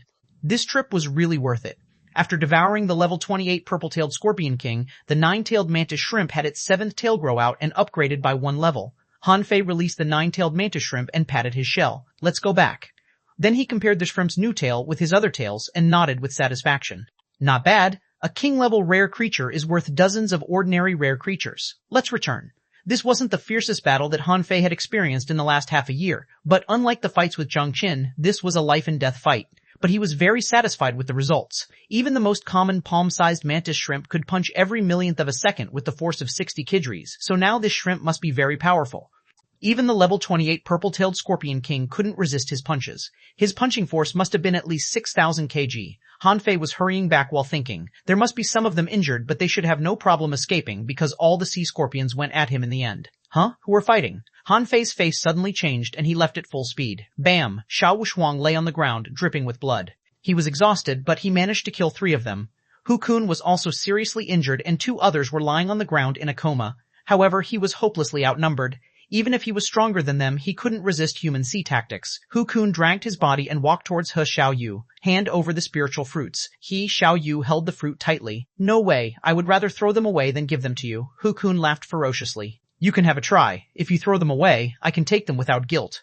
Hukun, the village leader will kill you. Hukun laughed again. People die in the competition. Only the mayor will know what happened and the village leader won't find out anything. But Master Mayor may mind conflicts among the villages but won't bother to interfere in fights within the same village. Hukun stepped forward and grabbed He Xiaoyu's hand. He was very excited. If he had these hundreds of fruits, he would soon become a great fishing master or even a dangling fisher. Who knows, he won't lose anything anyway. Bastard, let go. At this moment, one hand grabbed Hukun's feet. Hukun looked down, only to find it was Xiangnan who was in a coma just now. Haha, look at you, you're even weaker than a level 2 fishing master. Fine, since you will die sooner or later, let me help you out. Pooh, with that, Hukun thrust a knife into Xiangnan's back. He Xiaoyu burst into tears. Xiangnan, Zhao Tong screamed, Hukun, fuck you, I'm gonna kill you. Hukun laughed crazily. Haha, then come kill me, I'd like to see how you can kill me. Now go to hell. Then he injected spiritual energy into his rod, but just as he was about to crush Jiatong's head with his rod, 2 cold lights shot at him from 100 meters away. Who is it? Clang. Before Hukun had any time to respond, he was directly nailed to the deck by 2 knives. At the next moment, under the shocked stare of everyone, a fat body came flying through the air. A fishing master who was about to attack was smashed over by a blow before he realized what happened. His body shattered the deck and his chest was covered with blood.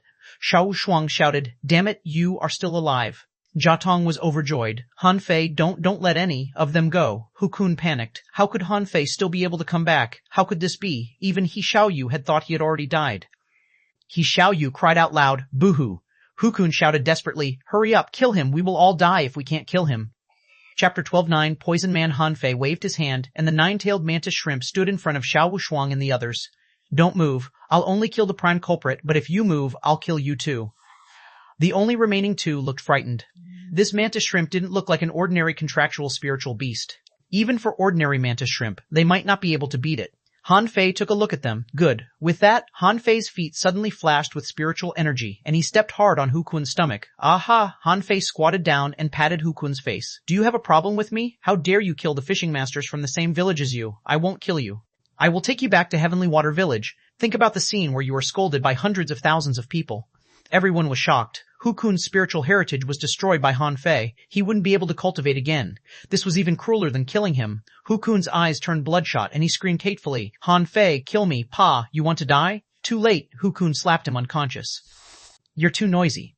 Han Fei looked back at Xuanhuan whose face was black and blue.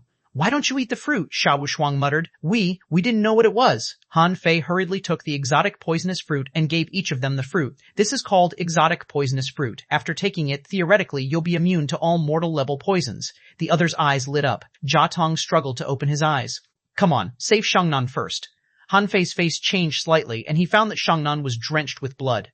At that moment, Han Fei really wanted to kill Hukun, but then he thought it would be too easy for him to die this way.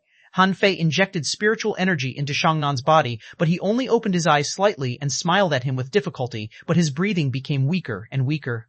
Han Fei sighed and took out the mutant purple-tailed scorpion egg. Let Xiangnan sign a contract with it. It was said that a contractual spiritual beast could share life with its master, but many contract spirit beasts die even when their masters are still alive. He was not quite sure. Han Fei said seriously, Xiangnan, this is a mutant purple-tailed scorpion egg. Sign a contract with it. Be quick. Han Fei grabbed Xiangnan's hand and placed it on the mutant purple-tailed scorpion egg. It's up to you whether you can live or not. Xiangnan's mouth was full of blood foam. He struggled and muttered something that no one could hear clearly, but they could see the blood on the ground and on his hand seeping into the scorpion egg.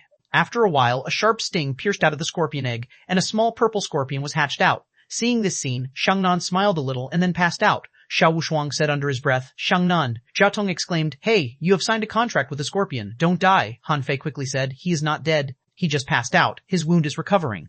After about 15 minutes, the wounds on Xiangnan's body gradually healed. Han Fei slightly shook his head. The contractual spiritual beast can indeed provide some vitality and even recovery ability, but not much. He only recovered from the trauma, but the internal injuries are still very serious. Xiao Shuang remembered something. I still have some healing pills on me. Let me feed them to him.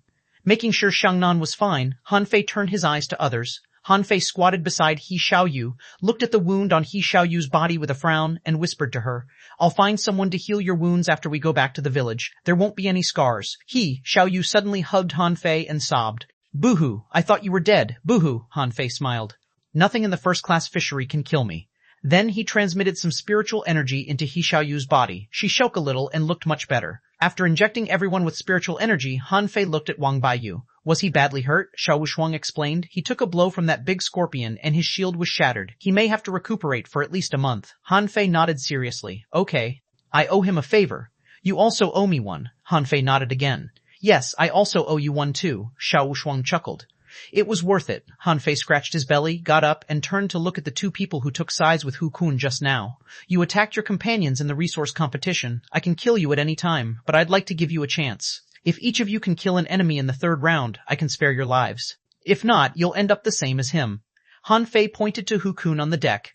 It was not that Han Fei didn't want to punish them, but his companions were all seriously injured. If he killed the two of them, he would have to face up to the enemies alone in the third round.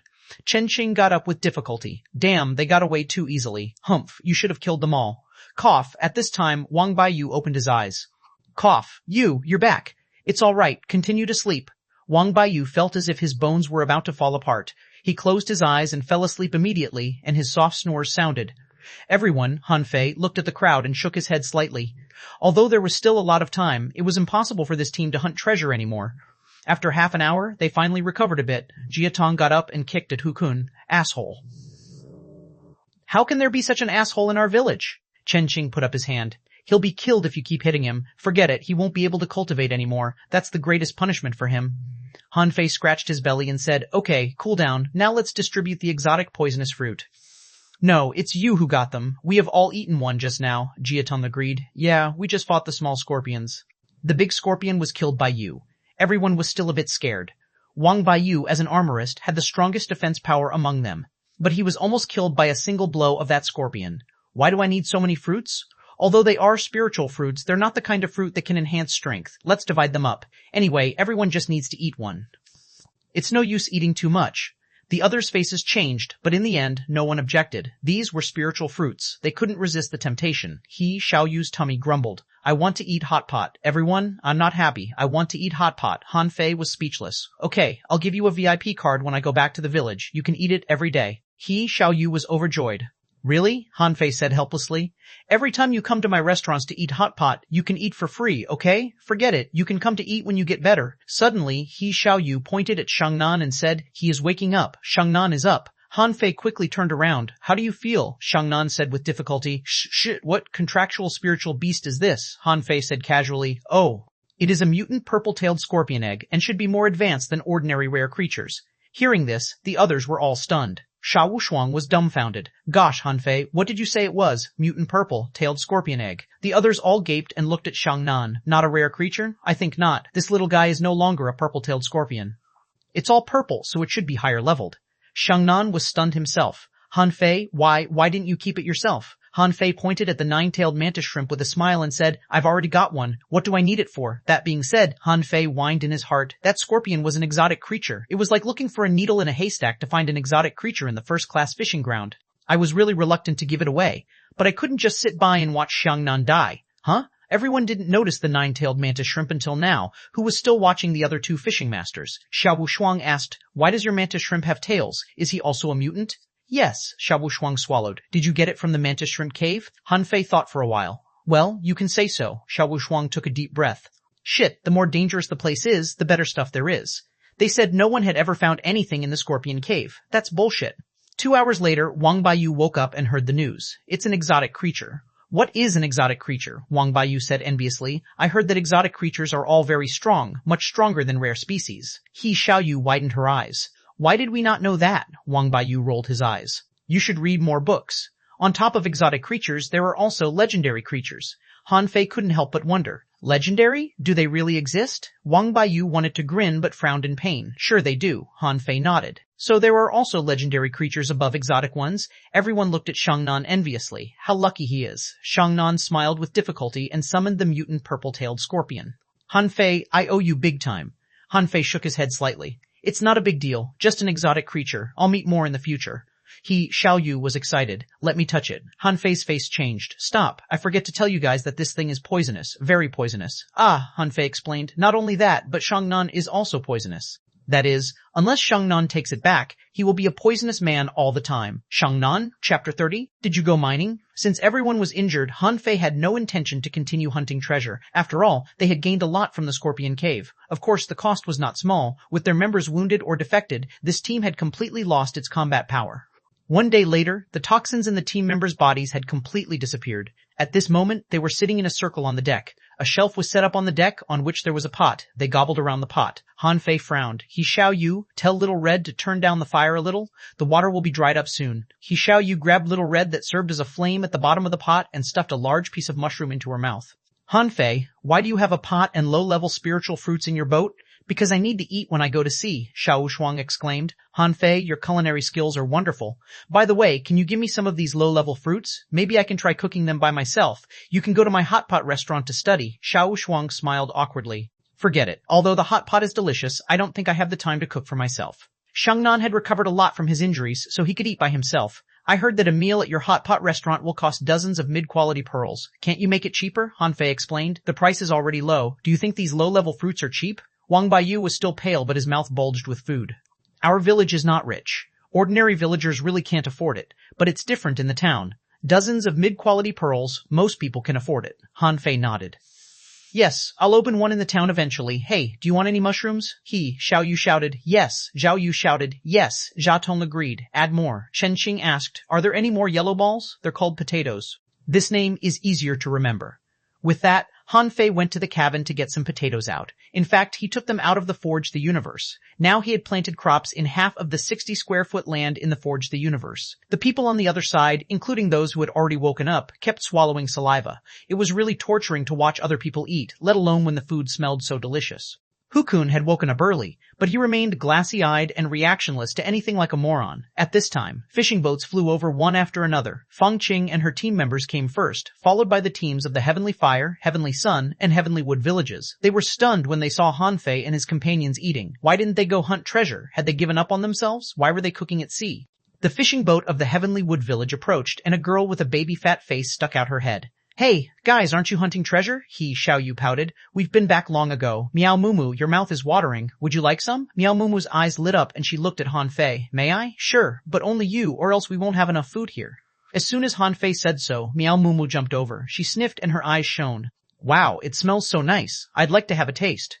Meow Moo's attention was all on the food and she didn't ask what happened to Hukun and the others. A moment later, Xiao Shuang shouted to a girl who had just landed on the water. Yunqian, would you like some hot pot? Yunqian was the captain of the juvenile team for the Heavenly Rain village. Hearing Xiao Shuang's voice, she came over and asked helplessly, so this is your way of hunting treasure? Meow Moo, why are you here too? Meow Moo had never eaten such delicious food. She had no time to respond to Yunqian, so she just hummed as a response. They made room for Yunqian. This girl looked a little cold, but when she had the first bite of mushroom slices, she was stunned. The people from the Heavenly Water Village were used to this expression. Xuanhuan asked, "How about it? Is it delicious?" Yunqian nodded with a mouthful. "Oh my gosh, I have never had anything so delicious. Come to our village and I will take you to eat it." Han Fei nudged He Xiaoyu. "Do they know each other well?" He Xiaoyu nodded. "Yes, Miao Mumu is my friend. Xiao Shuang and Yunqian are good friends. We had to make some friends in the town, otherwise the people in the town would bully us." He Xiaoyu pointed to the people from the Heavenly Sun and Heavenly Moon villages. At this moment, the team leaders of these villages were all speechless. "Hey, what are you guys doing here? Are you serious about the competition?" In the team from the Heavenly Heart Village, Feng Qing swallowed secretly and asked the girl next to her, "Shall we join them? It looks so delicious." "But we don't know them well." Feng Qing nodded. "Okay, forget it. We can have more interactions with He Xiaoyu in the town in the future. She seems to have an unusual relationship with the fatty." The juvenile team from the Heavenly Sun Village. Gu Longyu narrowed his eyes. It seems that there was a fight inside the juvenile team of the Heavenly Water Village. A guy was nailed to the deck. Some are eating while some cower on the side and watch them eat. Ho Ho, the Heavenly Sun Village. Shen Tong instructed, "Avoid the fatty in the third round." Their team had an internal fight, but he was eating leisurely as if nothing had happened. This person can't be simple. After a while, the mayor led the 8 village leaders to appear in the sky. The mayor drew a long face. How could Han Fei and his team members eat so happily alone? His mouth almost watered. He had threatened the village leader of the Heavenly Water Village to tell him the recipe later. And now old Zhao's face was all dark.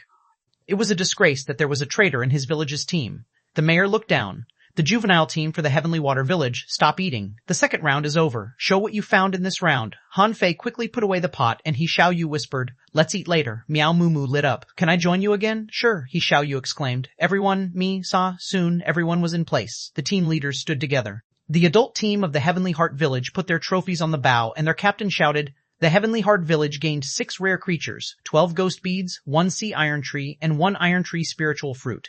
They also killed 1 guardian beast of iron tree and a stone spiritual crab."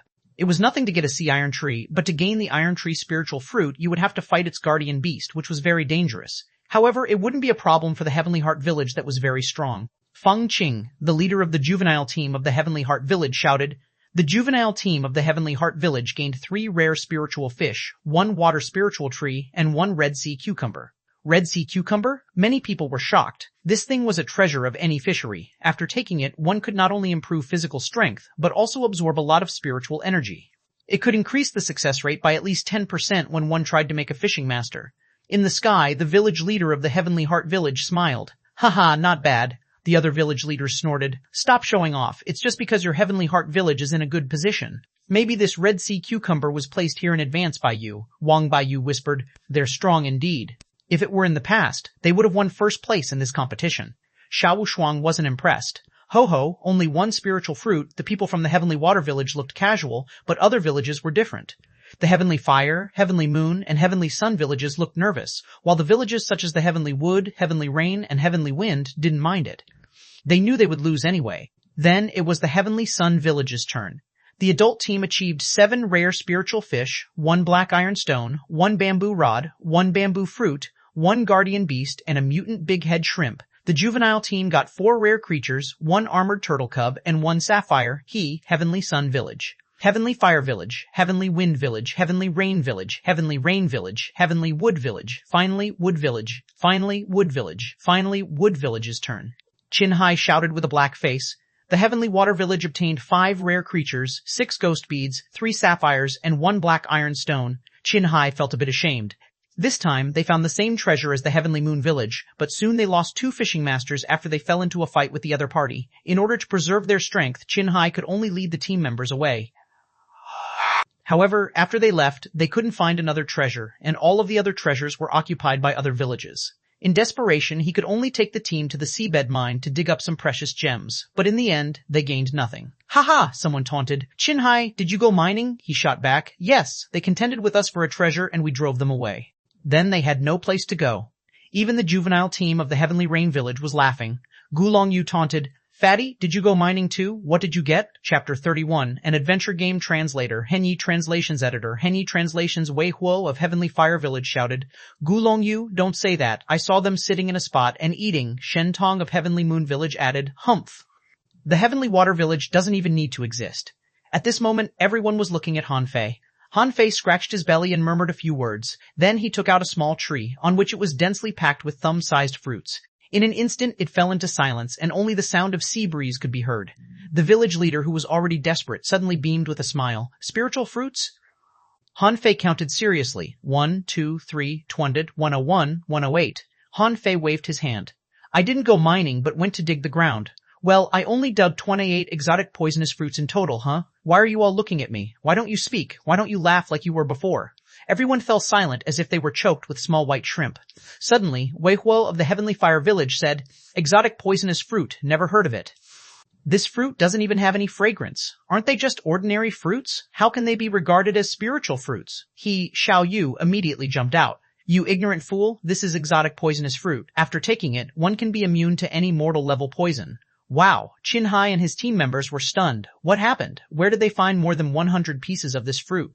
If what He Xiaoyu said was true, wasn't this fruit more valuable than ordinary spiritual fruit? That's impossible. How can anyone get so many spiritual fruits at once? All fruits have guardian beasts. To gain so many spiritual fruits, how strong of a guardian beast would you have to beat? You must have cheated.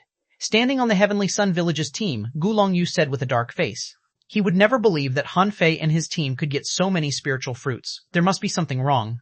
Before Han Fei said anything, He Xiaoyu pointed at Gulong Yu and shouted, You're just jealous of us. We not only got these spiritual fruits, but also caught a mutant purple-tailed scorpion. What? Excuse me? Hearing this, the village chief hurriedly landed. Where is it? Let me see it. With a flash in Xiangnan's hand, a palm-sized purple scorpion appeared in front of everyone. The captain's faces all changed greatly. A mutant creature, it was much stronger than rare creatures. The village leader of Heavenly Heart Village was stunned. Did you go to the Scorpion Cave? Many people were shocked. The Scorpion Cave? There were only a dozen of them, and they went to the Scorpion Cave? Han Fei remained calm. Couldn't we go there? It's just a bunch of bugs. Why should we be afraid? A bunch of bugs? Everyone was speechless. Were the purple-tailed scorpions in the Scorpion Cave only a bunch of bugs in your eyes? Han Fei turned around and blamed He Xiaoyu. Don't expose the good stuff you have to others. Don't you know that? He Xiaoyu chimed in. Xiaonan is not afraid. Right, Xiaonan? Xiaonan was speechless. Do you think I'm an ironhead fish? Of course I'm afraid. I dare not come to the level 1 fishery again. Since Han Fei showed the exotic poisonous fruit, the result had come out. More than 100 pieces of spiritual fruits. The other 7 villages added up would still be no match for the Heavenly Water Village. Han Fei looked at Gulong Yu with a smile. Well, perhaps we should try mining next time. What if we find something unusual? Gulong Yu snorted coldly. Humph, look at your crew. They are either wounded, disabled, or defected. Even if you win the second round, so what? Han Fei continued to scratch his stomach and clicked his tongue. But I can beat all of you alone. Asshole! Gulong Yu turned purple in anger and everyone else was stunned. This fatty was really arrogant. Especially the girls. Feng Qing from the Heavenly Heart Village narrowed her eyes. Miao Mumu from the Heavenly Wood Village and Yun Qian from the Heavenly Rain Village both looked at Han Fei strangely, thinking to themselves that this fat guy must be the most arrogant person they had seen in the villages. After fishing and treasure hunts, the third round was actual combat. After all, if you wanted to survive in this ocean, you must be strong enough. The Heavenly Heart Village was the closest to the level 1 fishery, and the other villages surrounded it from far to near. The third round was held in the Heavenly Heart Village. When hundreds of fishing boats landed in the Heavenly Heart Village at the same time, they discovered that it was already packed with people. Han Fei took a slight breath. No wonder the Heavenly Heart Village ranked number 1 among the villages. The floating island of the Heavenly Heart Village was well arranged with mountains and waterfalls, and the area was larger than the Heavenly Water Village. Looking at Han Fei's surprised face, He Xiaoyu nudged him. It's only better than our village. You will find that the town is more than 10 times larger than here. Pooh, really? Han Fei was speechless. This was an island floating in the sky. He had thought the Heavenly Water Village was very big. When he saw the Heavenly Heart Village, he thought the Heavenly Heart Village was much more beautiful and bigger. But He Xiaoyu said that the town was dozens of times larger than here? Xiao Shuang smiled and said, There is nothing to be surprised at, but do you see that waterfall? It's said that every outsider who comes to the Heavenly Heart Village for the first time will challenge that waterfall. I guess we have to do it too. Han Fei was confused. How do you challenge a waterfall? Wang Baiyu explained. Jump down from it. What? The Heavenly Heart Village advocates bravery. They take waterfall jumping as a challenge. We are all injured now, and they will not let this opportunity pass. You can say you are still wounded and refuse to go. Of course we can do that, but then we will be laughed at, so what do you think? Sure enough, as soon as the fishing boats landed, Feng Qing went up to the other villages' teams. When she came to their team, Feng Qing said with a smile, Hi, welcome. We'd like to invite you to participate in an adventure game. Would you like to take part? Han Fei shook his head. No. Feng Qing was stunned. How could he refuse me so bluntly? Didn't he even care about his village's face? He Xiaoyu tugged on Han Fei's arm. Let's go. Actually, it'll be fine. Han Fei said again, no, Han Fei, no one who comes to our Heavenly Heart village will refuse the adventures game, which can prove your bravery and fearlessness. Han Fei looked her straight in the eye. Little girl, do you think I'm a fool? Fang Qing looked embarrassed. Now she knew why Gu Longyu didn't like Han Fei. This guy was outrageously arrogant and rude. However, Fang Qing was not in a position to blame Han Fei. After all, they had the right to refuse. Coward. Wei Huo snorted when he walked past Han Fei. You're such a chicken. Wei Huo also sneered when he led his team to walk past. When all the people walked away, Xiao Wuxuang tugged on Han Fei's arm. It's just a waterfall jump. Han Fei, let's go. Han Fei's face turned black. Do you really want to see a fatty go into a freefall and then make a huge splash of water? The most important thing we should do is to beat the hell out of them in the third round. Everyone, when? When Han Fei left, the public booed. Han Fei suddenly walked out of the team and made a provocative gesture to the public, a thumbs down gesture. Shit, kill this bastard. Fatty, let's wait and see. Damn it, I'll beat you skinny during the battle. What the hell, is the Heavenly Water Village team so arrogant because they have Tunga? He Xiaoyu cautioned. Han Fei, you'll be beaten to death. Xiangnan added, I can't imagine what will happen if you go to the town. Wang Baiyu thought for a moment. I'm afraid that you will put a sign at the gate of the 3 academies, reading Peerless in the World. Then I'm afraid even we couldn't help you. Han Fei sneered. What do you know? This is the aura of the protagonist. Han Fei hummed and walked towards the competition court. After all, killing was allowed in this round unless one party admits defeat in advance, behind the statue of Sea God. All the fishing masters of the 8 villages were sitting on spectator seats except the juvenile team. Now Qinhai was speaking to a group of fishing masters. Han Fei asked, what are they doing? They were selecting players. Each village will send 5 players and the teams will draw lots to fight each other. Which village loses first will get the last place. If they lose at the same time, their rankings will be the same as last year, Wang Baiyu explained. Han Fei glanced at Wang Baiyu and thought that this pretty boy knew really much. However, he was not very optimistic about this round. It seemed that there were many peak-level fishing masters in other villages. Chapter 132, the bloody third round. Han Fei sat with his team. Chen Jiaer and Zhang Peng moved to Han Fei and asked him curiously, why didn't you go to play the adventure game? Han Fei curled his lips. We don't play children's games. The two of them went speechless. You speak as if you aren't a child, Han Fei asked. Sister Jiaer, why does our village have only one peak-level fishing master? Of the 5 players of the Heavenly Water Village, only Qinhai was a peak-level fishing master. Zhao Dabai, Cao Fei, and the other 2 who he didn't know were only advanced fishing masters. Not far away, Zhang Peng snorted. Because other peak-level fishing masters were killed in the previous resource competitions. Han Fei and the others were shocked. Were they all killed? Zhang Peng continued. This is a live-or-die fight. Unless you admit defeat early, the other party will definitely kill you. He Xiaoyu asked blankly, weren't they all peak-level fishing masters? Why were they still killed? Han Fei scoffed. Are you stupid? There is also a gap in strength between peak-level fishing masters. Han Fei thought to himself, this was also a trial. It was a way to cultivate the most excellent people, but it was a bit cruel. Soon, the 40 people were divided into 20 pairs. The referee stated, the results of the draw, Zhou Min from the Heavenly Heart Village, vs. Zhao Ren from the Heavenly Fire Village, Li Sen from the Heavenly Wood Village vs. Wang Kai from the Heavenly Moon Village, Zhao Dabai from the Heavenly Water Village vs. Lu Feng from the Heavenly Wind Village. Soon, the battle sequence was decided, and with the cheers of the crowd, the battle began. The first battle, Zhou Min from the Heavenly Heart Village vs. Zhao Ren from the Heavenly Fire Village. The two of them seemed to be acquaintances, and without greeting, they immediately started to fight. Zhou Min took out a bow and shot 7 arrows in a row. The 7 arrows followed Zhao Ren from the Heavenly Fire Village as if they had eyes. Han Fei's eyelids twitched. Damn, do the arrows have eyes? Since he saw someone from the town using a bow half a year ago, he had been preparing to try a bow. With a bow, he could kill the enemy from a long distance even without moving. Wasn't it awesome? But he was busy dealing with training from Zhang Qin. He had no time to try the bow. Now he wanted to use a bow as his weapon again. Chen Jiaer explained, it's a bow combat skill. Our village doesn't have such a powerful bow combat skill. Zhao Ren had no ability to fight back at all. He was busy ducking the arrows and couldn't even get close to Zhou Min. Arrows were flying all over the arena. Pooh, as Zhao Ren's body was pierced by an arrow, he immediately shouted, I admit defeat. However, the arrows in the air did not stop. When he shouted, I admit defeat, his body was penetrated again and directly nailed to the ground. Zhang Peng said, he is still alive, but I think he won't be able to recover within half a year. Zhou Min didn't want to kill him, or else he was already dead. Everyone in the juvenile team looked grave. This guy was too strong. Even the most talented Xiao Wuxuang turned pale.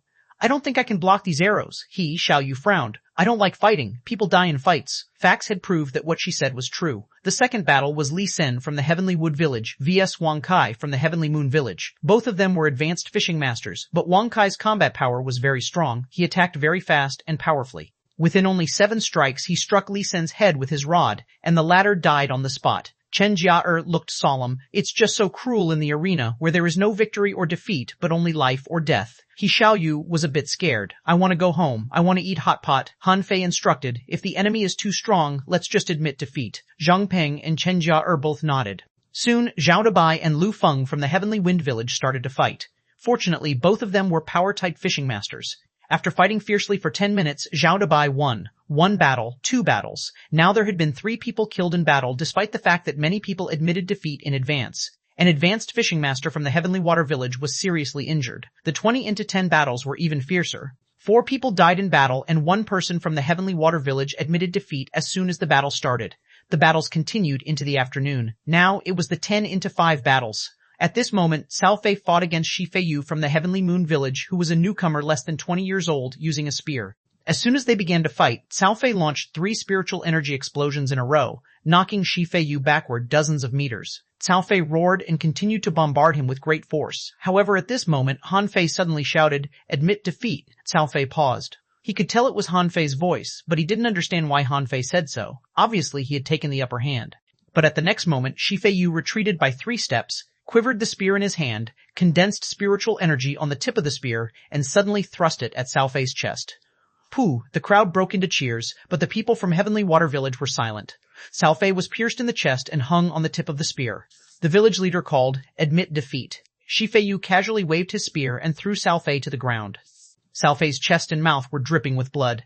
Chen Jiaer said under her breath, "Captain," Zhang Peng shouted. "Damn it," Shi Feiyu smiled contemptuously. "Only a fool will fight with brute force." Zhao Dabai patted his head. "Fuck you, little bastard. If I meet you in the arena, I'll kill you." Dozens of minutes later, on the Heavenly Water Village's side, the village leader returned with a black face. His internal organs were all shattered. He is dead. Han Fei couldn't help but clench his fists. He had treated Cao Fei to hot pot more than once. This man looked ferocious but was actually a very kind man. At this moment, Shi Feiyu glanced at Han Fei and seemed to be surprised that Han Fei urged Cao Fei to admit defeat. Han Fei glared back. If he could, he would have rushed up to kill this bastard. Xiao Wuxuang was angry. That guy is laughing at us. Damn, I must kill him, Wang Baiyu said with a cold face. Then cultivate hard, strive to become a peak-level fishing master and kill him.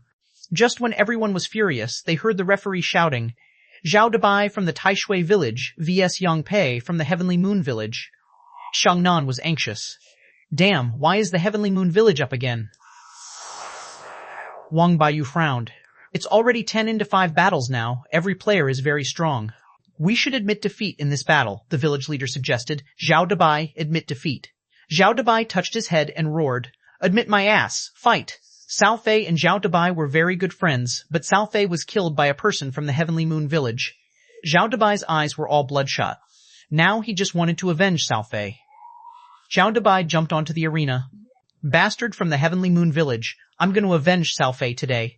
Yang Pei used a broadsword. He slowly dragged the long broadsword along the ground. "You'll only lose your life. If you can admit defeat now, you don't have to die." Bullshit, fight. Zhao Dabai was fighting him like crazy, reserving no spiritual energy. After dozens of rounds, blood oozed from Yang Pei's mouth, while Zhao Dabai had dozens of wounds. The village leader shouted angrily, "Zhao Dabai, admit defeat." But Zhao Dabai didn't listen to him. Fuck, kill, clang, clang, clang. Soon, Zhao Dabai was stained with blood and he fell to the ground. Everyone in the Heavenly Water Village's team stood up nervously. Yang Pei carried his knife and was drenched with blood too. Blood was dripping to the ground, but he smiled and walked to Zhao Dabai. "Still don't admit defeat? Then die. I admit defeat." "Everyone?" Someone immediately shouted angrily. "Shit, didn't you say you would avenge your friend? Why did you admit defeat?" Someone cursed. "Coward." Some people scolded. "Damn, you're wasting our time." Zhao Dabai grinned. "I'll keep my life to kill the bastards from the Heavenly Moon Village. It is not worthwhile to die here." Yang Pei looked deeply at Zhao Dabai. "The next time I meet you, you will die." Zhao Dabai grinned ghastly. "Even if I die, you'll be seriously injured." At this time, there were only Qin Hai and a man from the Heavenly Wind Village among the players from the 4 weaker villages. However, as soon as the battle started, the guy from the Heavenly Wind Village had conceded defeat. But Qin Hai didn't. His opponent was from the old enemy, the Heavenly Sun Village. How could he admit defeat without a fight? 20 minutes later, Qinhai was carried off the arena, just like Zhao Dabai, who conceded defeat at the last minute, seriously wounded. The juvenile team's competition would be on the second day, and the adult team of the Heavenly Water Village gained 5th place. Qinhai and Zhao Dabai needed to be treated immediately and then were sent back to the Heavenly Water Village for recuperation. Qinhai beckoned Han Fei over with his last bit of strength. He was still vomiting blood, but he gritted his teeth and said, "I know you are very powerful. Cao Fei said that you are much stronger than him. I believe him. Cough, cough. Tomorrow, the Heavenly Water Village will count on you." This time, Han Fei didn't joke, but nodded very seriously. "Okay, I will try my best tomorrow, but unfortunately, you can't see it." I really wanted to see it. Chapter 13:3, a life or death battle the next day. Han Fei said seriously, "Now, let's call the roll. Xiao Wushuang, He Xiao Yu, Chen Zhou, Luo Chu, the 4 of you, follow me." Chen Zhou and Luo Chu were the 2 people who had betrayed them, but since Han Fei said that they would be given a chance, then they would be given one. As for the other 3 people who had been knocked out by Xiao Wushuang, they weren't so lucky. After going back, they would be severely punished or even have their spiritual heritage destroyed. Xiangnan quickly tugged on Han Fei's arm. Hey, why don't you count me in, Han Fei? I've recovered. I can still fight." Han Fei rolled his eyes at him. "Fight my ass. Can't you see the big cut on your belly? Your intestines might be punched out in combat." Wang Baiyu said hesitantly, "Actually, no way. You're most seriously injured. I bet you will be knocked out before you can even take out your weapon."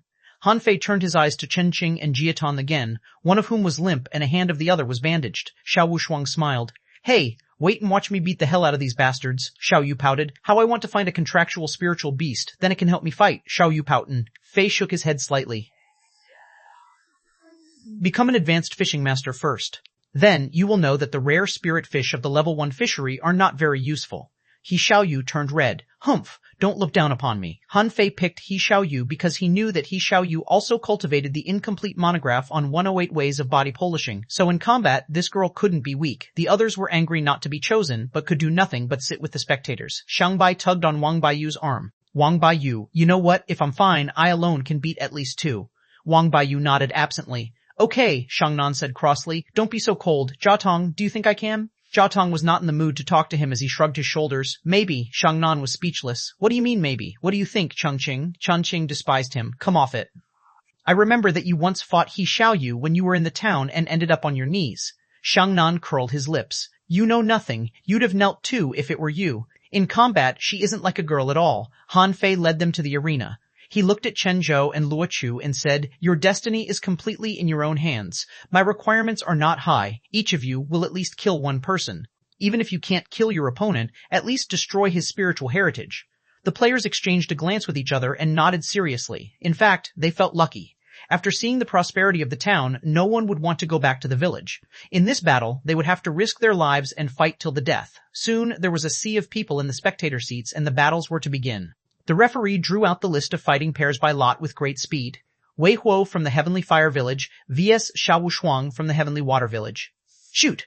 Many people were stunned. Why was it the 2 of them at the very beginning? Everyone knew that Xiao Wushuang was strong, and Wei Huo was the team leader of the Heavenly Fire Village. Their strengths were neck and neck. Xiao Wushuang was very calm, like an elegant young master. He said calmly, "Wei Hu? Humph, I can beat him within 3 minutes." Han Fei suspected, "Are you sure?" The referee continued to read, "Shen Tong from the Heavenly Moon Village vs. Li Yang from the Tianfeng Village." The audience burst into a cheer again, and many people were excited. "Great! A captain vs. a captain." The referee also glanced at his own hand. What a coincidence. Then it was Wang Xiao Yu from the Heavenly Rain Village vs. Lin Yi from the Heavenly Sun Village, Han Fei from the Heavenly Water Village, vs. Chushu from the Heavenly Heart Village. Han Fei didn't know this guy, so he didn't take it seriously and turned his eyes to the arena. Xiao Wushuang was fighting against Wei Huo. Han Fei watched the fight closely. When Xiao Wushuang was going to lose, he would remind him to admit defeat in time.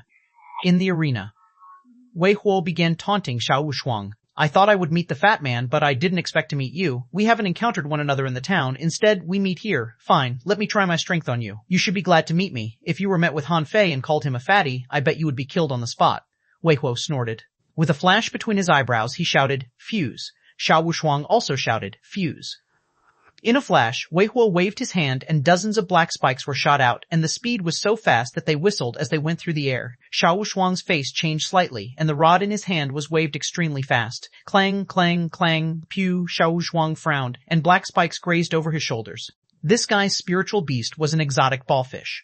Illusion. As his eyes turned white, Wei Huo, standing opposite to him, staggered and shot dozens of black spikes in a row, but it wasn't in Xiao Shuang's direction at all. Xiao Shuang quickly approached with his rod. Explode. Wei Huo was sent flying immediately. Pooh! Wei Huo spat out a mouthful of blood. He Xiao Huo spat out a mouthful of blood. He Xiao Hu shouted on the sidelines. Great! Beat him. Kill him. In the juvenile team of the Heavenly Fire Village, the team members looked worried. Captain is in danger. Xiao Shuang's spiritual beast is an extremely rare human-faced crab that has the ability to create illusions. Now he's caught up in a bunch of illusions. Wei Huo suddenly jumped up from the ground and threw a string of black spikes. Instead of blocking them, Xiao Shuang dodged and quickly approached him. At this moment, Wei Huo shouted, "Explode!" With Wei Huo as the center, hundreds of black spikes were shot in all directions. Obviously, this was beyond Xiao Shuang's expectations. Now it was too late for him to retreat. Clang, clang, clang, clang, poo, poo, poo, fee. Xiao Shuang vomited a mouthful of blood. There were at least 5 black spikes pierced in his body. Now his face was ghastly pale and he seemed to fall down at any time. Well done, Captain. Illusion is not a big deal. The ballfish attacks in all directions. Xiao Shuang gritted his teeth. I don't believe you can keep doing this. Immediately, a phantom of a human-faced crab appeared behind Xiao Shuang. As the crab's claws quivered, Wei Huo began to fight the air. He kept hitting the air with his rod and shooting out black spikes. Xiao Shuang got close to him again and suddenly hit his head with his rod. Dong! A ballfish appeared on Wei Huo's head and it was sent flying with Wei Huo. In mid-air, Wei Huo vomited blood while shooting hundreds of black spikes out in all directions again. A few minutes later, Xiao Shuang was covered in blood and could barely stand, while Wei Huo lay on the ground like a dead body. Wei Huo gritted his teeth and said, I admit defeat. Xiao Shuang cursed, damn, I almost killed him. With that, Xiao Shuang fell backward. Han Fei went up and brought Xiao Shuang back. He Xiao Yu quickly put medicine into Xiao Shuang's mouth. Wang Baiyu said quickly, anyway, you won, but unfortunately this guy is too seriously injured. I'm afraid he will admit defeat in the next battle. The battles went very fast, and most players from the 3 weak villages couldn't hold out for more than 5 minutes. At this time, Chen Zhou, who sat beside Han Fei, stood up. The referee shouted, Chen Zhou from the Heavenly Water Village vs. Liang Sha from the Heavenly Sun Village. Liang Sha smiled when both of them entered the arena. I had thought that even if I didn't meet Wang Baiyu, at least I would meet Xiangnan. I didn't expect it would be you, Chen Zhou. You're too weak for this game. Chen Zhou didn't speak. His spiritual beast was an iron-headed fish whose only advantage was its sturdy body. And the weapon he used was an axe, Fuse. Both of them roared and attacked the other party. Chop! Liang Sha's weapon was a rod. He was not afraid of this kind of attack at all. He roared and charged at Chen Zhou. BM. In an instant, a strong light broke out on the axe. Liang Sha didn't expect Chen Zhou to gather almost half of his spiritual energy on the axe and attack him like crazy. What's wrong with this guy? Liang Sha was shaken away and fell to the ground, and as soon as he got up, Chen Zhou swung his axe at him again. Thorn, Liang Sha sneered, and his long rod was thrust at Chen Zhou like a sword. Pooh! The long rod directly penetrated Chen Zhou's abdomen, and the latter's eyes turned bloodshot, and he shouted, Chop! Liang Sha was shocked. Do you want to die? How can you block my thorn with your own body? He hurriedly tried to dodge, but the axe had come at him. Crack! Caught off guard.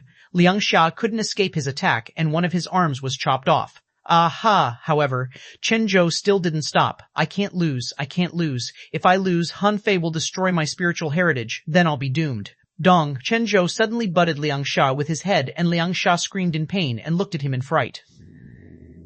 Then Chen Zhou swung his axe at him again, but a crayfish suddenly appeared on Liang Sha's head, and the axe broke the crayfish's shell into 2. Pooh! Chen Zhou fell backward. Unfortunately, he still couldn't kill his opponent, although he had tried his best. Chapter 13.4, You're All Trash Translator, Henyi Translations Editor, Henyi Translations, Ha! Liang Sha's spiritual beast was hacked to death. This was the first spiritual beast to die in this round. If Chen Zhou's weapon was a rod, the crayfish would not die, but he used an axe, so the poor crayfish was dead. Gulong Yu was furious. Asshole, I'm gonna kill him. And Han Fei had already jumped onto the arena and took Chen Zhou back, shouting, Wang Baiyu, medicine, medicine. Chen Zhou grinned. I failed to kill him. Han Fei was very anxious. You killed his spiritual beast. He can no longer cultivate. Chen Zhou grabbed Han Fei by the hem of his clothes. I am not a traitor. Han Fei nodded. I know. Chen Zhou passed out, and Wang Baiyu quickly poured the pills into his mouth. He only has one fatal injury and probably can survive. At this time, the village leader had arrived and he looked at Chen Zhou. Leave him to me. Everyone else was stunned. Miao Mumu from the Heavenly Wood Village was dumbfounded. The Heavenly Water Village changed. In the Heavenly Rain Village's team, Yun Chen took a deep breath. Wow, this is a real life or death battle. In the Heavenly Heart Village's team, Feng Qing's eyes flickered. He's a tough guy. The audience was stunned. This was the quickest battle they had ever seen. Within 10 seconds, the battle was finished. In the Heavenly Water Village's team, many people burst into tears. Why should a child bear all this? Luo Chu looked grave. Chen Zhou had already won the battle. What about himself? Can he fight a way out like Chen Zhou? Soon, the referee declared, Pei Heng from the Heavenly Heart Village vs Luo Chu from the Heavenly Water Village. Luo Chu took a deep breath and went to the arena with his rod. Fuse, Crew, C, Kriya. Luo Chu wanted to adopt Chen Zhou's strategy, but Pei Heng seemed to realize this. He snorted, Do you think I'm as stupid as Liang Sha? Pei Heng muttered, Combat skill, strangle. A long-tail phantom suddenly tied Luo Chu up. Explode. Luo Chu suddenly released almost half of his spiritual energy and broke free of the phantom. Bam! At the moment, Han Fei suddenly shouted, Quick, concede defeat. However, before Luo Chu had any time to open his mouth, Pei Heng had slashed across his neck with the broadsword in his hand. At the next moment, Luo Chu fell to the ground and blood spurted out of his neck. Han Fei's face was black and his heart was trembling. He glanced at the people from the Heavenly Heart Village and then at the audience who were cheering crazily. He didn't expect the third round to be like this. He killed because he would have to die if he didn't. But why did people kill in this competition?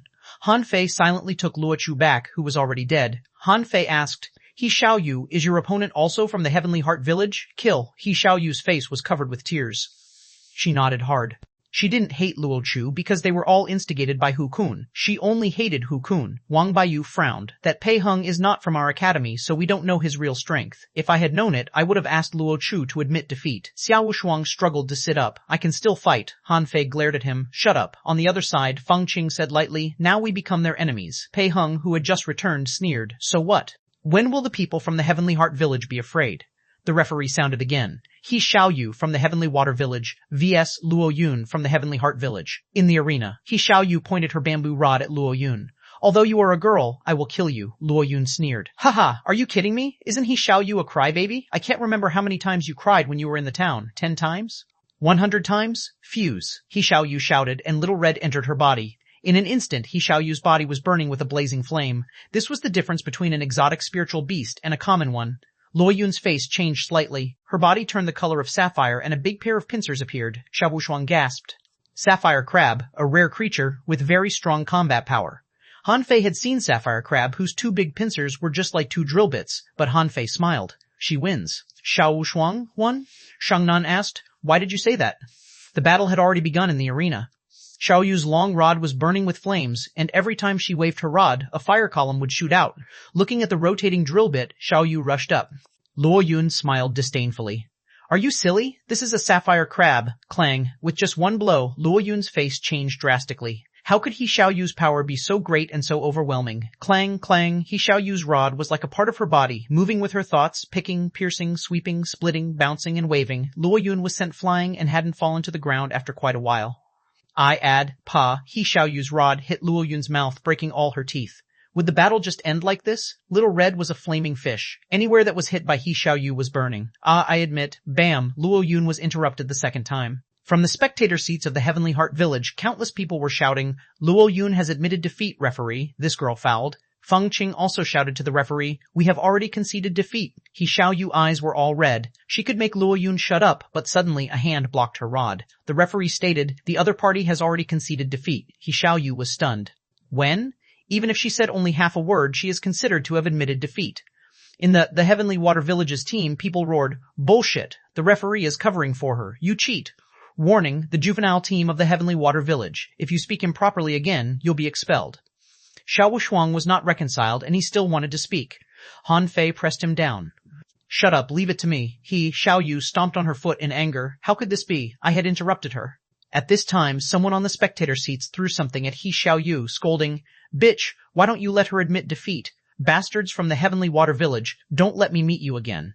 Bitch, do you want to die? Han Fei shouted to the audience with his rod. Hey you, people of the Heavenly Heart Village, come at me if you have the guts. Who the fuck are you, fat ass? Hugh, with a cold flash, a flying knife shot through the air and pierced the palm of the man who called Han Fei fat ass, and his hand was immediately dripping with blood and his hand was immediately dripping with blood.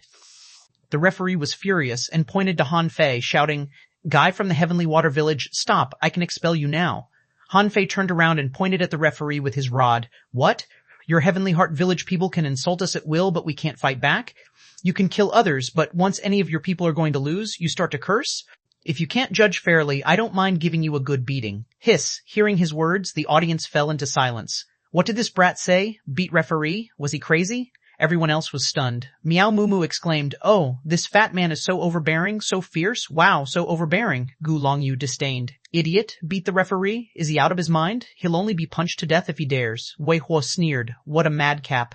"I'm starting to like him. He is arrogant and ignorant. He is just digging his own grave." At this very moment, the village leader of the Heavenly Water Village came back and snarled. "Han Fei, shut up. What are you doing?" Han Fei waved at He Xiaoyu and then spoke to the spectator seats. "If there is any unfair treatment again, I don't mind teaching you guys a lesson." "You are all trash," the village leader shouted angrily. "Han Fei, shut up." Han Fei scratched his belly. Fine, Lil, shut up." Xiao Wuxuang swallowed. Xiao Wuxuang swallowed. "Shoot, when can I be as overbearing as him?" Wang Baiyu shook his head. "Impossible. You will be beaten to death immediately." Shang Nan's mouth was open. "Will he not be beaten to death?" Jia Tong thought for a moment. "Maybe not. Even that big scorpion couldn't kill him." Chen Qing took a deep breath. "I think so." Everyone in the juvenile team of the Heavenly Heart Village was angry. This was sheer provocation. How dare he? Feng Qing shouted. "Calm down. Don't forget. If Xiaoyu is so powerful, why is Han Fei the captain?" Soon it was Han Fei the captain. The referee was angry too. He looked deeply at Han Fei.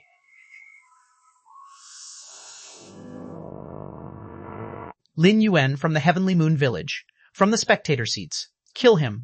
Kill this fat man. What a crazy bastard.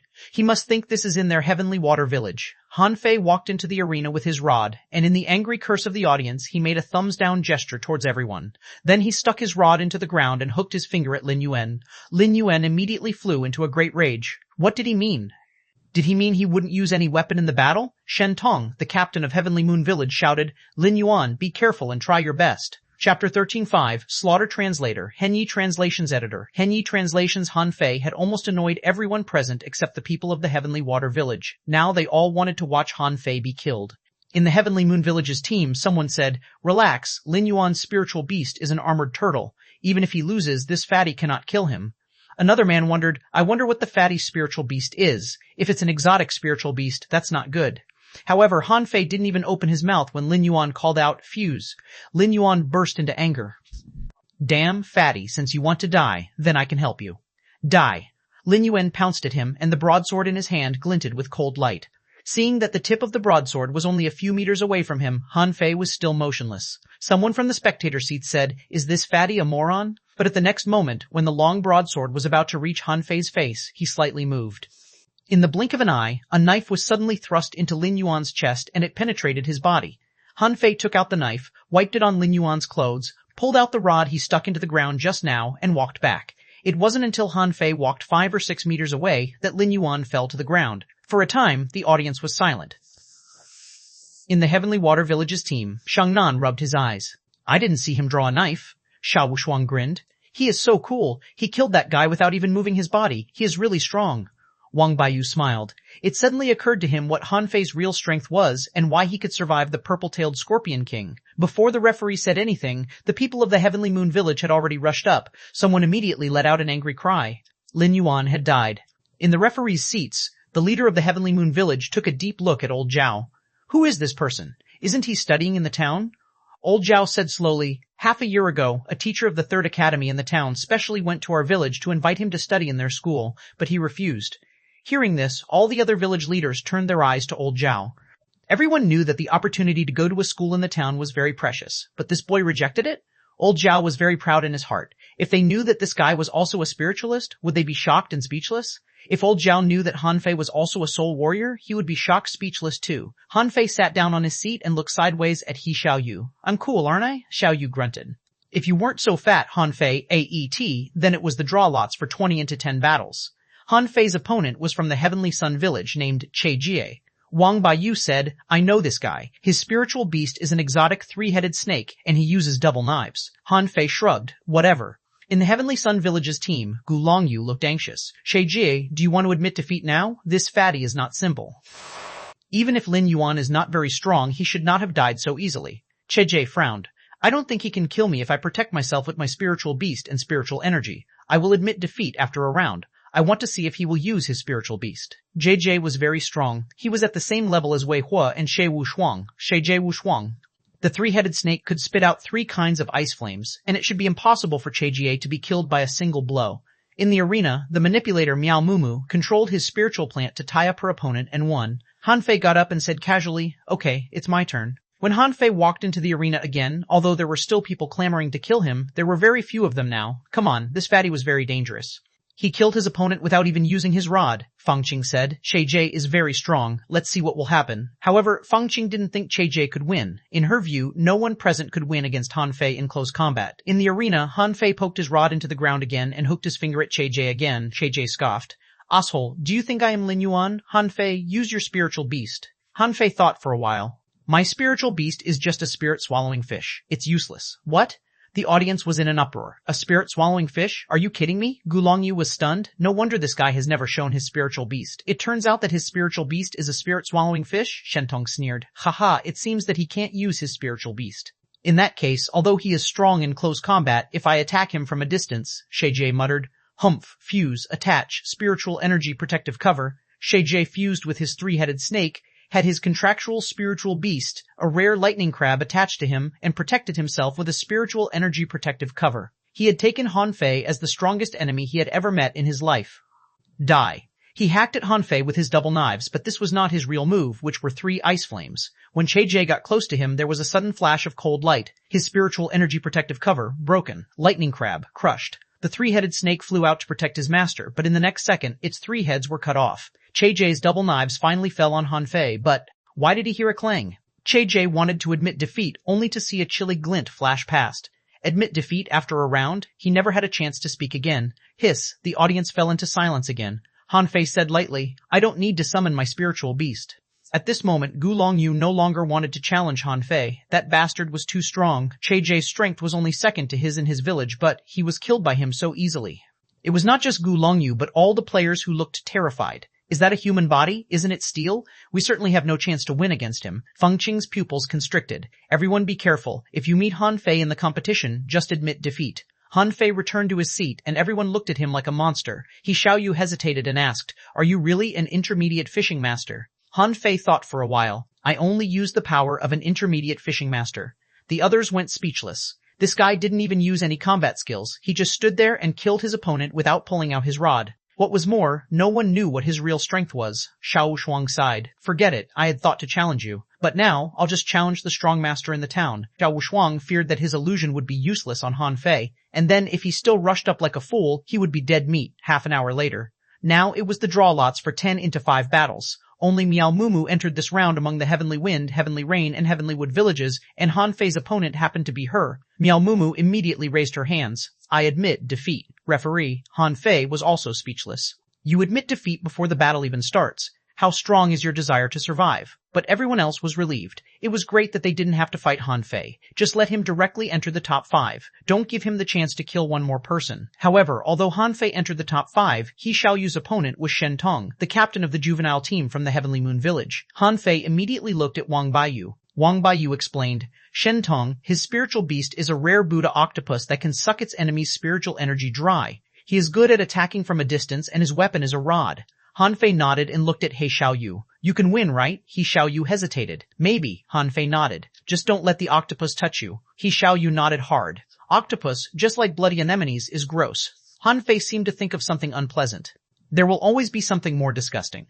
The others were speechless. Are you serious? Disgusting? It may be disgusting, but it's also very powerful, okay? It was half an hour before it was He Xiaoyu's turn. Hanfei, Fangqing, Gulongyu, and a girl from the Heavenly Heart village, Zhu Jin, had already entered the top 5. He Xiaoyu was about to jump into the arena when Hanfei said, If you're going to lose, admit defeat.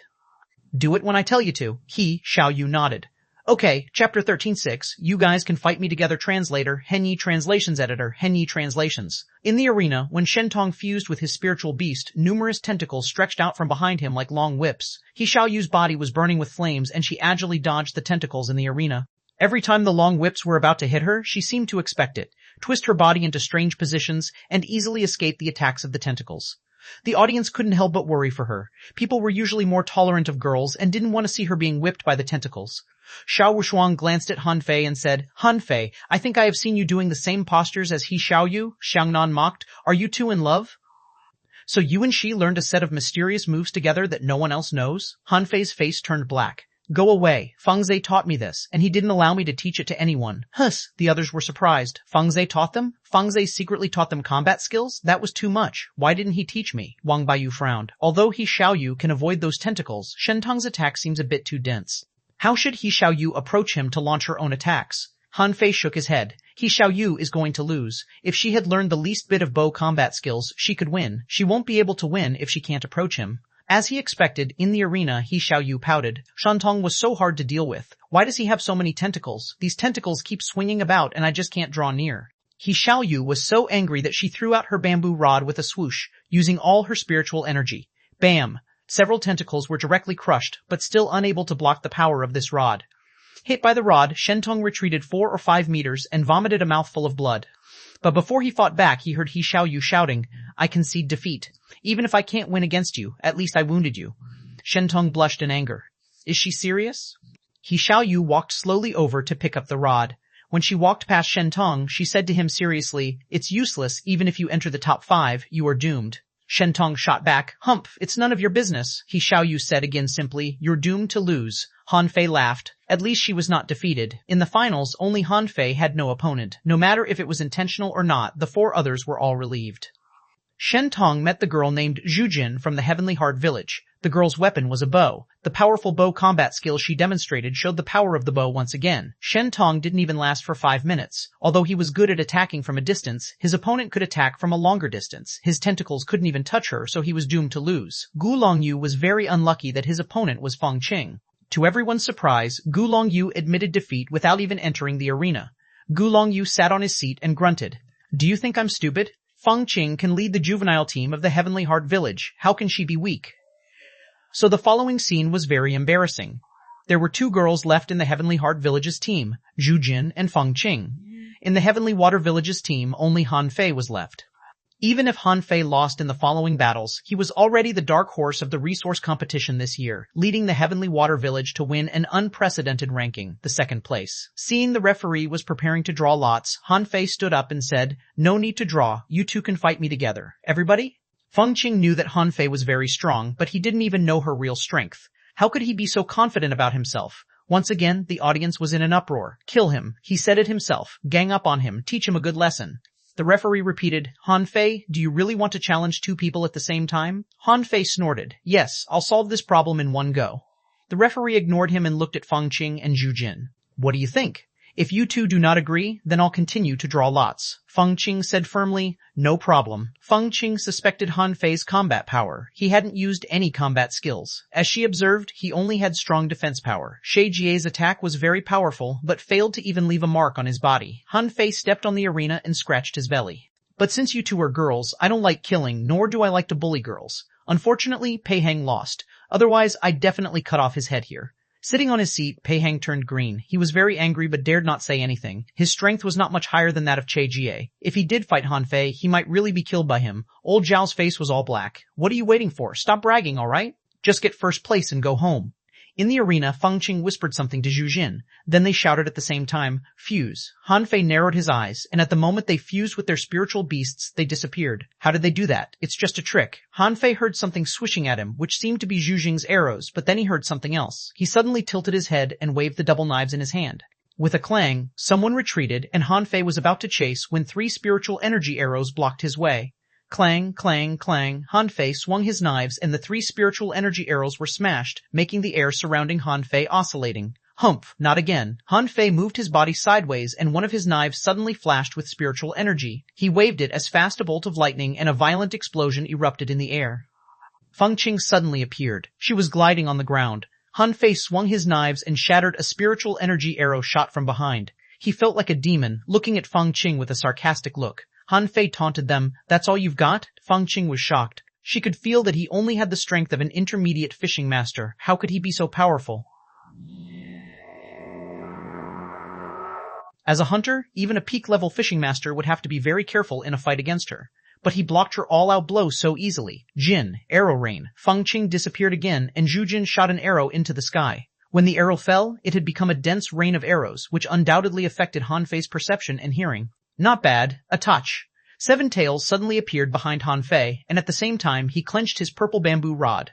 In others' eyes, Han Fei was posing. The sky was full of arrows, and Feng Qing was lurking around, but this guy was standing still and holding a rod in one hand to play it cool.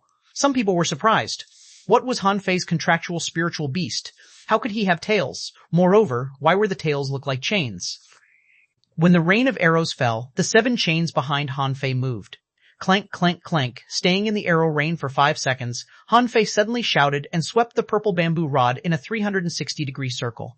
The purple bamboo rod flashed with spiritual energy and drew a shiny circle in the air. At this moment, Feng Qing suddenly appeared.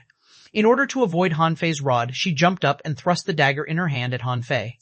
However, when she saw the playful smile hovering over Han Fei's lips, she was shocked. She knew she underestimated her opponent. Han Fei suddenly thrust the rod into the ground and pulled the tip of it sharply in the opposite direction from Feng Qing. Bam! Feng Qing was bounced away and she spouted a mouthful of blood. Han Fei didn't look at her but quickly took the fishing rod from his back. With a swoosh, the fishing rod cut through the air and shot directly at Zhu Jin. Zhu Jin frowned and kept shooting arrows at the rod, but the fishhook dodged as if it had eyes. Xuanhuan was shocked. Shoot, it's a hook technique. When did he learn such a powerful hook technique? The audience had forgotten to shout as their mouths just hung open. Where was this fatty from? This was crazy. He is way too powerful. At the moment Zhu Jin tried to escape, the fishhook suddenly accelerated, tied her up, and flew back to Han Fei. Han Fei sneered. What is the difference between a man and a fish? Since I can catch fish with a fishing rod, I can catch people with it too. In the rear, Feng Qing struck again. This time, Han Fei didn't look back. He pulled the tip of purple bamboo rod again and bounced her away again at the moment Feng Qing attacked. Feng Qing was sent flying again, and Zhu Jin was already caught in Han Fei's hand. Han Fei loosened the fishing rod and grabbed the long bow in Zhu Jin's hand. I thought there would be a great fishing master among you, but to my disappointment, there is not. Chapter 137, Undersea Mine. Han Fei slapped Zhu Jin's abdomen and directly destroyed her spiritual heritage. Not because he was cruel, but because Zhu Jin was so powerful that she might endanger the Heavenly Water Village in the future.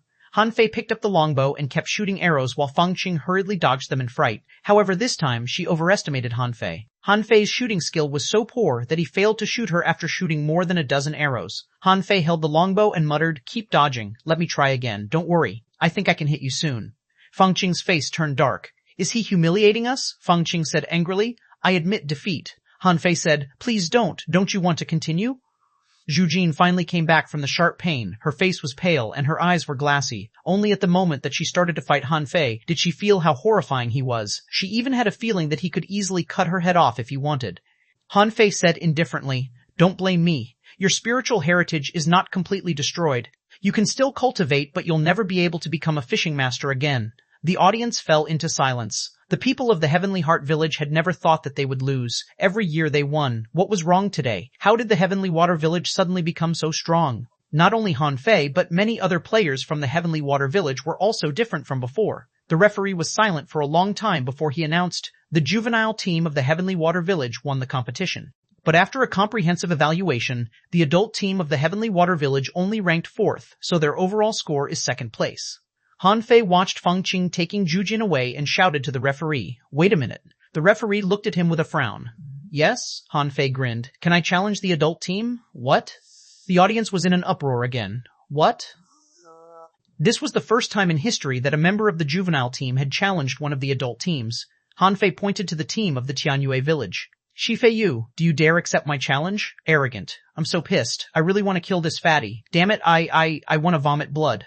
"Shit, kill him." Han Fei once again angered the public, and the team of the Tianyue village was also in an uproar. Some people in the adult team were about to rush up, but their captain stopped them. Shifei Yu looked panicked. Don't accept his challenge. If you win, no one will praise you, but if you lose, it will be a big disgrace for us. This fatty is dangerous. He is strong, very strong." Seeing that no one dared accept his challenge, Han Fei muttered, "You guys are all chickens. Those who heard him just wanted to tear him apart." But Han Fei returned to the team casually, thinking that with his current strength he should be considered a genius and should have met the standard for a genius by old Jiang. In the team, no one spoke to Han Fei. Xiao Shuang finally broke the silence. "Well, Wang Baiyu, when are we going back to the town?" Wang Baiyu thought for a while. "In a few days. Wait until we recover." Otherwise, we won't be able to protect ourselves when we go back to the town. Xuanhuan was talking to Xiao Yu. Xiao Yu, I find that you've become prettier recently. Xiao Yu was overjoyed. Really? How pretty? Xuanhuan said cheekily. No one else is prettier than you in our village, Chongqing asked Jiatong. Are you going to eat hot pot when we go back to the village? Jiatong nodded. Sure. We won't be able to eat it when we go back to the town. Han Fei was speechless.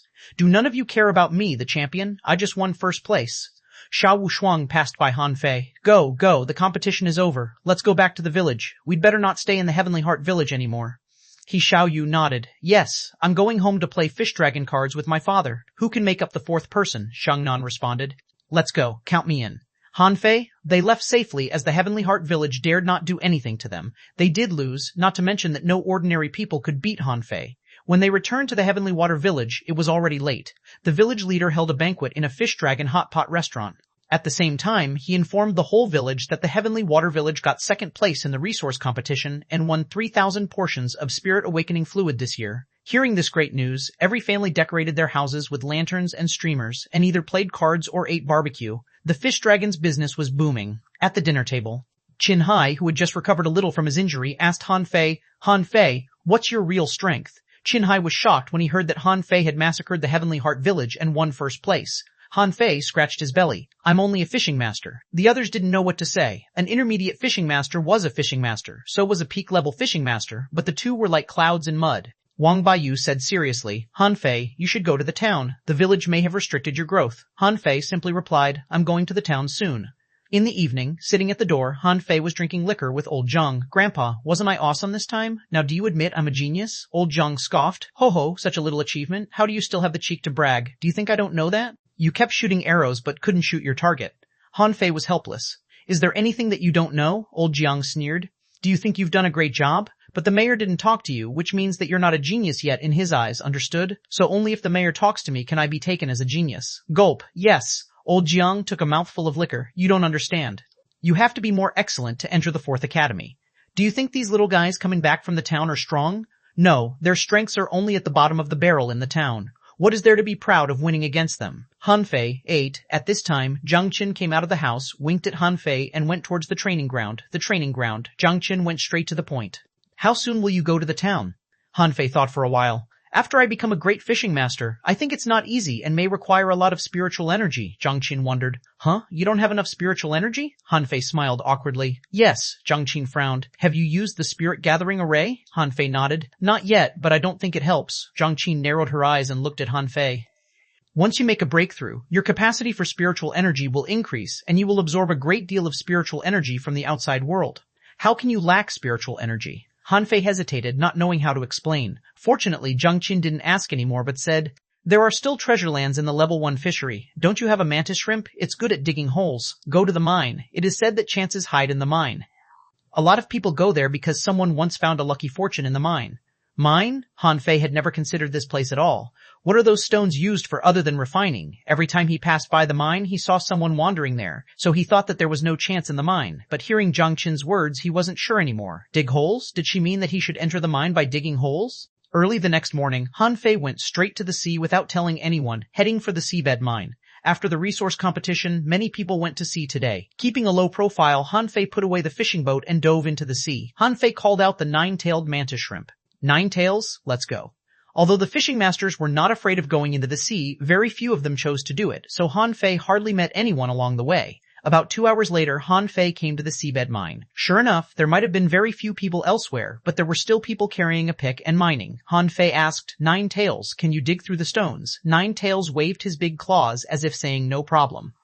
Han Fei patted 9 tails' head and dove directly to the bottom of the sea. He chose a place where nobody was, randomly picked a hole dug by others, and went into it. Dong, Han Fei slapped the head of the shrimp. Dig with care, okay? Do you want to jolt me to death? Han Fei looked at the pit that was dug out by 9 tails. Even if 9 tails digs up a treasure, he might break the treasure. Suddenly, Han Fei brainstormed.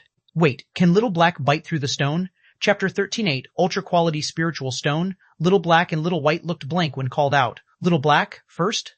Han Fei patted Little Black's head. Can you bite the stones? Little Black showed his teeth and swam to the stones. Han Fei thought it was about to bite them, but he just kissed them and swam back as if complaining that this thing was not tasty. Han Fei was helpless.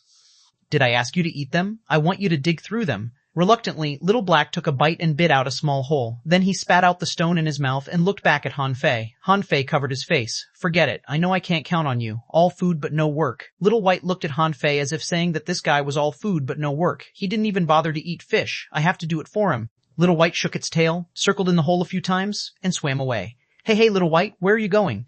Seeing that Little White had swam out of the hole, Han Fei hurriedly said, Nine Tails, stop digging. Let's go. Han Fei followed Little White, wondering if Little White discovered something. All this little guy did was swallow spiritual energy and play cute with Han Fei. This was the first time Little White had taken the initiative to leave his side. 10 minutes later, Han Fei followed Little White to a hole that other people had dug and went into it. Han Fei wondered, shall I dig from here? Nine Tails, it's up to you now. Dig hard and I'll reward you with rare creatures and help your 8th and 9th tails grow out. Dumb. Like a boxer, Nine Tails kept punching the rock wall of the mine. Han Fei wondered whether the mine would collapse because of his punching. What if the mine really collapses? But Mantis Shrimp was really an expert in digging holes. Every time he punched, the stones were broken a bit. Then he reached out his claws and dug out the broken fragments. Han Fei followed behind to pick up the gravel. Ruby? I don't know what it can be used for. Maybe a pendant or something. Black iron block, but this is too small. Nothing can be made with it. Fine iron nugget. How does this mine have almost everything? Han Fei muttered as he picked behind. When Nine Tails dug more than 100 meters deep, Little Black suddenly moved. He bit at the stones on the side, and piece by piece, bit out a palm-sized hole. Han Fei saw a flash of light in the hole, and then saw Little Black biting out a shimmering stone. Name, low-quality spiritual stone. Introduction. Condensed from the essence of spiritual energy, contains a lot of spiritual energy, and helps cultivation, spiritual energy, 9,658 points. 9,658 points. Inedible absorbable, Han Fei gasped. Oh my gosh, a piece of stone contained nearly 10,000 points of spiritual energy. Weren't they even more valuable than spiritual fruit? Han Fei was ecstatic. Wow, he made a fortune. Did Zhangqin already know the secret? Yes, it must be. Old Zhang and Zhangqin couldn't be simple. Little Black, is there any more? Dig them out. I will feed you rare spiritual fish. Nine Tails looked at Han Fei aggrievedly. This was dug by me, okay? Why do you feed him rare spiritual fish? Little Black took 2 more spiritual stones from the cave and then refused to enter again. Han Fei knew that the spiritual stones had all been dug out. He slapped Nine Tails' head. Keep digging. Come on. 1 day later. Han Fei had dug 9 low-quality spiritual stones. In this way, he gained more spiritual energy than what he blackmailed from the hexagon starfish. In order to become a soul warrior, he had consumed 700,000 points of spiritual energy in the past 6 months. Plus the spiritual energy he obtained from practicing combat skills, he had used at least 1 million points of spiritual energy in the last 6 months. Even so, he was only a peak-level fishing master and he hadn't reached the 3rd level of void fishing yet. God knew how much spiritual energy it required to deduce it again. 3 days later, someone came to the mine and exclaimed, Huh? Why do I feel that the mine's spiritual energy seems to be a little less? Someone continued to mine, only to find that the probability of digging black iron stone seemed to be reduced. 10 days later. All the people who came to the mine discovered that something was wrong. The spiritual energy of the mine dropped sharply, and even the fish schools coming here were less. 15 days later, with a loud thud, nearly 1/10 of the seabed mine of the level 1 fishery suddenly collapsed. Han Fei's face was somber. Nine Tails, what's the problem with you? I told you to dig with care. Look, the mine collapsed. Nine Tail was very aggrieved. Didn't you ask me to dig as hard as I could? Now it's my fault? Han Fei pulled apart a pile of gravel, found 3 low-quality spiritual stones from inside, and immediately threw them into Forge the Universe. In the past half-month, he had dug a total of 109 low-quality spiritual stones. Nine Tails, keep digging. Dig up, dig away. Otherwise, we'll be stuck here. 3 days later, when Han Fei saw a red spiritual stone, he was stunned. Name, ultra-quality spiritual stone. Introduction. Condensed from the essence of spiritual energy, contains a huge amount of spiritual energy, and helps cultivation, spiritual energy, 920,168 points, inedible effect inedible, absorbable. Hiss, Han Fei gasped. What? A stone containing 920,000 points of spiritual energy. That is amazing. It took me half a year to spend all 700,000 points of spiritual energy. Now a single stone can provide me enough spiritual energy for more than half a year? Wow, I feel so rich now. Han Fei hurriedly came up to carefully knock off the pale red spiritual stone. Haha, an ultra-quality spiritual stone. No one expects that there is such a treasure in the level 1 fishery. Bam! Just when Han Fei pulled out the ultra-quality spiritual stone, the mountain cracked, and a huge crack appeared in front of Han Fei's eyes. Not good. It's going to collapse. Han Fei quickly took back Nine Tails, Little Black, and Little White, and immediately swam out along the crack. Tens of minutes later, a chubby figure suddenly jumped out like a swimming fish. Behind him, the seabed mine collapsed. Countless fishing masters went to the seabed mine from the 8 villages to search for treasure, but Han Fei had already slipped back to the Heavenly Water Village. There must be spiritual stones embedded in the crumbled mountain, but he didn't bother to get those fragmentary spiritual stones. Now he had more than 150 low-quality spiritual stones and also an ultra-quality one. Little did he know that the village leaders all flew into a great rage. Who the fuck stole the core of the mine, shameless bastard? Once the mine has no spiritual energy, it will become a pile of deserted rubble. Fuck, I'm gonna kill that bastard. Even Zhang Qin was stunned when she heard that the mine collapsed. I just said to dig some spiritual stones, but didn't want you to hollow out the whole mine. In the training hall of the fish dragons, there were dozens of low-quality spiritual stones in front of Han Fei. He guessed this was the way they were used. He was going to make a breakthrough. After a moment, with a click, a pillar of spiritual energy penetrated Han Fei's head, and the spiritual stones in front of Han Fei broke one after another. In just 15 minutes or so, nearly 20 spiritual stones broke. Click, click. When Han Fei opened his eyes again, the corners of his mouth twitched. He counted down, and 48 low-quality spiritual stones shattered into slag in total. This meant that this time he used nearly 500,000 points of spiritual energy to become a great fishing master. This number startled Han Fei. Oh, did I consume this much spiritual energy to make this breakthrough? He looked at his data. Owner A, Han Fei level 13, a junior great fishing master, spiritual energy 70122, 70122, I-1899, 70122, 1899, spiritual heritage, level 3, high quality, upgradable. Spiritual beast, twin yin-yang spirit, swallowing fish weapon, purple bamboo rod major arto, the second volume of Void Fishing, miraculous hook, mysterious level, divine quality. Han Fei gasped again. What happened? My upper limit of spiritual energy increased by 900 points at once. Are my eyes dazzled? Great fishing master. Is this the power of a great fishing master? That's really strong. Haha, Han Fei laughed out loud, but suddenly found that the fat on his face didn't wobble as much as before. But when he looked down at his body, he found that he had lost a lot of weight. If he was a ball before, now he was a small ball. Becoming a great fishing master helped him lose a quarter of his weight. Han Fei walked out and the 2 guards at the door were stunned to see him. Young master, you've lost so much weight. Ha ha! Yes, I'm thinner. You have a good tongue. You can get 10 mid-quality pearls from Li Gang. Oh, thank you, young master.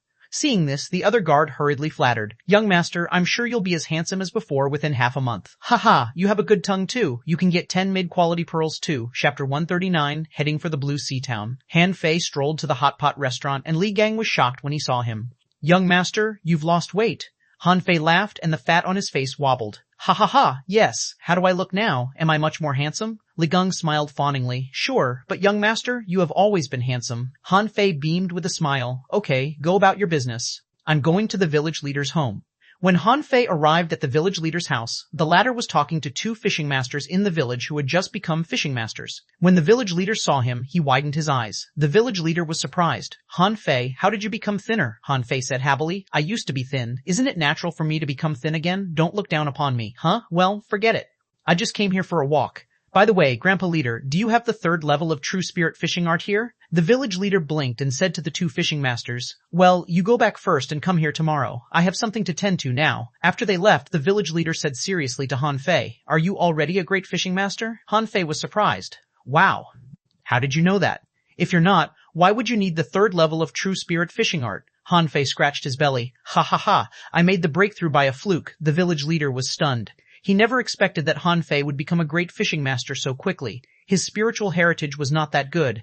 How could he make the breakthrough so quickly? Was it because of old Zheng? The village leader shook his head slightly and took Han Fei's hand.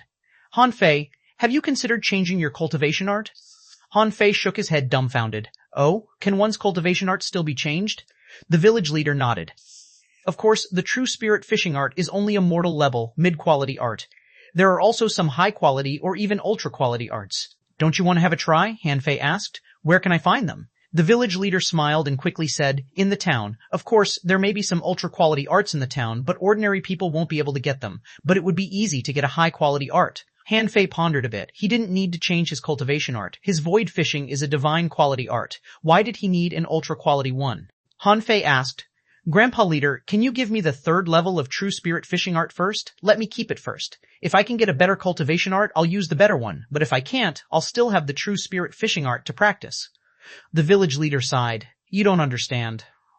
The True Spirit fishing art has defects. Huh, what defects? The village leader said with his hands behind his back. It said that true spirit fishing was rewritten from an incomplete cultivation art handed down from the ancient times, so its effect is greatly reduced, and it is said that the longer you practice true spirit fishing, the more difficult you progress.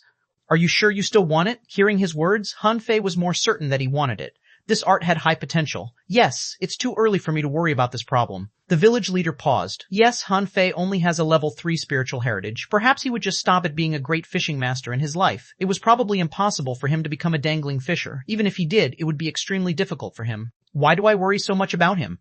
Han Fei successfully got the 3rd layer of true spirit fishing, but after he checked the data, his face turned green. Existing art, true spirit fishing, incomplete, level 3I water control technique, incomplete. Our remarks. This generic ancient art is now incomplete after the passage of time. Repairing it will cost 1,000 points of spiritual energy. Superseding art, void fishing, level 3I water vein technique.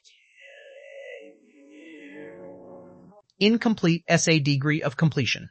01,000 SAO, Han Fei was dumbfounded. Is the demon purification pot a devil? He felt that he had known the deduction rule of the damn pot. 10 times the amount of spiritual energy was required per level. Then, when I practiced the 4th level of void fishing, wouldn't I have to spend 10 million points of spiritual energy? Han Fei was desperate. 10 million points of spiritual energy wouldn't make him desperate. After all, he could spend 2 or 3 years to save this amount, but when it came to the 5th floor, it would be 100 million. Then he would have to spend decades to save enough spiritual energy. Damn, is it because you know I've just gotten an ultra-quality spiritual stone? It seems that I have to go to the town to earn spiritual energy. I've used the ultra-quality spiritual stone. Fine, let me go to the town first. Han Fei walked in with his chin up and chest out. Old Jiang was drinking and eating barbecue as if he didn't see Han Fei. So Han Fei kept walking around, 1 circle, 2 circles. When he walked 7 circles, Old Jiang cursed, "Fuck off, fatty." Han Fei was furious. Are you blind, Grandpa? Can't you see I've lost weight? Old Jiang sneered contemptuously. Yes, so now you're a slightly thinner fatty. Han Fei was silent.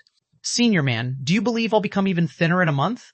Old Jiang still scoffed. I don't care if you are thin or fat. Why are you still in the Heavenly Water Village? Don't you want to go to the town? Han Fei stuck out his belly. Yes, I will, so I came to say goodbye to you. In the evening, Jiang Qin came back. When she saw the table of dishes that Han Fei made, she smiled happily. Are you going to the town? Han Fei nodded. Yes.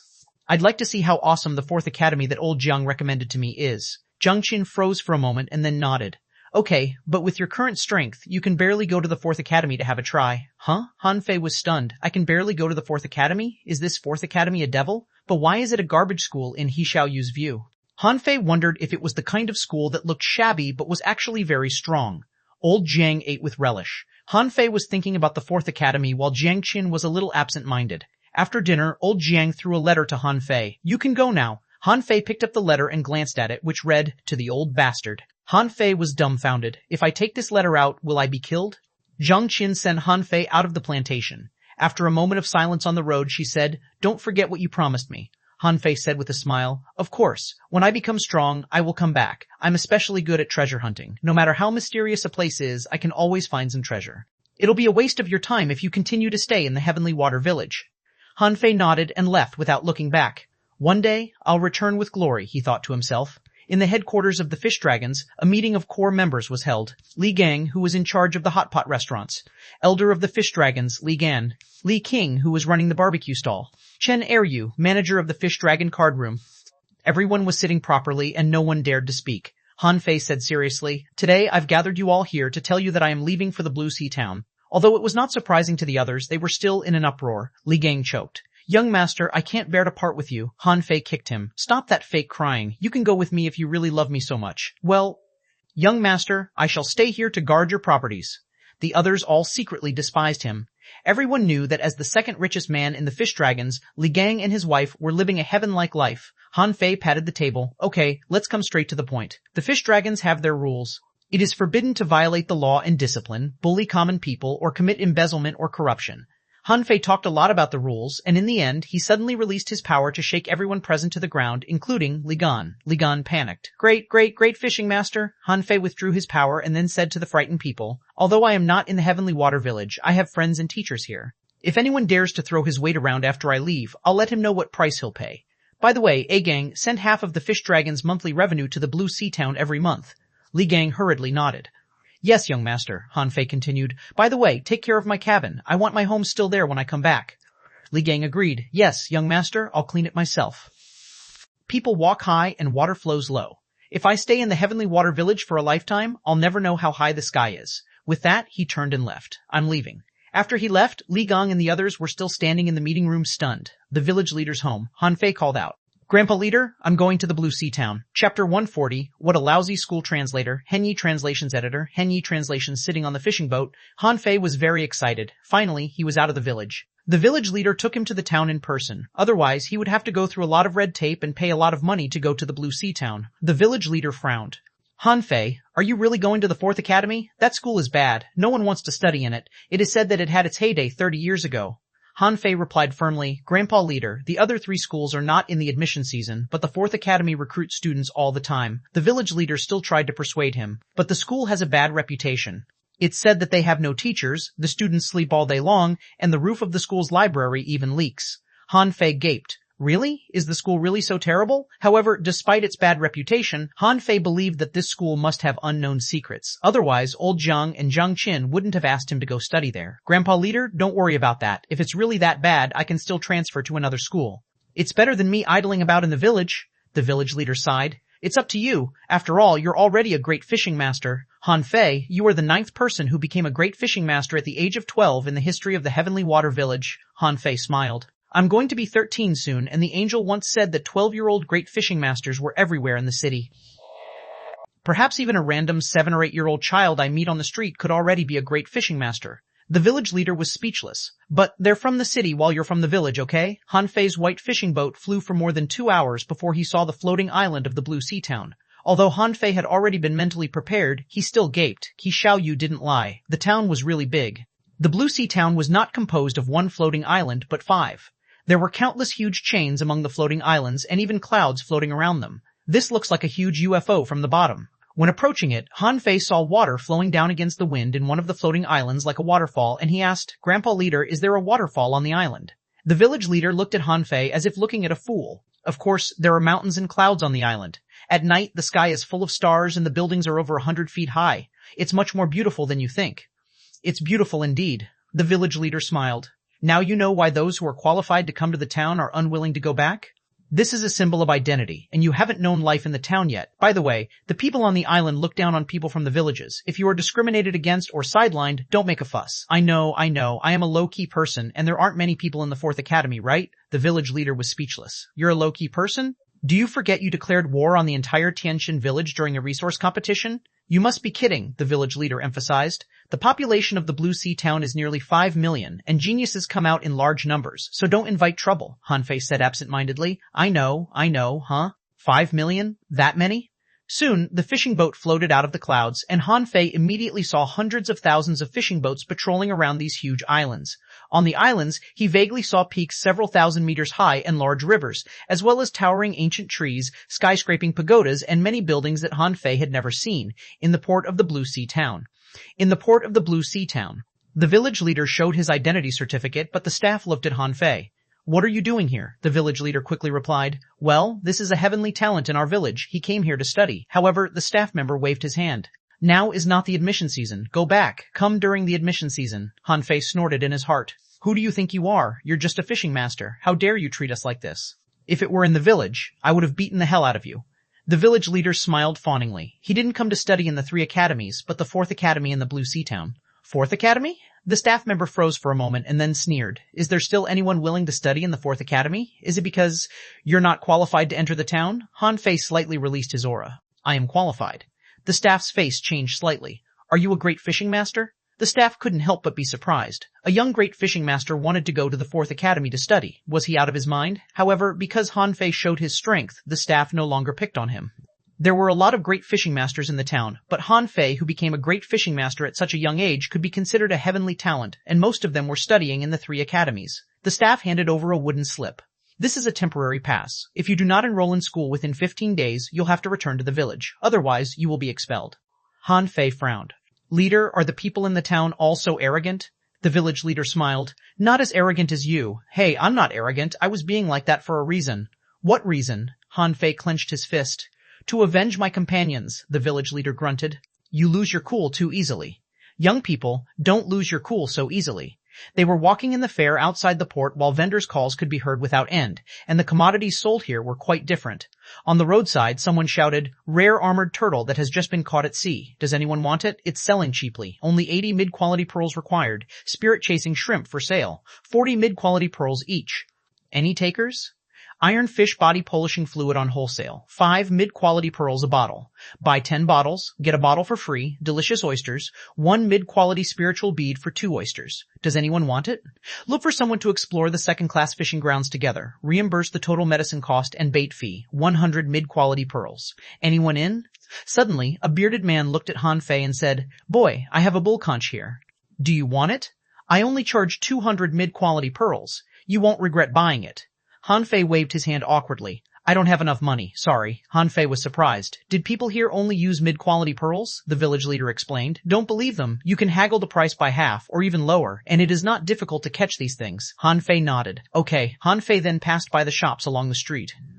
At a glance, he saw a treasure fishing rod shop and the posted notice read, "Big sale, 20 mid-quality pearls for 1 fishing rod." There was also a fish bait store whose notice read, "All goods will be 20% off. Don't look at these stores." The best fishing rod shops and weapon shops in the town are all in the center of the town. Do you see that tower? That tower is called Linglong Tower. It almost sells everything you can imagine. Han Fei swallowed. It sounded quite high class. After he entered the school, he would find an opportunity to check it out. Now he was rich. Money was no problem for him. There were various kinds of shops on his way, and fishing masters were almost everywhere. So this was the town. Not bad. Soon, Han Fei and the village leader came to a huge chain. The village leader explained, "The 4th Academy is relatively remote. It's on the northernmost floating island. Apart from the 4th Academy, there is only a large plantation on the island, and not many people live there. Since you've learned how to plant spiritual fruit from old Jiang, you can try planting some there. Leader, how do we get there?" The head of the village pointed at the chain and said, "Walk there. This chain is so thick. The width of a single chain is tens of meters. Are you afraid of falling off it?" Han Fei shrugged. "It's my first time being here." "Isn't it strange to walk the chain?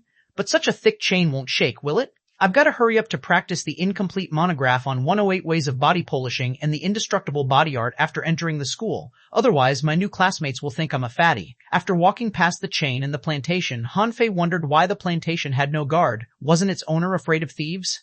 Passing by some shabby houses, Han Fei saw a school in front of a big mountain. The school sign was hanging on the archway, reading Hug Academy. Han Fei was stunned. Hug Academy? What does this mean? The village leader's face was all black. "It's supposed to be Thug Academy." Han Fei almost vomited a mouthful of blood. Shit, is the school so poor that it doesn't even have the money to change a sign?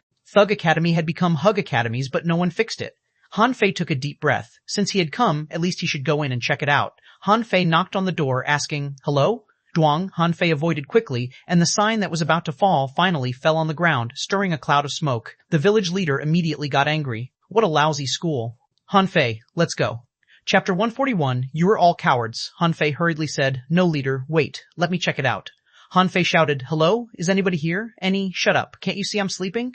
Han Fei looked around, only to see 300 meters away, under a big tree, an old man with gray messy hair was lying on a lounge chair and sleeping. Han Fei twitched the corner of his mouth. Is he the twin brother of old Jiang? Han Fei walked over and opened his mouth to speak. The old man slightly opened his eyes. "Boy, you broke the plaque for our school. You must compensate, 100 mid-quality pearls." Han Fei stumbled. What? This old man charged him 100 mid-quality pearls for a piece of broken wood? Was he trying to rob me? The old man's voice suddenly turned cold. "What? You don't want to pay?" Han Fei was helpless. "Fine, I'll pay you, but sir, I am here because I want to study in the school, but where are the teachers and students? Study here?" The old man finally opened his eyes and looked at Han Fei up and down, asking, "What is your past record?" "Huh?" the old man said impatiently. "I'm asking you what achievements you have made." Thinking of the village leader's words, Han Fei hurriedly said, "I'm a low-key person, so I haven't achieved anything great." The old man waved. "Then go. Our school does not recruit low-key people." "What?" The village leader came up to pull Han Fei away. "Han Fei, let's go. Hurry up. I don't want to stay here." "Leader, calm down." Han Fei looked back at the old man.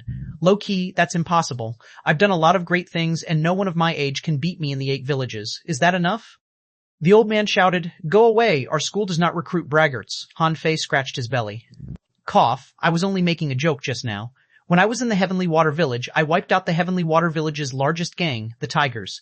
I won first place in the Heavenly Water Village's fishing trial, and I also got first place in the resource competition this year. Is that enough? The old man said again. Go away. Our school does not recruit braggarts. Han Fei was helpless. I was not bragging. What I said is true. You can ask the students from the 8 villages whether I beat them or not. In the final battle, I fought against 2 people from the Tianxin village alone, and I don't even bother to mention it. The village leader's face grew darker and darker. He couldn't bear it anymore, so he went outside to wait for Han Fei. However, the old man slightly turned his head. No one your age can beat you in the 8 villages. Han Fei patted his belly. Yes, and I only used one of my combat skills. The old man said, show me your spiritual beast. Han Fei was stunned for a moment. Sir, may I show you my contractual spiritual beast? 9 tails, come out. With a flash of light, a huge mantis shrimp appeared, shaking its 7 tails. Huh? The old man's face slightly changed, but Han Fei didn't notice it because 9 tails was already punching the ground like crazy. Han Fei rushed up and kicked it. Behave yourself. Don't move. Han Fei looked back again. Well, what do you think of it, sir? The old man grunted. Just so. Where is your spiritual beast? Let me see it. Han Fei struggled for a while. Well, okay, if he studied here, he would have to show his spiritual beast sooner or later. So with a flash between his eyebrows, Little Black and Little White appeared. Han Fei believed that this old man would not be able to see Little Black. As for Little White, except for a black spot on his head, his longer tail, and nicer scales, he seemed to be no different from other spirit-swallowing fish. Spirit-swallowing fish? The old man immediately lost interest and waved his hand. The students enrolled in our school all have exotic spiritual beasts, Han Fei shot back. But my contractual spiritual beast is exotic. After all, it's not just about your spiritual beast. How about this? If you can do something big in the Blue Sea Town, we will consider admitting you. Han Fei wondered what the old man's identity was. After thinking about it for a while, he looked at the school and took a deep breath. Do your words count? Can I see the students and teachers at the school? The old man said impatiently. I don't know. Are you going to do it or not? If not, just get out. Han Fei was very angry. This old man was simply outrageous. He almost wanted to summon 9 tails to teach him a lesson. Han Fei grunted. Okay, then it's a deal. I'm going to do something big. Wait for my good news. Han Fei turned around and strode away. The village leader quickly said, Do you believe me now? Such a lousy school. God knows why the town hasn't removed it. Han Fei frowned and wondered, right, if this school was really as bad as it looked, why hadn't the Blue Sea Town gotten rid of it? After all, this floating island was very big, even bigger than the Heavenly Water Village. Han Fei rolled his eyes. Grandpa Leader, would you like to go back to the village first? I have some other things to tend to. If the school doesn't accept me, I'll go back by myself. The village leader narrowed his eyes. What things are you going to tend to? You don't know anyone in the Blue Sea Town. Leader, do you forget he Xiaoyu and the others? They are right in the town. Then he handed old Jiang's letter to the village leader. I have to deliver a letter for old Jiang. The village leader doubted him. Where? Han Fei grinned. The 3rd Academy. The village leader smiled and stroked his long beard. I'm glad you've changed your mind. The 4th Academy is not a good choice. It's said that the strongest master is from the 3rd Academy. It is not bad to go there. The village leader took it for granted that old Zhang wrote this letter to recommend Han Fei to the 3rd Academy, which he certainly supported. The head of the village was relieved. Okay, you can go back by yourself. I'll go back first. Okay. Han Fei saw the village leader to the port. Then he ran towards the 3rd Academy after asking people about its location. The 3rd Academy was called the Waterfall Academy. Han Fei stood at the gate of the academy and said to the guard, I'm here to see someone at this school. The guard looked at Han Fei, who was as fat as a ball, and said in dislike, Humph, no one is allowed in except students of the school. Who are you looking for? I'm looking for Ye Nanfei, a teacher in the fighting department of your school. The guard looked at Han Fei up and down. Who are you? You can just go to Mr. Ye's home. I don't know where his home is, the guard laughed. You don't even know where his home is? Why do you want to see him? I want to challenge him. Pooh, the guard almost slipped to the ground and immediately yelled at Han Fei. Are you crazy? Fuck off. You must be out of your mind, Han Fei. 10 minutes later, Han Fei returned, holding a purple bamboo rod, carrying the black iron rod on his back, and having 2 knives at his waist. He also had a wooden sign beside him reading, The people in the 3rd Academy are all cowards. I, Han Fei, want to challenge Ye Nanfei of the fighting department. Hiss! The guard who pushed him out just now hurriedly rushed out, pointed at Han Fei and yelled, You damn brat, are you looking for death? What are you doing here? Han Fei blinked. But you won't let me in. I am here to challenge Ye Nanfei. The guard immediately scolded him. Now leave. Is this where you can stay? Han Fei said with a smile. Am I occupying your land? Isn't this part of the 3rd Academy? Why do you stop me? Just call Ye Nanfei out. But at this time, a large number of students had gathered around, and when they saw the words written on the sign, they were immediately pissed off. Was this guy provoking them? Fatty, how dare you? Which school are you from? Han Fei remained calm. I'm not in any school. I came from the Heavenly Water Village. The students froze and then burst into laughter. Haha, look at this silly bumpkin from the countryside. Who the fuck do you think you are? Fatty, are you out of your mind? Ye Nanfei, how dare you challenge a teacher of our fighting department? You crazy idiot, Hanfei suddenly shouted loudly. The people in the Third Academy are all cowards. Come on, fight me. Chapter 142, Set the Whole Town Aster Translator, Henyi Translations Editor, Hanyi Translations Hearing, Hanfei's words. All the students around got angry. Someone immediately shouted, Fatty, you are too arrogant. Let me teach a lesson. You're too weak. Fuck you. The young man rushed up and swung his rod at him, and the surrounding people cheered up for him. Some people sneered. This just serves him right. Bam! The young man who attacked with his rod was shaken out violently and bumped into several people. Han Fei thrust the purple bamboo rod into the ground. I said you were too weak. Is this all you guys have got? Anyone else? Fatty, shut up. Let me fight you. Han Fei, come on, let's fight one-on-one. Bastard, I'm gonna cut you into pieces. All Han Fei heard was a constant buzzing in his ear, and he looked at these people in disdain, saying, I'll give you a chance to challenge me. You can come up together. Shit, I'm gonna fight you. A man thrust a long spear at his body with a jerk, and the tip of it was shining with flickering spiritual energy. Han Fei slightly moved his body sideways and waved the purple bamboo rod in an instant. Then the attacker was sent flying at a faster speed than which he himself moved. The students froze. This fatty doesn't seem to be simple. Brat, not bad, but you are too arrogant. You've got to learn to respect. Let me fight him. I come first. Go away. Let me fight him. They all began to gang up on Han Fei. Bam, bam, bam. At the gate of the Waterfall Academy, there was a large crowd of people, and after only several minutes, more than a dozen people were sent flying through the air. There were still many students who surrounded Han Fei and were preparing to fight him. Suddenly, someone shouted behind him, What's going on here? What a mess.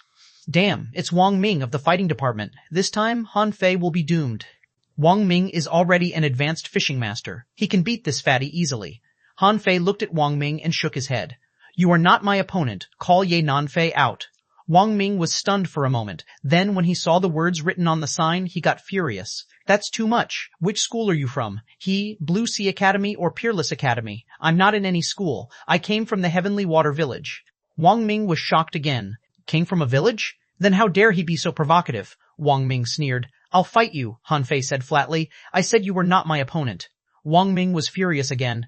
Then let's see who will lose. Someone shouted, Fatty, who do you think you are? I bet you can't survive a single blow from Wang Ming. Some people sneered, yes, maybe his head will be chopped off.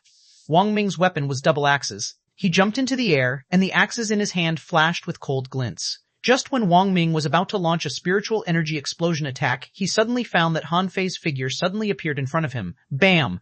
Pooh! Han Fei's purple bamboo rod flashed, and Wang Ming was shaken away and spat out a mouthful of blood. Han Fei fully released the power of a great fishing master, and spiritual energy surged in his body, causing the people around him to keep retreating.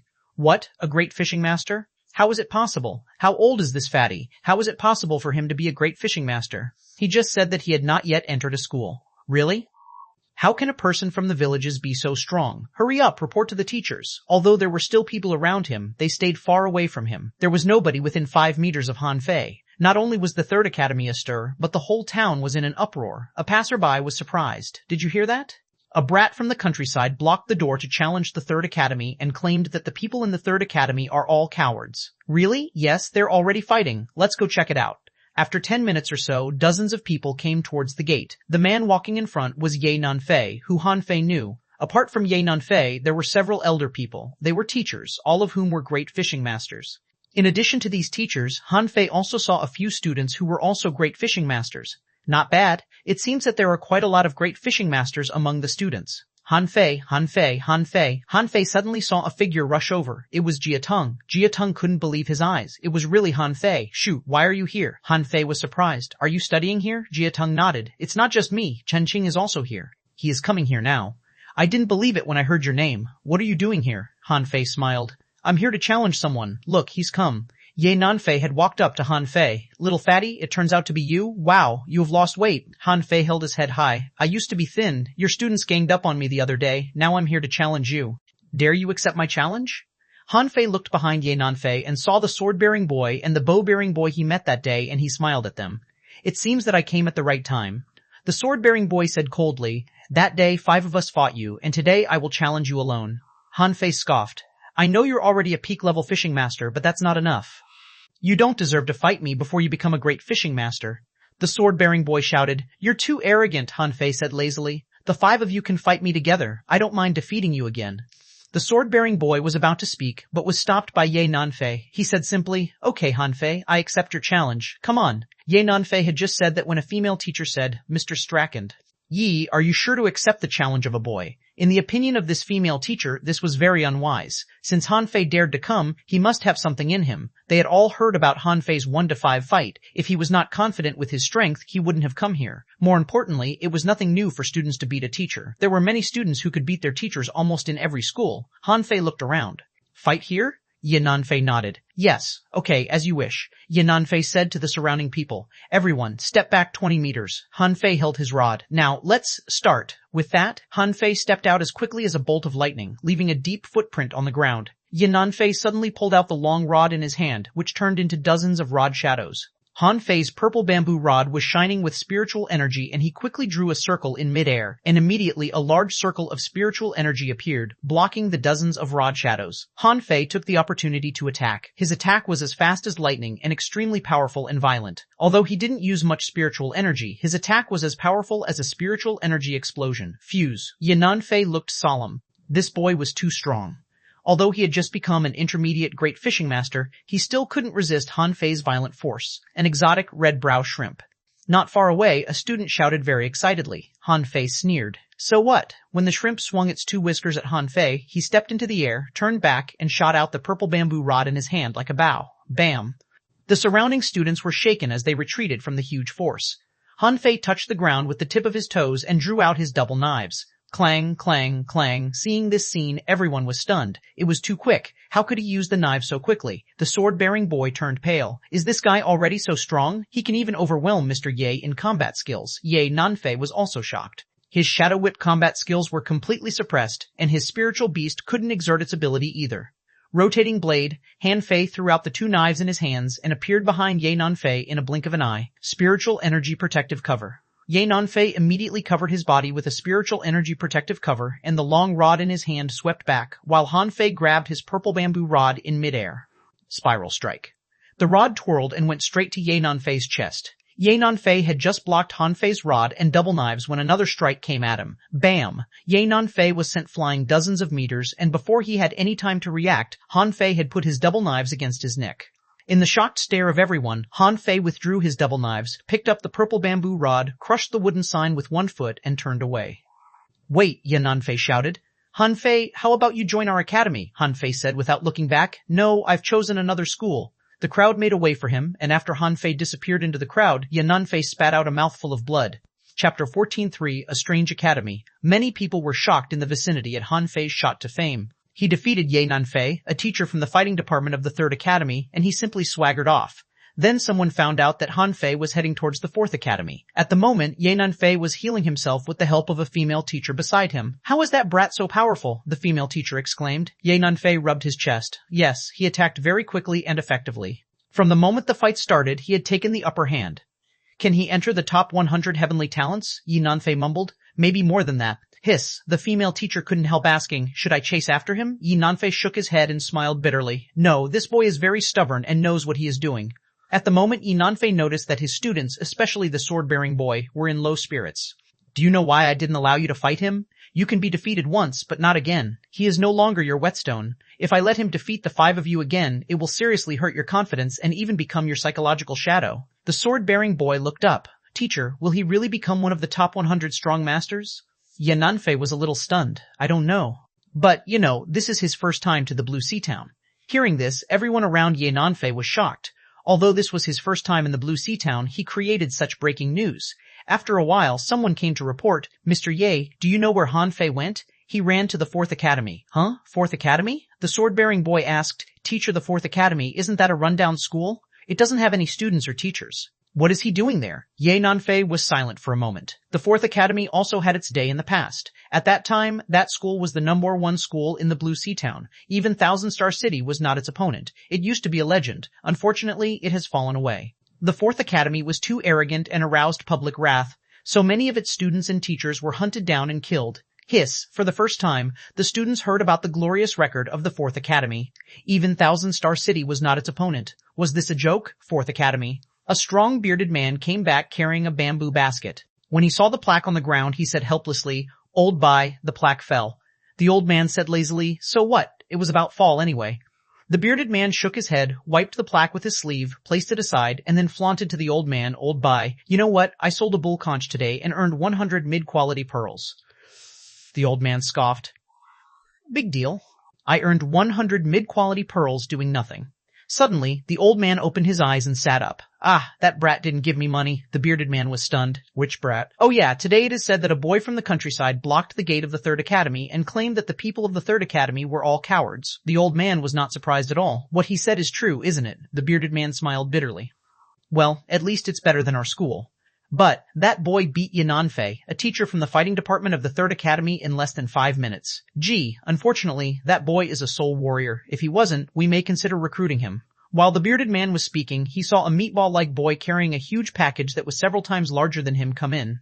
Hanfei waved to the old man. Sir, I'm back. I've done something big. The bearded man froze. Who is this kid? The old man raised his eyebrows. I don't know. He said he wanted to come to our academy to study. It was he who made the plaque fall, so he owes us 100 mid-quality pearls. The bearded man, when? Hanfei towed his big package over and exclaimed when he saw the bearded man, Oh, I seem to have seen you at the port's fair. You were the one selling bull conches. The bearded man scratched his head. Really? Hanfei said to the old man. Sir, did I pass the test? Today I crushed the Third Academy. Am I awesome? Now am I qualified to join the Fourth Academy? The bearded man was startled. Was that you? Are you that Hanfei who made a scene at the gate of the Third Academy? Hanfei scratched his belly. Did you see it? The bearded man shook his head. No, I heard it. Do you want to join our Fourth Academy? Hanfei nodded. Yes. You see, I've brought all my belongings with me. Pots, quilts, bowls, low-level spiritual fruit, fresh ingredients. Is there a kitchen here? Let me put these in the kitchen. The old man looked stunned and quickly stopped Hanfei. Wait, boy, when did I say you've passed the assessment? Hanfei stared at the old man. Didn't you ask me to do something big? Did I say that it was an assessment?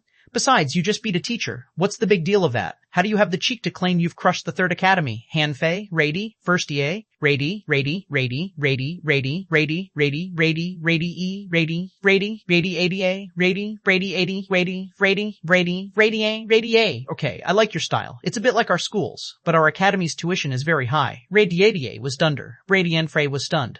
2,000 mid-quality pearls? It's a little expensive, but that's okay. I can pay it. The old man muttered in his heart. I wanted to say 200. Aren't you from the countryside? How are you so rich? Hanfei took out a bag from the big package, which was full of mid-quality pearls. The old man and the bearded man were stunned. Wow, is this fatty so rich? Hanfei couldn't show Forge the universe, so he had to carry such a big package himself. The bearded man kept winking at the old man, and the latter looked back at him in bewilderment. Cough. Well, kid, since you are so sincere and have paid the tuition, I will give you a formal assessment, but the assessment fee— The old man raised a finger again. Seeing his movement, the bearded man almost rushed up to cover his mouth. Hurry up, accept this kid. Why the hell do you still want to assess him? We need him. Hanfei scratched his belly again. Is there a charge for the assessment? Well, okay. If I need to pay for the assessment, I guess the accommodation is not for free either, right? Fine, here are 5,000 middle-grade pearls. Take them and keep the change. Cough, cough. The old man coughed and almost fell off the chair. He stood up and said to Hanfei, although our academy is recruiting spirit gatherers, not soul warriors. Before he had finished speaking, his eyes widened. Hanfei's hands flashed with spiritual energy, and as Hanfei stamped on the ground, a spirit-gathering circle appeared on the ground, and in an instant, spiritual energy rushed into this circle from all directions. Hanfei grinned. I happen to be a spirit gatherer. The old man quickly looked up at the sky. Well, Xiaozhan, what are you waiting for? Call those little bastards over. As the old man said this, he tucked away the 5,000 mid-quality pearls in his chair and then said to Hanfei seriously, Meet your classmates. If you can hold out under their attacks for 5, forget it, 3 minutes, you'll pass the assessment. Hanfei's face changed dramatically. Are the students of the Fourth Academy strong? 3 minutes? Are you kidding me? I must hold out for 10 minutes. In less than 10 minutes, Hanfei saw 5 people running from a distance. One was the bearded man who had just left, and Hanfei's eyes suddenly lit up. Wow, what a cute, pretty girl. Hanfei's mouth almost watered. In his heart hid a 30-year-old soul. It was normal he was attracted to this pretty girl. This girl, with a ponytail, had snow-white teeth, rosy lips, watery eyes, and pink cheeks. She looked quite energetic with 2 daggers hanging from the waist, from which he could tell she was a hunter. What a beautiful girl. Hanfei stared at her and couldn't move his gaze away. Hey, fatty, what are you looking at? Hi, beauty. Hanfei soon realized that he shouldn't act like this. How could he be so evil as to covet such a little girl? Oh, here comes another fatty, fatter than me. Haha, I am not the only fatty in school now. Han Fei looked aside and saw a fatty who was much thinner than him and was looking at him excitedly at the moment. Han Fei's face changed. Classmates, I must tell you that I am not fat. I am just not noticeably thin. Chapter 144, A Bunch of Monsters. Chapter 144, A Bunch of Monsters. A boy holding a rod said in a low voice, I bet this fatty has a thing for xuanhuan. I can tell it from his eyes. I have to say I admire his courage. The little girl glared at the boy, who immediately shut up and looked up at the sky. Han Fei looked at the boy and felt so jealous. This boy was so handsome. But Han Fei immediately turned to the girl, trying to show his elegant side. Xia Xiao, what a nice name. A cicada is dormant for years just to chirp for a single summer, as does epiphyllum bloom in a flash, but waits for the entire day. Xia Xiaoshan narrowed her eyes. Do you know about cicadas? Ah, what a nice voice, Han Fei grinned. Her voice was really nice. Huh? There was also an iceberg-like beauty next to Xiao Xiao Xiao. Although she was good-looking too, she was not as energetic as Xia Xiaoshan. Han Fei paused and quickly said, I read about cicadas from an ancient book. All right, stop chattering, Han Fei. As long as you can hold out for 3 minutes under their attacks, you'll be admitted to our school. But I have to remind you that if you fail, I won't refund your tuition. The slovenly old man said proudly and seemed to be very confident about these teenagers.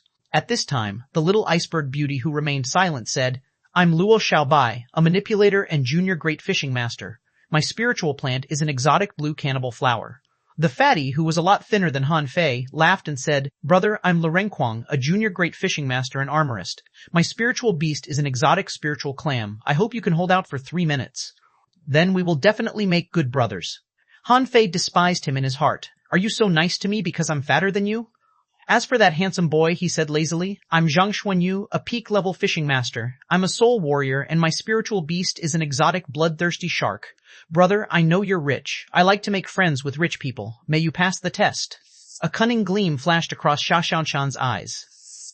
I'm Xia Xiaoshan, a junior great fishing master and hunter. My spiritual beast is an exotic shadow shrimp. Oh yes, I also have a second spiritual beast, an exotic giant arowana, and I don't like fat people. Han Fei, Shan Fei, was dumbfounded after hearing their self-introductions. Are great fishing masters so easy to come by? They are almost all great fishing masters. What a bunch of monsters. More importantly, each of them had an exotic spiritual beast that sounded quite awesome. And this little girl even had 2 exotic spiritual beasts. He had never heard of anyone having 2 exotic spiritual beasts. This shabby academy seemed to be full of great talents. Han Fei took a deep breath. I'm Han Fei, a junior great fishing master, as well as a spirit gatherer and soul warrior.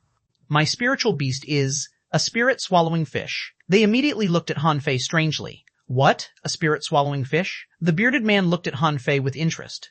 Interesting. A guy whose spiritual beast is only a spirit-swallowing fish can be both a spirit gatherer and a soul warrior, and he managed to become a great fishing master at this age in a village. He must be really talented. The bearded man asked, Han Fei, are you ready? 3 minutes, okay? Han Fei took a deep breath. Although the 4 students looked harmless, they made up all 5 major professions, and all of them had exotic spiritual beasts and were almost all great fishing masters. He must be very careful. Yes, I'm ready, the bearded man shouted. Ready? Go. The 4 people on the opposite side shouted at the same time, fuse. Han Fei immediately activated fury and shouted, attach. After half a year's battle with Zhang Qin, one thing dawned on him. A soul warrior would stop at nothing. No matter what kind of enemies were in front, they would just slaughter their way through. Han Fei, who released all his strength, was very powerful. In a blink of an eye, he lifted his rod and made a strike against Zhang Xuanyu, who also struck at him. But at this moment, a fatty appeared suddenly, and a giant shield appeared in his hand. Clang! He hit the shield hard, which caused a huge cloud of dust within tens of meters, but neither the fatty nor Han Fei stayed still. Han Fei was surprised, but then he noticed a figure jump up behind the fatty. Triple-layered waves in furious sea. Clang, clang, clang, clang. In an instant, Han Fei seemed to feel the surging tide. In the blink of an eye, he was attacked 3 times in a row and knocked back by 7 or 8 steps. The battle, of course, didn't end. Han Fei noticed that there was something darting at him through the air from behind, which seemed to be able to break his defense. In an instant, Han Fei thrust the purple bamboo rod into the ground and lay forward in a weird posture. The rod was bent and ejected toward the blade shot over from behind. Clang! Han Fei felt that the person behind him retreated. Before he had the time to take a breath of relief, however, he felt that his feet were entangled in vines. He instantly took out his double knives and chopped off the vines, and at the same time, the 7 tails behind him swept across, sweeping away the other vines that had come around. Zhang Xuanyu called out, "Not bad. Come, try my 7-layered waves in furious sea." That rod danced in Zhang Xuanyu's hands like a butterfly, and as it swung, there seemed to be turbulent waves dashing against him. Han Fei seemed to see a phantom of huge waves coming at him, surging layer by layer. Han Fei felt as if being surrounded by enemies from all directions. Blade storm.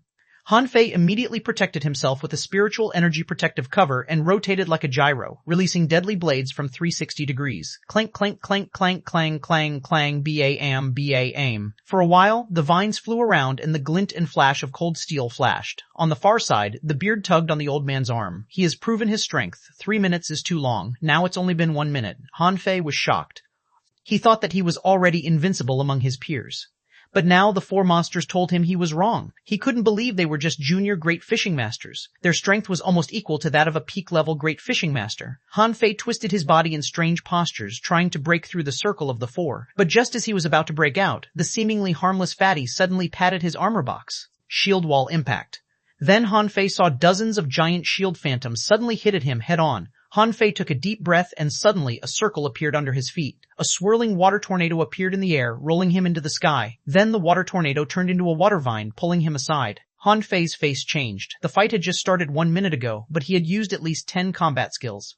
The slightest bit of carelessness would make him defeated. Han Fei thought he might be able to hold out for 1 or 2 minutes, but 10 minutes seemed a bit difficult, unless haunting shadow. Han Fei had just landed, and xuanhuan had already turned into a shadow and pounced at him with extremely fast speed, thrusting the dagger in her hand at him in an unimaginable angle. Is this the strength of a hunter? Han Fei felt that Feng Qing, who he met in the resource competition, could not even be considered a hunter. Compared to xuanhuan, she was simply trash. Scar of War shadows. Han Fei's body suddenly overflowed with spiritual energy and he bumped against the 4 of them like a madman. Clink, clink, bam, great strength. Han Fei stopped 10 meters away from them and xuanhuan, the weakest among the 4, was knocked out. Lirenquang muttered, "He has a very strong defense. Let me, violent war body." Han Fei saw that the fatty dashing at him seemed to use a combat kill similar to Scar of War shadows. Humph, how dare you laugh at my figure just now? Now let me teach you a good lesson. Han Fei also pounced at him like a missile exploding. As the 2 of them collided, there came a huge explosion. Under the impact of the huge airflow, the school gate was completely broken. The old man's chair also fell apart, and there was a huge pit at the place where the 2 collided. Lirenquang was sent flying, and Han Fei for the first time felt as if his 5 internal organs were wrung together. Gosh, this little fatty is strong. Thorn, strangle. Han Fei was speechless. Not again. Can't these people give him a break? Han Fei saw within 4 or 5 meters of his feet countless vines pop out. He swept with his 7 tails but couldn't cut them off. Xuanhuan roared, shadow piercing. Xuanhuan followed. Crazy Shark, Chapter 14:5. Can I make you a deal? Fuse. Han Fei finally said the word. He had no choice but to do so. He underestimated the geniuses in this world. He had thought that he could easily win against the 4 of them, but now it seemed that he was going to lose soon. The smoke dispersed. Xuanhuan flew back dozens of meters away, covering his chest with one hand.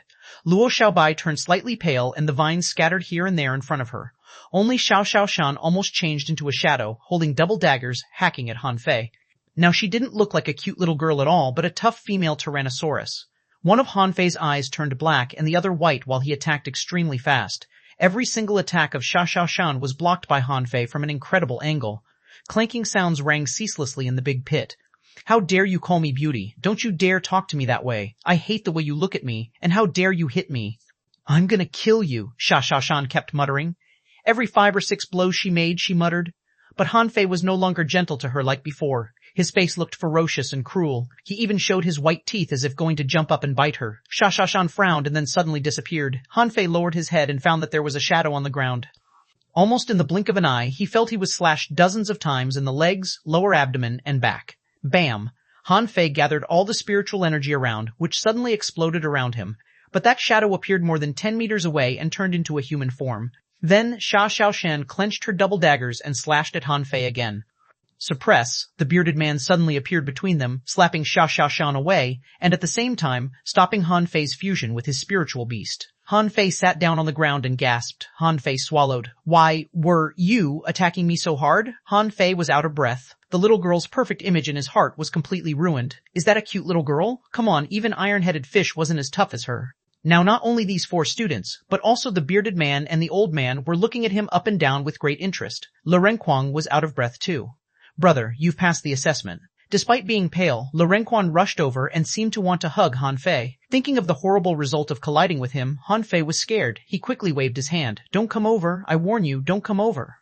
I don't like fat people, Lu Renkuang said aggrievedly. But you're fat too, even fatter than me. Han Fei was angry. Nonsense, I used to be thin, the very thin kind, the thin and handsome kind. Lu Renkuang burst into laughter. Well, I used to be thin too, Zhang Xuanyu smiled while holding his rod. You're very strong. I like you, so, Han Fei, when will you treat us to dinner? Han Fei asked. Treat you to dinner? Zhang Xuanyu blinked and said, yes. Lu Renkuang added, yes. Every new classmate will invite us to dinner. I feel I become thinner after fighting with you. Han Fei was relieved. Okay, I brought pots with me. I can cook. Lu Ren was shocked. Can you cook too? Lu Renkuang immediately pointed his finger at the others. Look, I said that fat people can cook, and you thin people will only enjoy the fruits of others' labor. Luo Xiaobai snorted, ignored Lu Renkuang, and looked at Han Fei. Hello, new classmate. Han Fei rolled his eyes. I don't feel well. I feel as though my internal organs were wrung together. Xia Xiaochan appeared quietly behind Han Fei. Do you want me to rub them for you? Han Fei shivered and burst into a cold sweat. He quickly got up and ran up to Lu Renkuang. Xia, I warn you, don't come over. I don't hit girls. Let me rub them for you. Looking at the aggrieved look of Xia, Han Fei trembled. Do you think I don't know what kind of a person you are? You're the most terrifying one among the four. Wow. Now we have all 5 kinds of professionals here. Han Fei looked up, only to see a middle-aged, beautiful woman jump off the top of the big tree, looking up and down at him. The woman said, gee, he has an exotic, contractual spiritual beast that even we haven't heard of, and that spirit-swallowing fish is also an exotic spiritual beast, right? You're both a spirit gatherer and soul warrior. Your defense power is comparable to Little Fatty. Combat power is a bit stronger than Zhang Xuanyu, and speed can keep up with Xiaochan. Old Bai, where did you find this little monster? The old man didn't seem to expect Han Fei to be so strong, which was completely beyond his expectations. But he still said arrogantly, he came to me himself. The bearded man laughed. Haha, our academy finally recruited 5 people. Great. I think we can go out for a big meal tonight. The old man's face suddenly changed, and he glared at the bearded man. Shut up, do you have the money? Then he looked at the mess around and said to Han Fei, the school was almost destroyed by you. Forget it, you don't have to pay. You are already a student of our thug academy. Han Fei looked around. It was already shabby enough, and now it didn't look worse. The bearded man said helplessly, okay, then let's cook ourselves. Han Fei, let me introduce to you. This is Dean Bai of our Thug Academy. You can just call him Old Bai. I'm your instructor, Xiao Jia. I'm a soul warrior and armorist. My spiritual beast is an exotic 8-armed conch. This is instructor Wenren Yu. She is a manipulator, and her spiritual plant is an exotic sword grass. Hi, Dean. Hi, Mr. Xiao. Hi, Ms. Wenren. Han Fei scratched his belly. Teachers, where is my dorm? Cough, cough. Lu Renkuang patted Han Fei on the shoulder. Dorm? We don't have a dorm. Han Fei? Huan? Han Fei was surprised. Then where are we living? Lu Renkuang said carelessly. Anywhere. This place is so large. Even the mountain behind is ours. You can live wherever you want. Zhang Xuanyu also came over and patted Han Fei's shoulder. You know, we only have this archway and a library building left in our school. Boom. As soon as Zhang Xuanyu said so, the archway suddenly collapsed. Han Fei, Zhang Xuanyu, she everyone was silent for a long time. Han Fei was thinking hard, trying to work out a solution. He didn't want to live in the wild like a savage. Han Fei asked, why not build some houses? Lu Renkuang looked at him like he was looking at a fool. It costs money to build a house. Zhang Xuanyu nodded. We don't have money, Han Fei calmly stated. I just paid 5,000 mid-quality pearls as my tuition fee. What? Lu Renkuang widened his eyes, and Zhang Xuanyu looked at Han Fei with shining eyes like looking at a pile of mid-quality pearls. Xia Xiaochan exclaimed, wow. Even the iceberg, Luo Xiaobai, showed a startled look.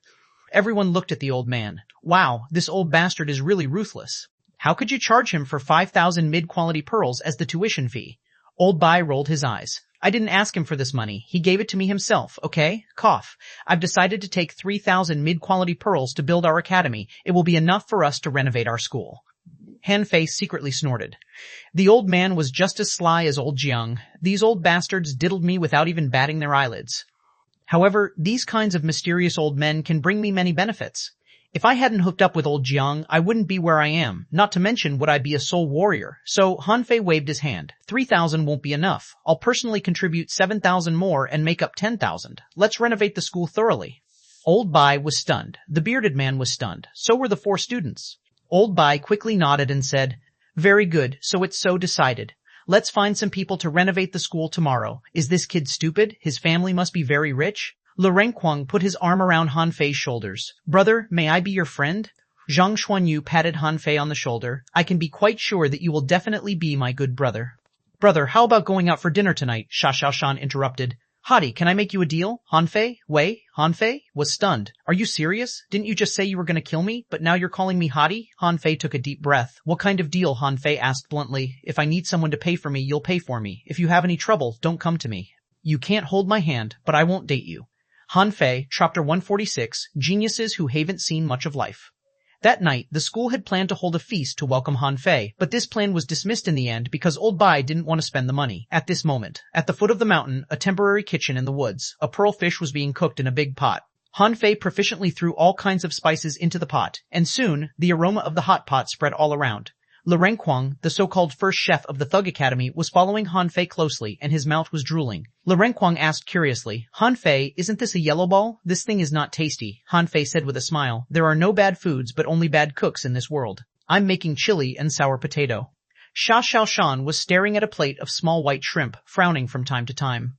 Hanfei, these shrimps are alive. Hanfei no longer took Xuanhuan as a cute little girl. He casually responded, that is called drunk shrimp. They've just gotten drunk now. Wait for a while. Old Bai shouted furiously, Hanfei, isn't it a waste to feed shrimp such good liquor? How can you waste this great liquor on low-level small white shrimp? Hanfei glanced at Old Bai holding the wine jar and the bearded man and said helplessly, well, can you give me my seasoning back? There is still a lot of liquor. Old Bai refused. I didn't expect low-level spiritual fruit to have such wonderful effects. I used to let them rot in the fields, Hanfei added. They are also seasoning. Only at this moment did Hanfei realize that the huge plantation outside also belonged to the Thug Academy. It almost occupied 1/3 of the island. He couldn't understand why the Blue Sea town would give them such a large area. This old man is so stupid. Why didn't he lease it to earn some money? Old Bai questioned. Huh? Why are there so few low-level spiritual fruits? Didn't you dig some from outside? Hanfei said crossly. I brought them from the village. Old Bai was surprised. You said you came from the Heavenly Water Village. Do you know the old man in the plantation of the village? Hanfei took out Old Zhang's letter from his pocket. This is Old Zhang's letter to you. Huh? Old Bai took the letter in surprise. As soon as he saw the words old bastard on the letter, he knew that it must be from Old Zhang. Old Bai was not angry but wondered, why didn't you take out this letter early? Hanfei smiled bitterly. Old Zhang said that I was barely qualified to enter the 4th Academy, so I wanted to try it out. But it turns out that what he said is true, Old Bai said leisurely. Oh, it's good that you know your distance. If I had known that it was Old Zhang who asked you to come here, you would have had to hold out for an hour to pass the assessment. Hanfei, Ren, not far away. The middle-aged beautiful woman, Wen Ren Yu, and the iceberg, Luo Xiaobai, were in front of the barbecue grill staring at the golden prawns, mussels, and various roasted fruits on the grill while sniffing their noses from time to time. Hanfei walked over, brushed oil on the food again, and then smeared the garlic sauce on them. The two of them immediately swallowed saliva. Hanfei turned back with a jerk. Xuanhuan, the drunk shrimp aren't ready yet. Wait for a while. Xuanhuan looked down. I didn't. As she opened her mouth, however, a small white shrimp jumped out of her mouth. Hanfei instructed, Fat man, turn down the heat. If you overcook it, it won't taste good. Lu Renquang laughed. Now, you are the fatty. I am thinner than you. Hanfei, after a moment. The hot pot, barbecue, and dishes were served one by one. Hanfei said, okay, our first sumptuous dinner has been made. We can start eating. Before Hanfei finished, he found that Lu Renquang and Xuanhuan's mouths were already full of food. Lu Renquang was holding a garlic prawn and kept stuffing food into his mouth. Old Bai and Beard Xiao took a sip of liquor and took a bite of the mussels, beaming with joy. Xuanhuan's eyes were shining. It's so delicious, Bai. Don't let Quang cook anymore. Let Hanfei cook for us in the future. Zhang Xuanyu clicked his tongue and nodded. Yes, their culinary skills are like clouds and mud. Lu Renquang was not annoyed. I am learning from him. Only our fat people can cook such delicious food. Hanfei's face was all black. I say it again. I am not a fatty. My being fat is only temporary. Luo Xiaobai was calm as usual. She didn't eat with her hands but ate bit by bit. It's delicious. No one had time to speak to Hanfei. Hanfei, dumbfounded, watched this group of gluttons eating up all the dishes like a whirlwind sweeping away scattered clouds, and he only ate 2 garlic prawns. After the meal, everyone became Hanfei's friend. Even iceberg Luo Xiaobai smiled at him. Having dined and wined to satiety, Old Bai said, I'm going to bed, as he wandered away. Xiaozhan and Wenren Yu left too. Hanfei asked, where do we sleep at night? Zhang Xuanyu said casually, Quang and I are both sleeping in a cave. Shall we dig a cave for you? Lu Renquang waved his hand. He can sleep with us. Hanfei, do you want to sleep with us in the cave? Hanfei shivered and shook his head hard. How about the president and the teachers? Lu Renquang said enviously. President sleeps in the library. Hanfei turned to Xuanhuan, who said, Xiaobai and I also sleep in a cave. Hanfei smiled. Can I share the cave with you two? Suddenly, 2 murderous stares shot at him. Xuanhuan smiled and said, Little brother, I don't mind. Anyway, you will become our little sister the next day.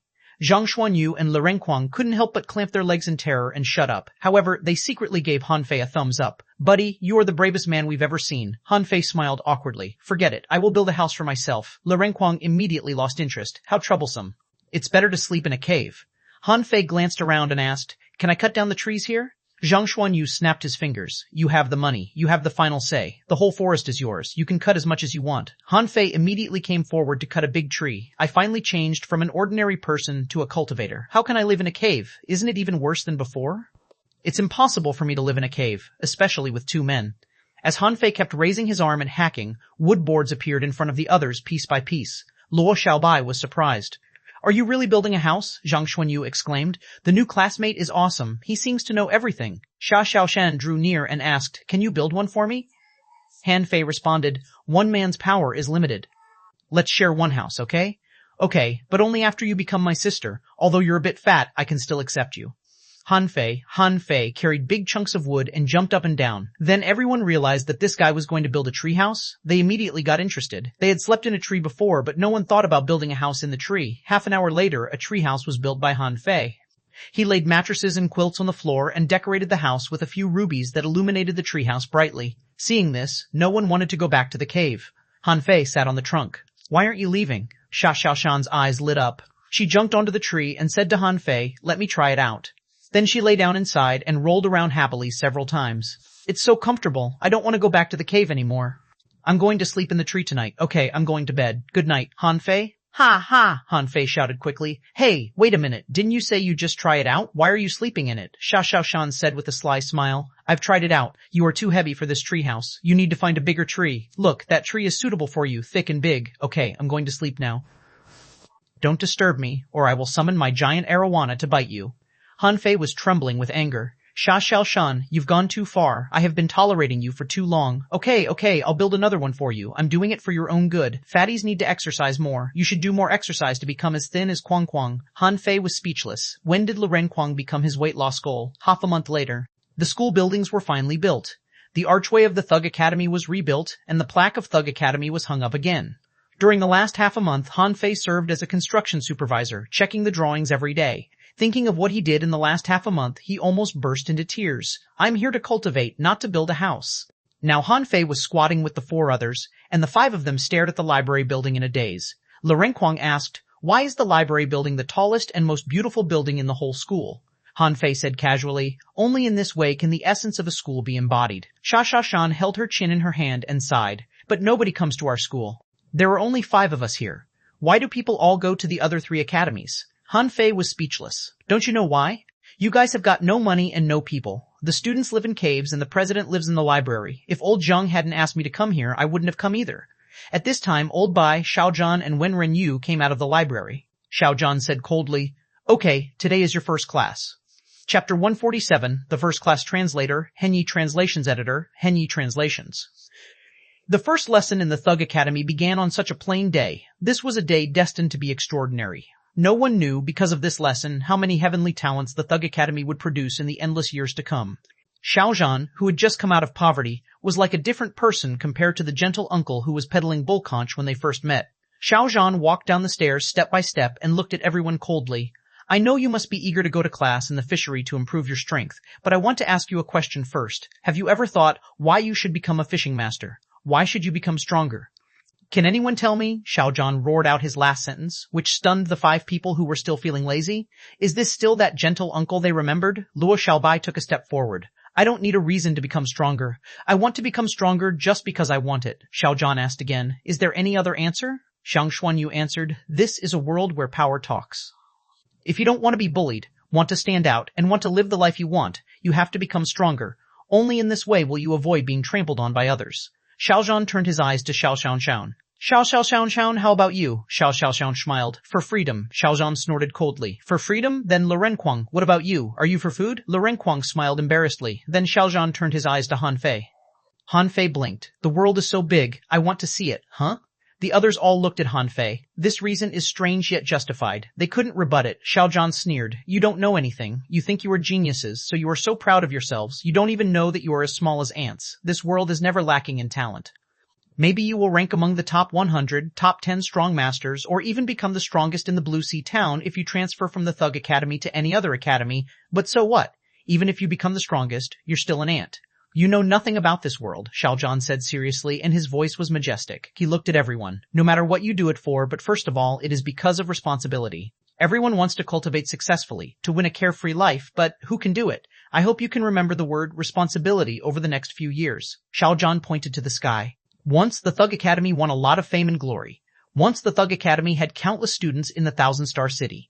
Once the Thug Academy swept the surrounding 36 towns and was invincible in the Thousand-Star City. The Thug Academy used to be a symbol of strength and a cradle from geniuses. But do you know why the Academy declined in the end? Han Fei widened his eyes. What? The Fourth Academy used to be so strong? Swept the 36 towns and was invincible in the Thousand-Star City? He must be bragging, Xiaozhan snorted coldly. Before, I was as naive as you. I was arrogant and thought the Thug Academy was invincible. However, when we were strong enough to know some secrets, my companions who were as bright as stars all died or disappeared. No one could stop it. We were so vulnerable that we couldn't even withstand a single blow. Xiaozhan's voice suddenly fell deep. At that time, the Thug Academy declined, and we almost lost all our teachers and students, and the past glory was long gone.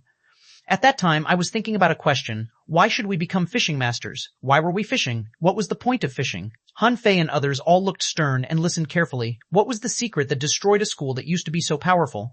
Xiaozhan's eyes turned red. The infinite ocean below gives you strength, with which you are becoming stronger. But you don't know why you want to be stronger. I will tell you this answer, not now, but when you can sweep the surrounding 36 towns again. Hiss. For the first time, Han Fei and the 4 others felt huge pressure. Sweep the 36 towns? Han Fei didn't know until today that there were other towns around. He knew he was strong, but he wouldn't be strong enough to overcome all of his peers. Especially after meeting Xiaoshan and the other 3, he became more humble.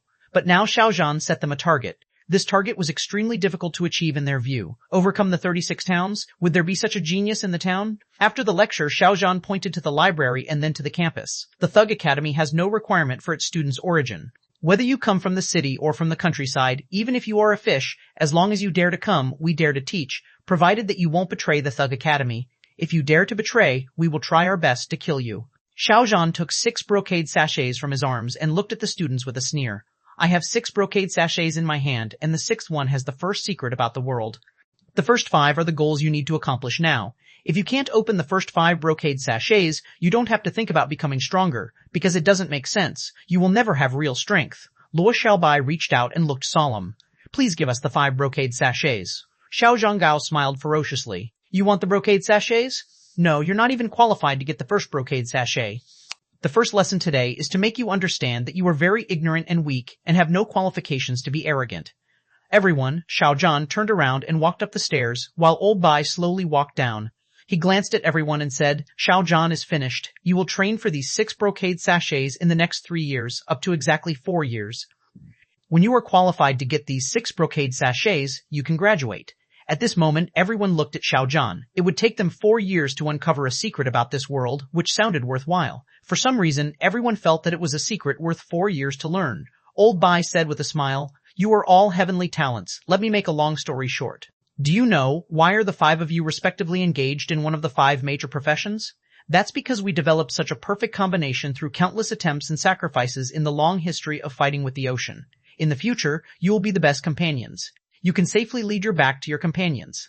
Therefore, you must be very familiar with each other, so familiar that there are almost no secrets between you. Of course, everyone has secrets in fighting techniques, spiritual beasts, and contractual spiritual beasts, and so forth. But try not to have any secrets, because that may affect the cooperation among you. With that said, the old man looked at Xia Xiaoshan. Xia Xiaochan, every time you fight, you only use shadow shrimp. But where is your giant arowana? Then the old man looked at Han Fei. Han Fei, you have been trying to hide the secret that you have an exotic spirit swallowing fish. In combat, you only use your contractual spiritual beast. But did you know, throughout history, there were many others who had yin-yang eyes? Han Fei was shocked. Damn, has he found out about it? It seems that this Thug Academy is more mysterious than I thought. The old man turned to Luo Xiaobai. Luo Xiaobai, have you told others that your blue cannibal flower can devour spiritual energy? Lu Renquang, do they know that you have an exotic spiritual heritage, madness spiritual heritage? Zhang Xuanyu, have you ever shown that your bloodthirsty shark can attack a soul? Everyone changed their faces. Their long-hidden secrets were all exposed. Their hearts welled up with shock and horror. So their secrets have already been seen through? At the same time, they looked at each other. All had secrets, all had their own chances, and all were sly jerks, Old Bai continued. From today, within half a month, I will not arrange any study tasks for you. All you need to do is to get familiar with each other's secrets, familiar with each other's combat skills. After this half a month, what I need to see is a team that cooperates perfectly, a team that knows one another's intentions from the wink of an eye. Luo Xiaobai said proudly, "Yes, President." The others all bowed their heads as if thinking about something, including Han Fei. Do they know I'm practicing the indestructible body art? Ren Tianfei said that I would be doomed if it was found out by others. Chapter 14:8, Secrets of the Five Translator, Henyi Translations Editor, Henyi Translations. In the woods, the five of them were sitting in the grass staring at each other speechlessly. Zhang Xuanyu chuckled awkwardly. It seems that we can have nothing hidden with each other now. Then let's talk about our secrets, Lu Renkuang suggested. Well, you first. I am only a fishing master, but you four are all great fishing masters. You must have greater secrets than I. Han Fei was still worrying about the indestructible body thing, so he said, "Let me talk first." The others immediately looked at Han Fei. "I have 3 secrets," Zhang Xuanyu gaped. "Gosh, why do you have so many secrets?" Lu Renkuang added. "Big shot." "I'm no match for you." Sha Shan looked at Han Fei and her eyes full of curiosity. "The first one is about my spiritual beast. It's an exotic spirit-swallowing fish. Just as the president said, when it fuses with me, my eyes will change and I can see the track of the opponent's action and attacks, so theoretically I will not be hurt. But my fusion has a defect that is that I become extremely bloodthirsty. When I first fused with my spiritual beast, I bit a person to death." "Ew, did you eat that person?" Sha Shan shivered. She dared not imagine the scene. Han Fei rolled his eyes. "Do I look like a man-eater?" Sha Shan snorted. "Who knows? On the day you entered the school, you couldn't block my attack until you fused with your spiritual beast and activated your yin-yang divine eyes. At that time, you looked as if you were going to eat me." Han Fei, Luo Xiaobai broke the silence. "What about the second secret?" "The second one can't be said to be a secret. I accidentally obtained a combat skill called the Incomplete Monograph on 108 Ways of Body Polishing. Practicing this combat skill can shut 108 acupoints of the human body and 36 apertures, thus preventing spiritual energy from overflowing, which strengthens the body. Lu Renkuang exclaimed immediately, "Oh my god, no wonder your body is so sturdy. After the collision with you that day, I almost died." Han Fei scratched his belly. "Actually, the more I practice this combat skill, the less effect it has unless I get the complete version of it. For now, my body is probably able to withstand the attack of mortal-level, high-quality weapons. In the future, it may be stronger, but at most, it will resist the attacks of low-quality magic weapons." Everyone was speechless. What the hell? His body can resist the attacks of low-quality magic weapons. Isn't that good enough? What else do you expect? Zhang Xuanyu asked jealously. The third secret? Han Fei scratched his belly embarrassedly. "I used to be a thin and handsome man. I accidentally gained a lot of energy that I couldn't digest. It accumulated in my body and made me fat. As I become stronger, I will slowly consume the energy and become handsome again." Zhang Xuanyu said disdainfully. "Go to hell. Can you be as handsome as me even if you lose weight?" Han Fei choked. "Humph," Zhang Xuanyu was furious. "Shut up. Under my handsome appearance, there is also my irresistible masculinity." "Masculinity, my ass. How old are you?" Lu Renkuang was frightened. "No, Han Fei, are you going to become a thin person in the future? Please don't. Then I'll be the only fatty again." Sha Shan frowned. "Shut up. Han Fei only told us 2 secrets. The third one doesn't count. Quang, it's your turn." Little did they know that Old Bai, Xiao Zhan, and Wen Renyu were eavesdropping in the grass not far away. Wen Renyu asked, "Old Bai, are yin-yang divine eyes very powerful? With them, Han Fei can even see the track of the opponent's action and attacks? Have you seen them?" Old Bai rolled his eyes. "No, I just read about these kinds of eyes in an ancient book, but the record is not detailed enough." "I didn't know they were so powerful," Xiao Zhan added.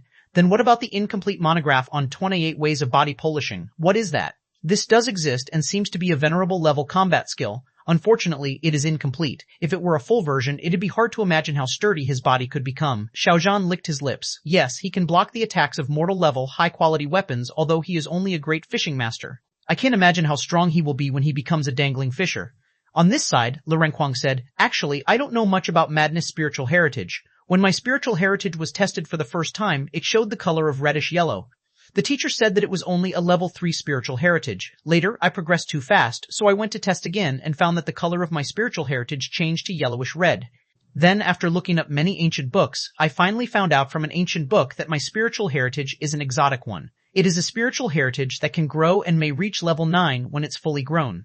"Huh," the others gasped. "A level 9 spiritual heritage? How strong is that?" Han Fei was also shocked. "That's unfair. I have to work so hard to earn aura to upgrade, but you can upgrade automatically. However, red..." Why did I see a touch of black last time I tested my spiritual heritage? Han Fei asked. Do you still have that ancient book?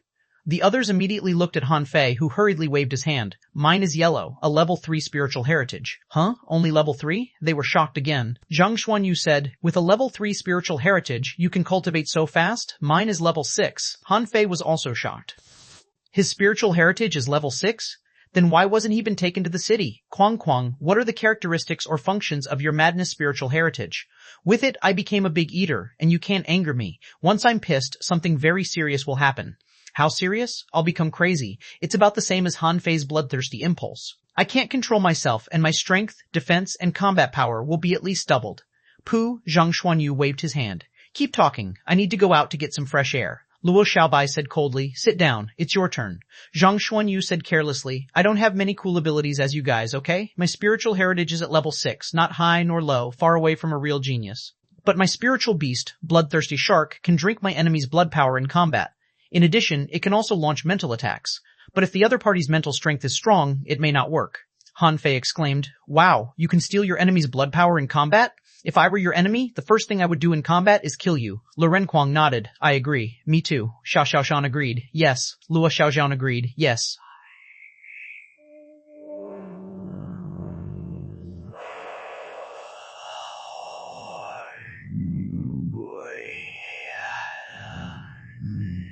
Yes.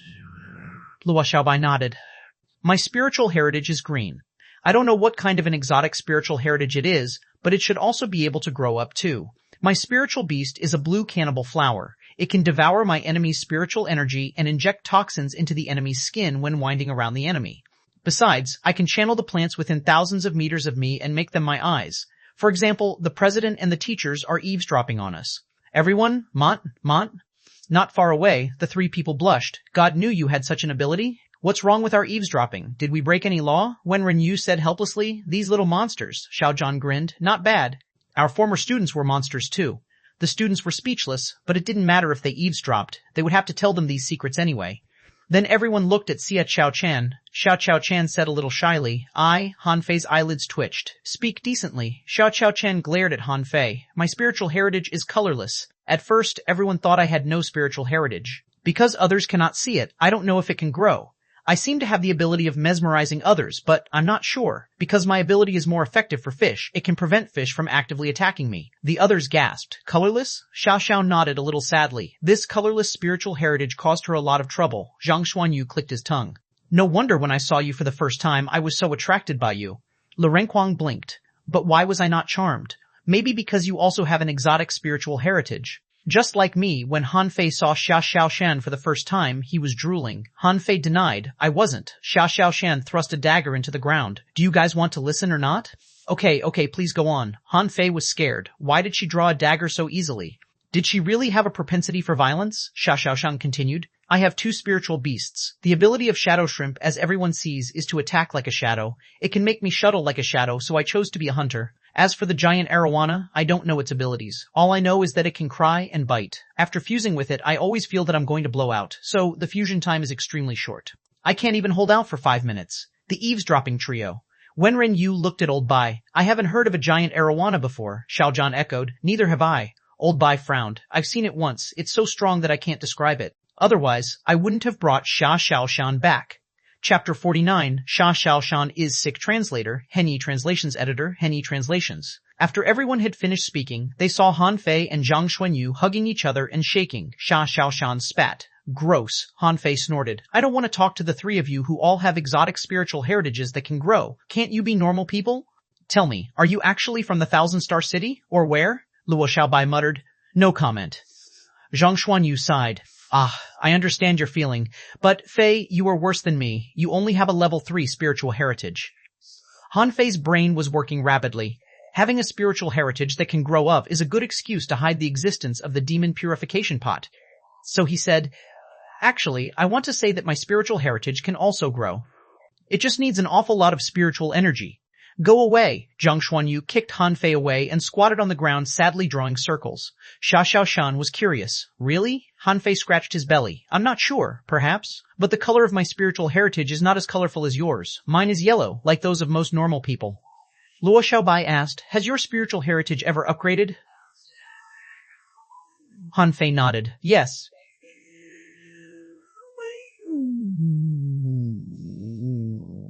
Its first upgrade was when I ate seabed spiritual fruit, and its second upgrade was when I got a chance and absorbed a lot of spiritual energy. Han Fei thought, I'm not lying, am I? If my spiritual heritage upgrades again, I won't have to explain. Otherwise, they will suspect me. Suddenly, Zhang Xuanyu said, does this count? Yes? Zhang Xuanyu hesitated.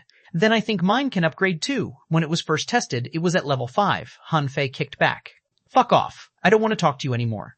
The eavesdropping trio's faces turned green. That's enough. Are you showing off to us? Old Bai said ponderingly. Perhaps this is God's will. Otherwise, how could these guys happen to come to our school at the same time? Xiaozhan said crossly. I don't want to see them for now. I'm going to sell bull conches. Wenren Yu also got up and walked away. I don't want to see them either. I'm going to work, Old Bai mumbled. Do you think I want to see them? After the meeting, Han Fei felt that his classmates were not simple. Why did they all have spiritual heritages that could grow? And why weren't they taken to the Thousand-Star City? Han Fei looked left and right and felt only Lu Renquang looked gullible. Han Fei said with a smiley face, didn't the president say we should get familiar with each other? Let's have a big meal together. Otherwise, we may not have time in the future. Lu Renquang quickly raised a hand. I agree. The other three clicked their tongues. They couldn't resist the temptation of food, so they nodded. Han Fei laughed. Fatty, let's go. Let's go to the plantation to pick up some fresh low-level spiritual fruits. Han Fei knew that the other three wouldn't be interested. Lu Renquang was their cook before Han Fei came, so he was the only one willing to go to the plantation. On the way, Han Fei put his arm around Lu Renquang's shoulders. Hey, Fatty, when did you enter the school? Lu Renquang patted his chest. Ha, I was the first to come here. They all came behind me. Oh? You were the first, so when you came, there were no other students in the school. Lu Renquang recalled and then said sadly, yes. You don't know how miserable the school was. When I had just come, we had no food but basked in the sun and ate low-level spiritual fruits to allay hunger. We were really poor at that time. I don't know why the dean and teachers didn't go to the fishery to catch fish to make money. I really don't understand, Han Fei asked again. What about the others? Lu Renquang was very talkative, so he chatted all the way. Xiaobai was brought by Ms. Wenren. I was really happy to have a classmate when she came, but Xiaobai was always silent and kept to herself. But she is really strong. When I practiced with Xiaobai, I was always... Han Fei's eyes turned. Oh, was she brought by Ms. Wenren personally? Then she must have a strong background? Lu Renquang laughed. No, except that you came to our school yourself. We were all brought here by the teachers. I was brought here by the president himself. At that time, I was competing with others to eat fish. You know what? I ate 17 fish alone. The president happened to pass by and maybe he was shocked by my talent, so I was brought in. Han Fei forced a smile. Are you kidding me? Ate 17 fish at once? They must have thought you were an idiot, so he brought you back. Lu Renquang turned his head and smiled. Of course, it was mainly because of my other talents. Take Zhang Xuanyu, for example. He was brought back from outside the level 2 fishery by Mr. Xiaozhan. It is said that he drifted to our town from another town alone. Have you seen the triple-layered waves in Furious Sea? He created it himself. What? Han Fei was stunned. He drifted here from another town? And he created his own combat skill? Lu Renquang said admiringly. Yes, when he created it, he was only an intermediate fishing master. He's great, isn't he? Han Fei took a deep breath. Wow, this kind of thing can't be done by ordinary people. And this guy drifted here from another town? Everyone knew it was very dangerous at sea, not to mention that it was so hard to travel from one town to another. Seeing Han Fei gape, Lu Renquang patted his shoulder. Don't be shocked, that's not a big deal. Xiaoshan is more horrible. Han Fei swallowed. Did she also drift here? Lu Renquang looked at Han Fei helplessly. No, Xiaoshan was brought here by the president himself a month ago, but I'll tell you a secret. Don't tell the others, Lu Renquang whispered in Han Fei's ear. The secret is that Xiaoshan is sick. Han Fei paused and looked at him strangely. Although she does seem a little bit abnormal, is it bad for us to talk about her behind her back? Han Fei thought to himself. I thought this fatty is simple-minded. It turns out that he is cunning. Lu Renquang quickly waved his hand. No, she is sick indeed. Han Fei recalled how Xiaoshan ferociously ran after and hacked at him and couldn't help but laugh. Is it because she's sick so she has to hack her enemies to death? Lu Renquang looked at Han Fei in amazement. Were you aware, Han Fei? Lu Renquang whispered.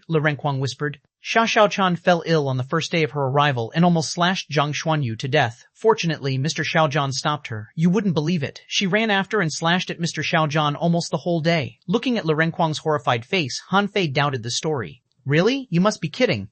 Lu Renquang patted his belly. I swear, I'm not lying. Luo Xiaobai is fine, except for having few words and being a bit fierce. Zhang Xuanyu is very easygoing. Only Xiaoshan, oh, I once saw her glowing red all over like a demon. It was really scary. Fortunately, the president stopped her in time. Han Fei's eyelids twitched. Really? Le Renquang said with a smile. President said that Xuanhuan had unstable power in her body, so she needed to vent, and it would be fine after she vented. In fact, she is not a bad girl. After she found out that she almost hacked Zhang Xuanyu to death, she wept secretly. Well, it's great that you have come. Xuanhuan always tried to get me when she needed to vent. Your physique is stronger than me. This job will be yours from now on.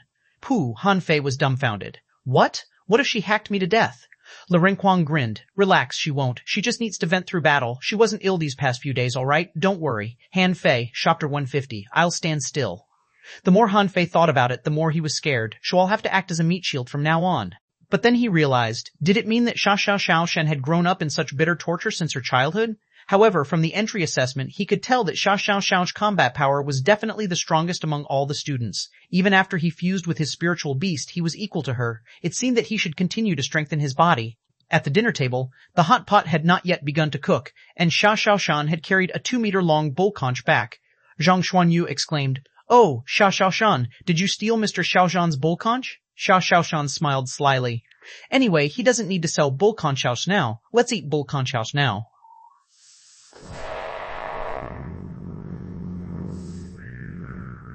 Tanch hot pot tonight. Han Fei looked at Xuanhuan strangely and said, pretending to be casual, "Meat is not easy to stew tender." Xuanhuan snorted. "As long as the fire is big enough." With that, she waved her dagger, sparks flew, and the conch shell was cut broken by her. She proficiently wielded the dagger, and a huge piece of bull conch meat was minced into hundreds of pieces in the blink of an eye, and it fell into the big pot. Han Fei looked at the pot full of meat and froze. "It seems we need to change to a bigger pot." Le Renquang nodded in agreement.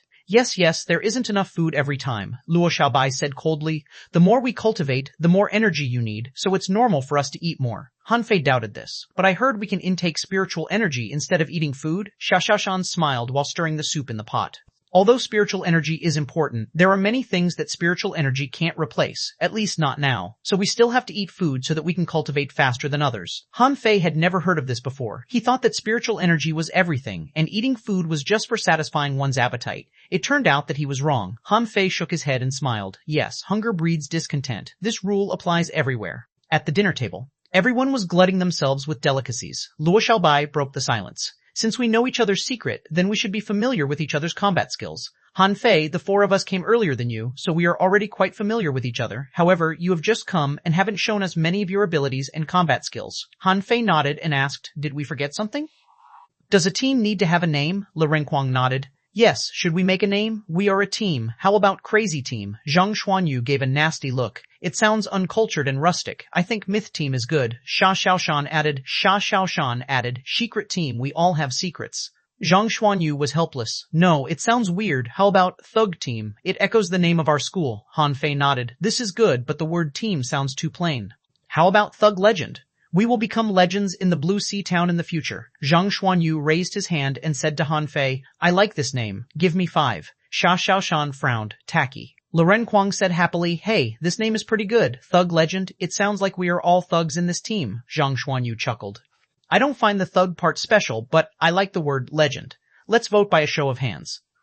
The 3 boys immediately raised their hands. Xuanhuan picked up her dagger. "Quang, you're getting bolder. Believe it or not, I can hack you to death." As they laughed and talked, the name of their team was decided as Thug Legend. In the endless years to come, they had quarreled about this matter for countless times. Everyone blamed Han Fei for this silly name. After the meeting, they became closer. In the next half-month, however, everyone would be beaten terribly by the other 4 with a variety of combat skills and spiritual beasts. One day. Today, it was Han Fei's turn to be beaten by the other 4 again. At this moment, dust flew around in the huge field at the foot of the mountain. Le Renquang was angry. "That's too much. This guy's defense power is too strong." Zhang Xuanyu swung his long rod at Han Fei. Blood and chi burn. Being attacked by Zhang Xuanyu, Han Fei felt hot all over as if his blood was boiling. He could feel his blood and chi was losing every time he was attacked. Han Fei said crossly, "Zhang Xuanyu, wait and see. When it's your turn, I will beat the hell out of you." Xuanhuan shouted. Shadow explosion. There were shadows that filled the ground and the air. Numerous Xuanhuan shadows appeared, and his eyes were almost dazzled by shining glints of the countless daggers. Clang, clang, clang. The water shield under Han Fei's foot was shattered, and he waved the purple bamboo rod as fast as wind, but was still stabbed dozens of times by Xuanhuan. At first, Xuanhuan was afraid of hurting Han Fei, so she just hacked at him. Later, she discovered that Han Fei's defense power was very strong, so she began to stab him.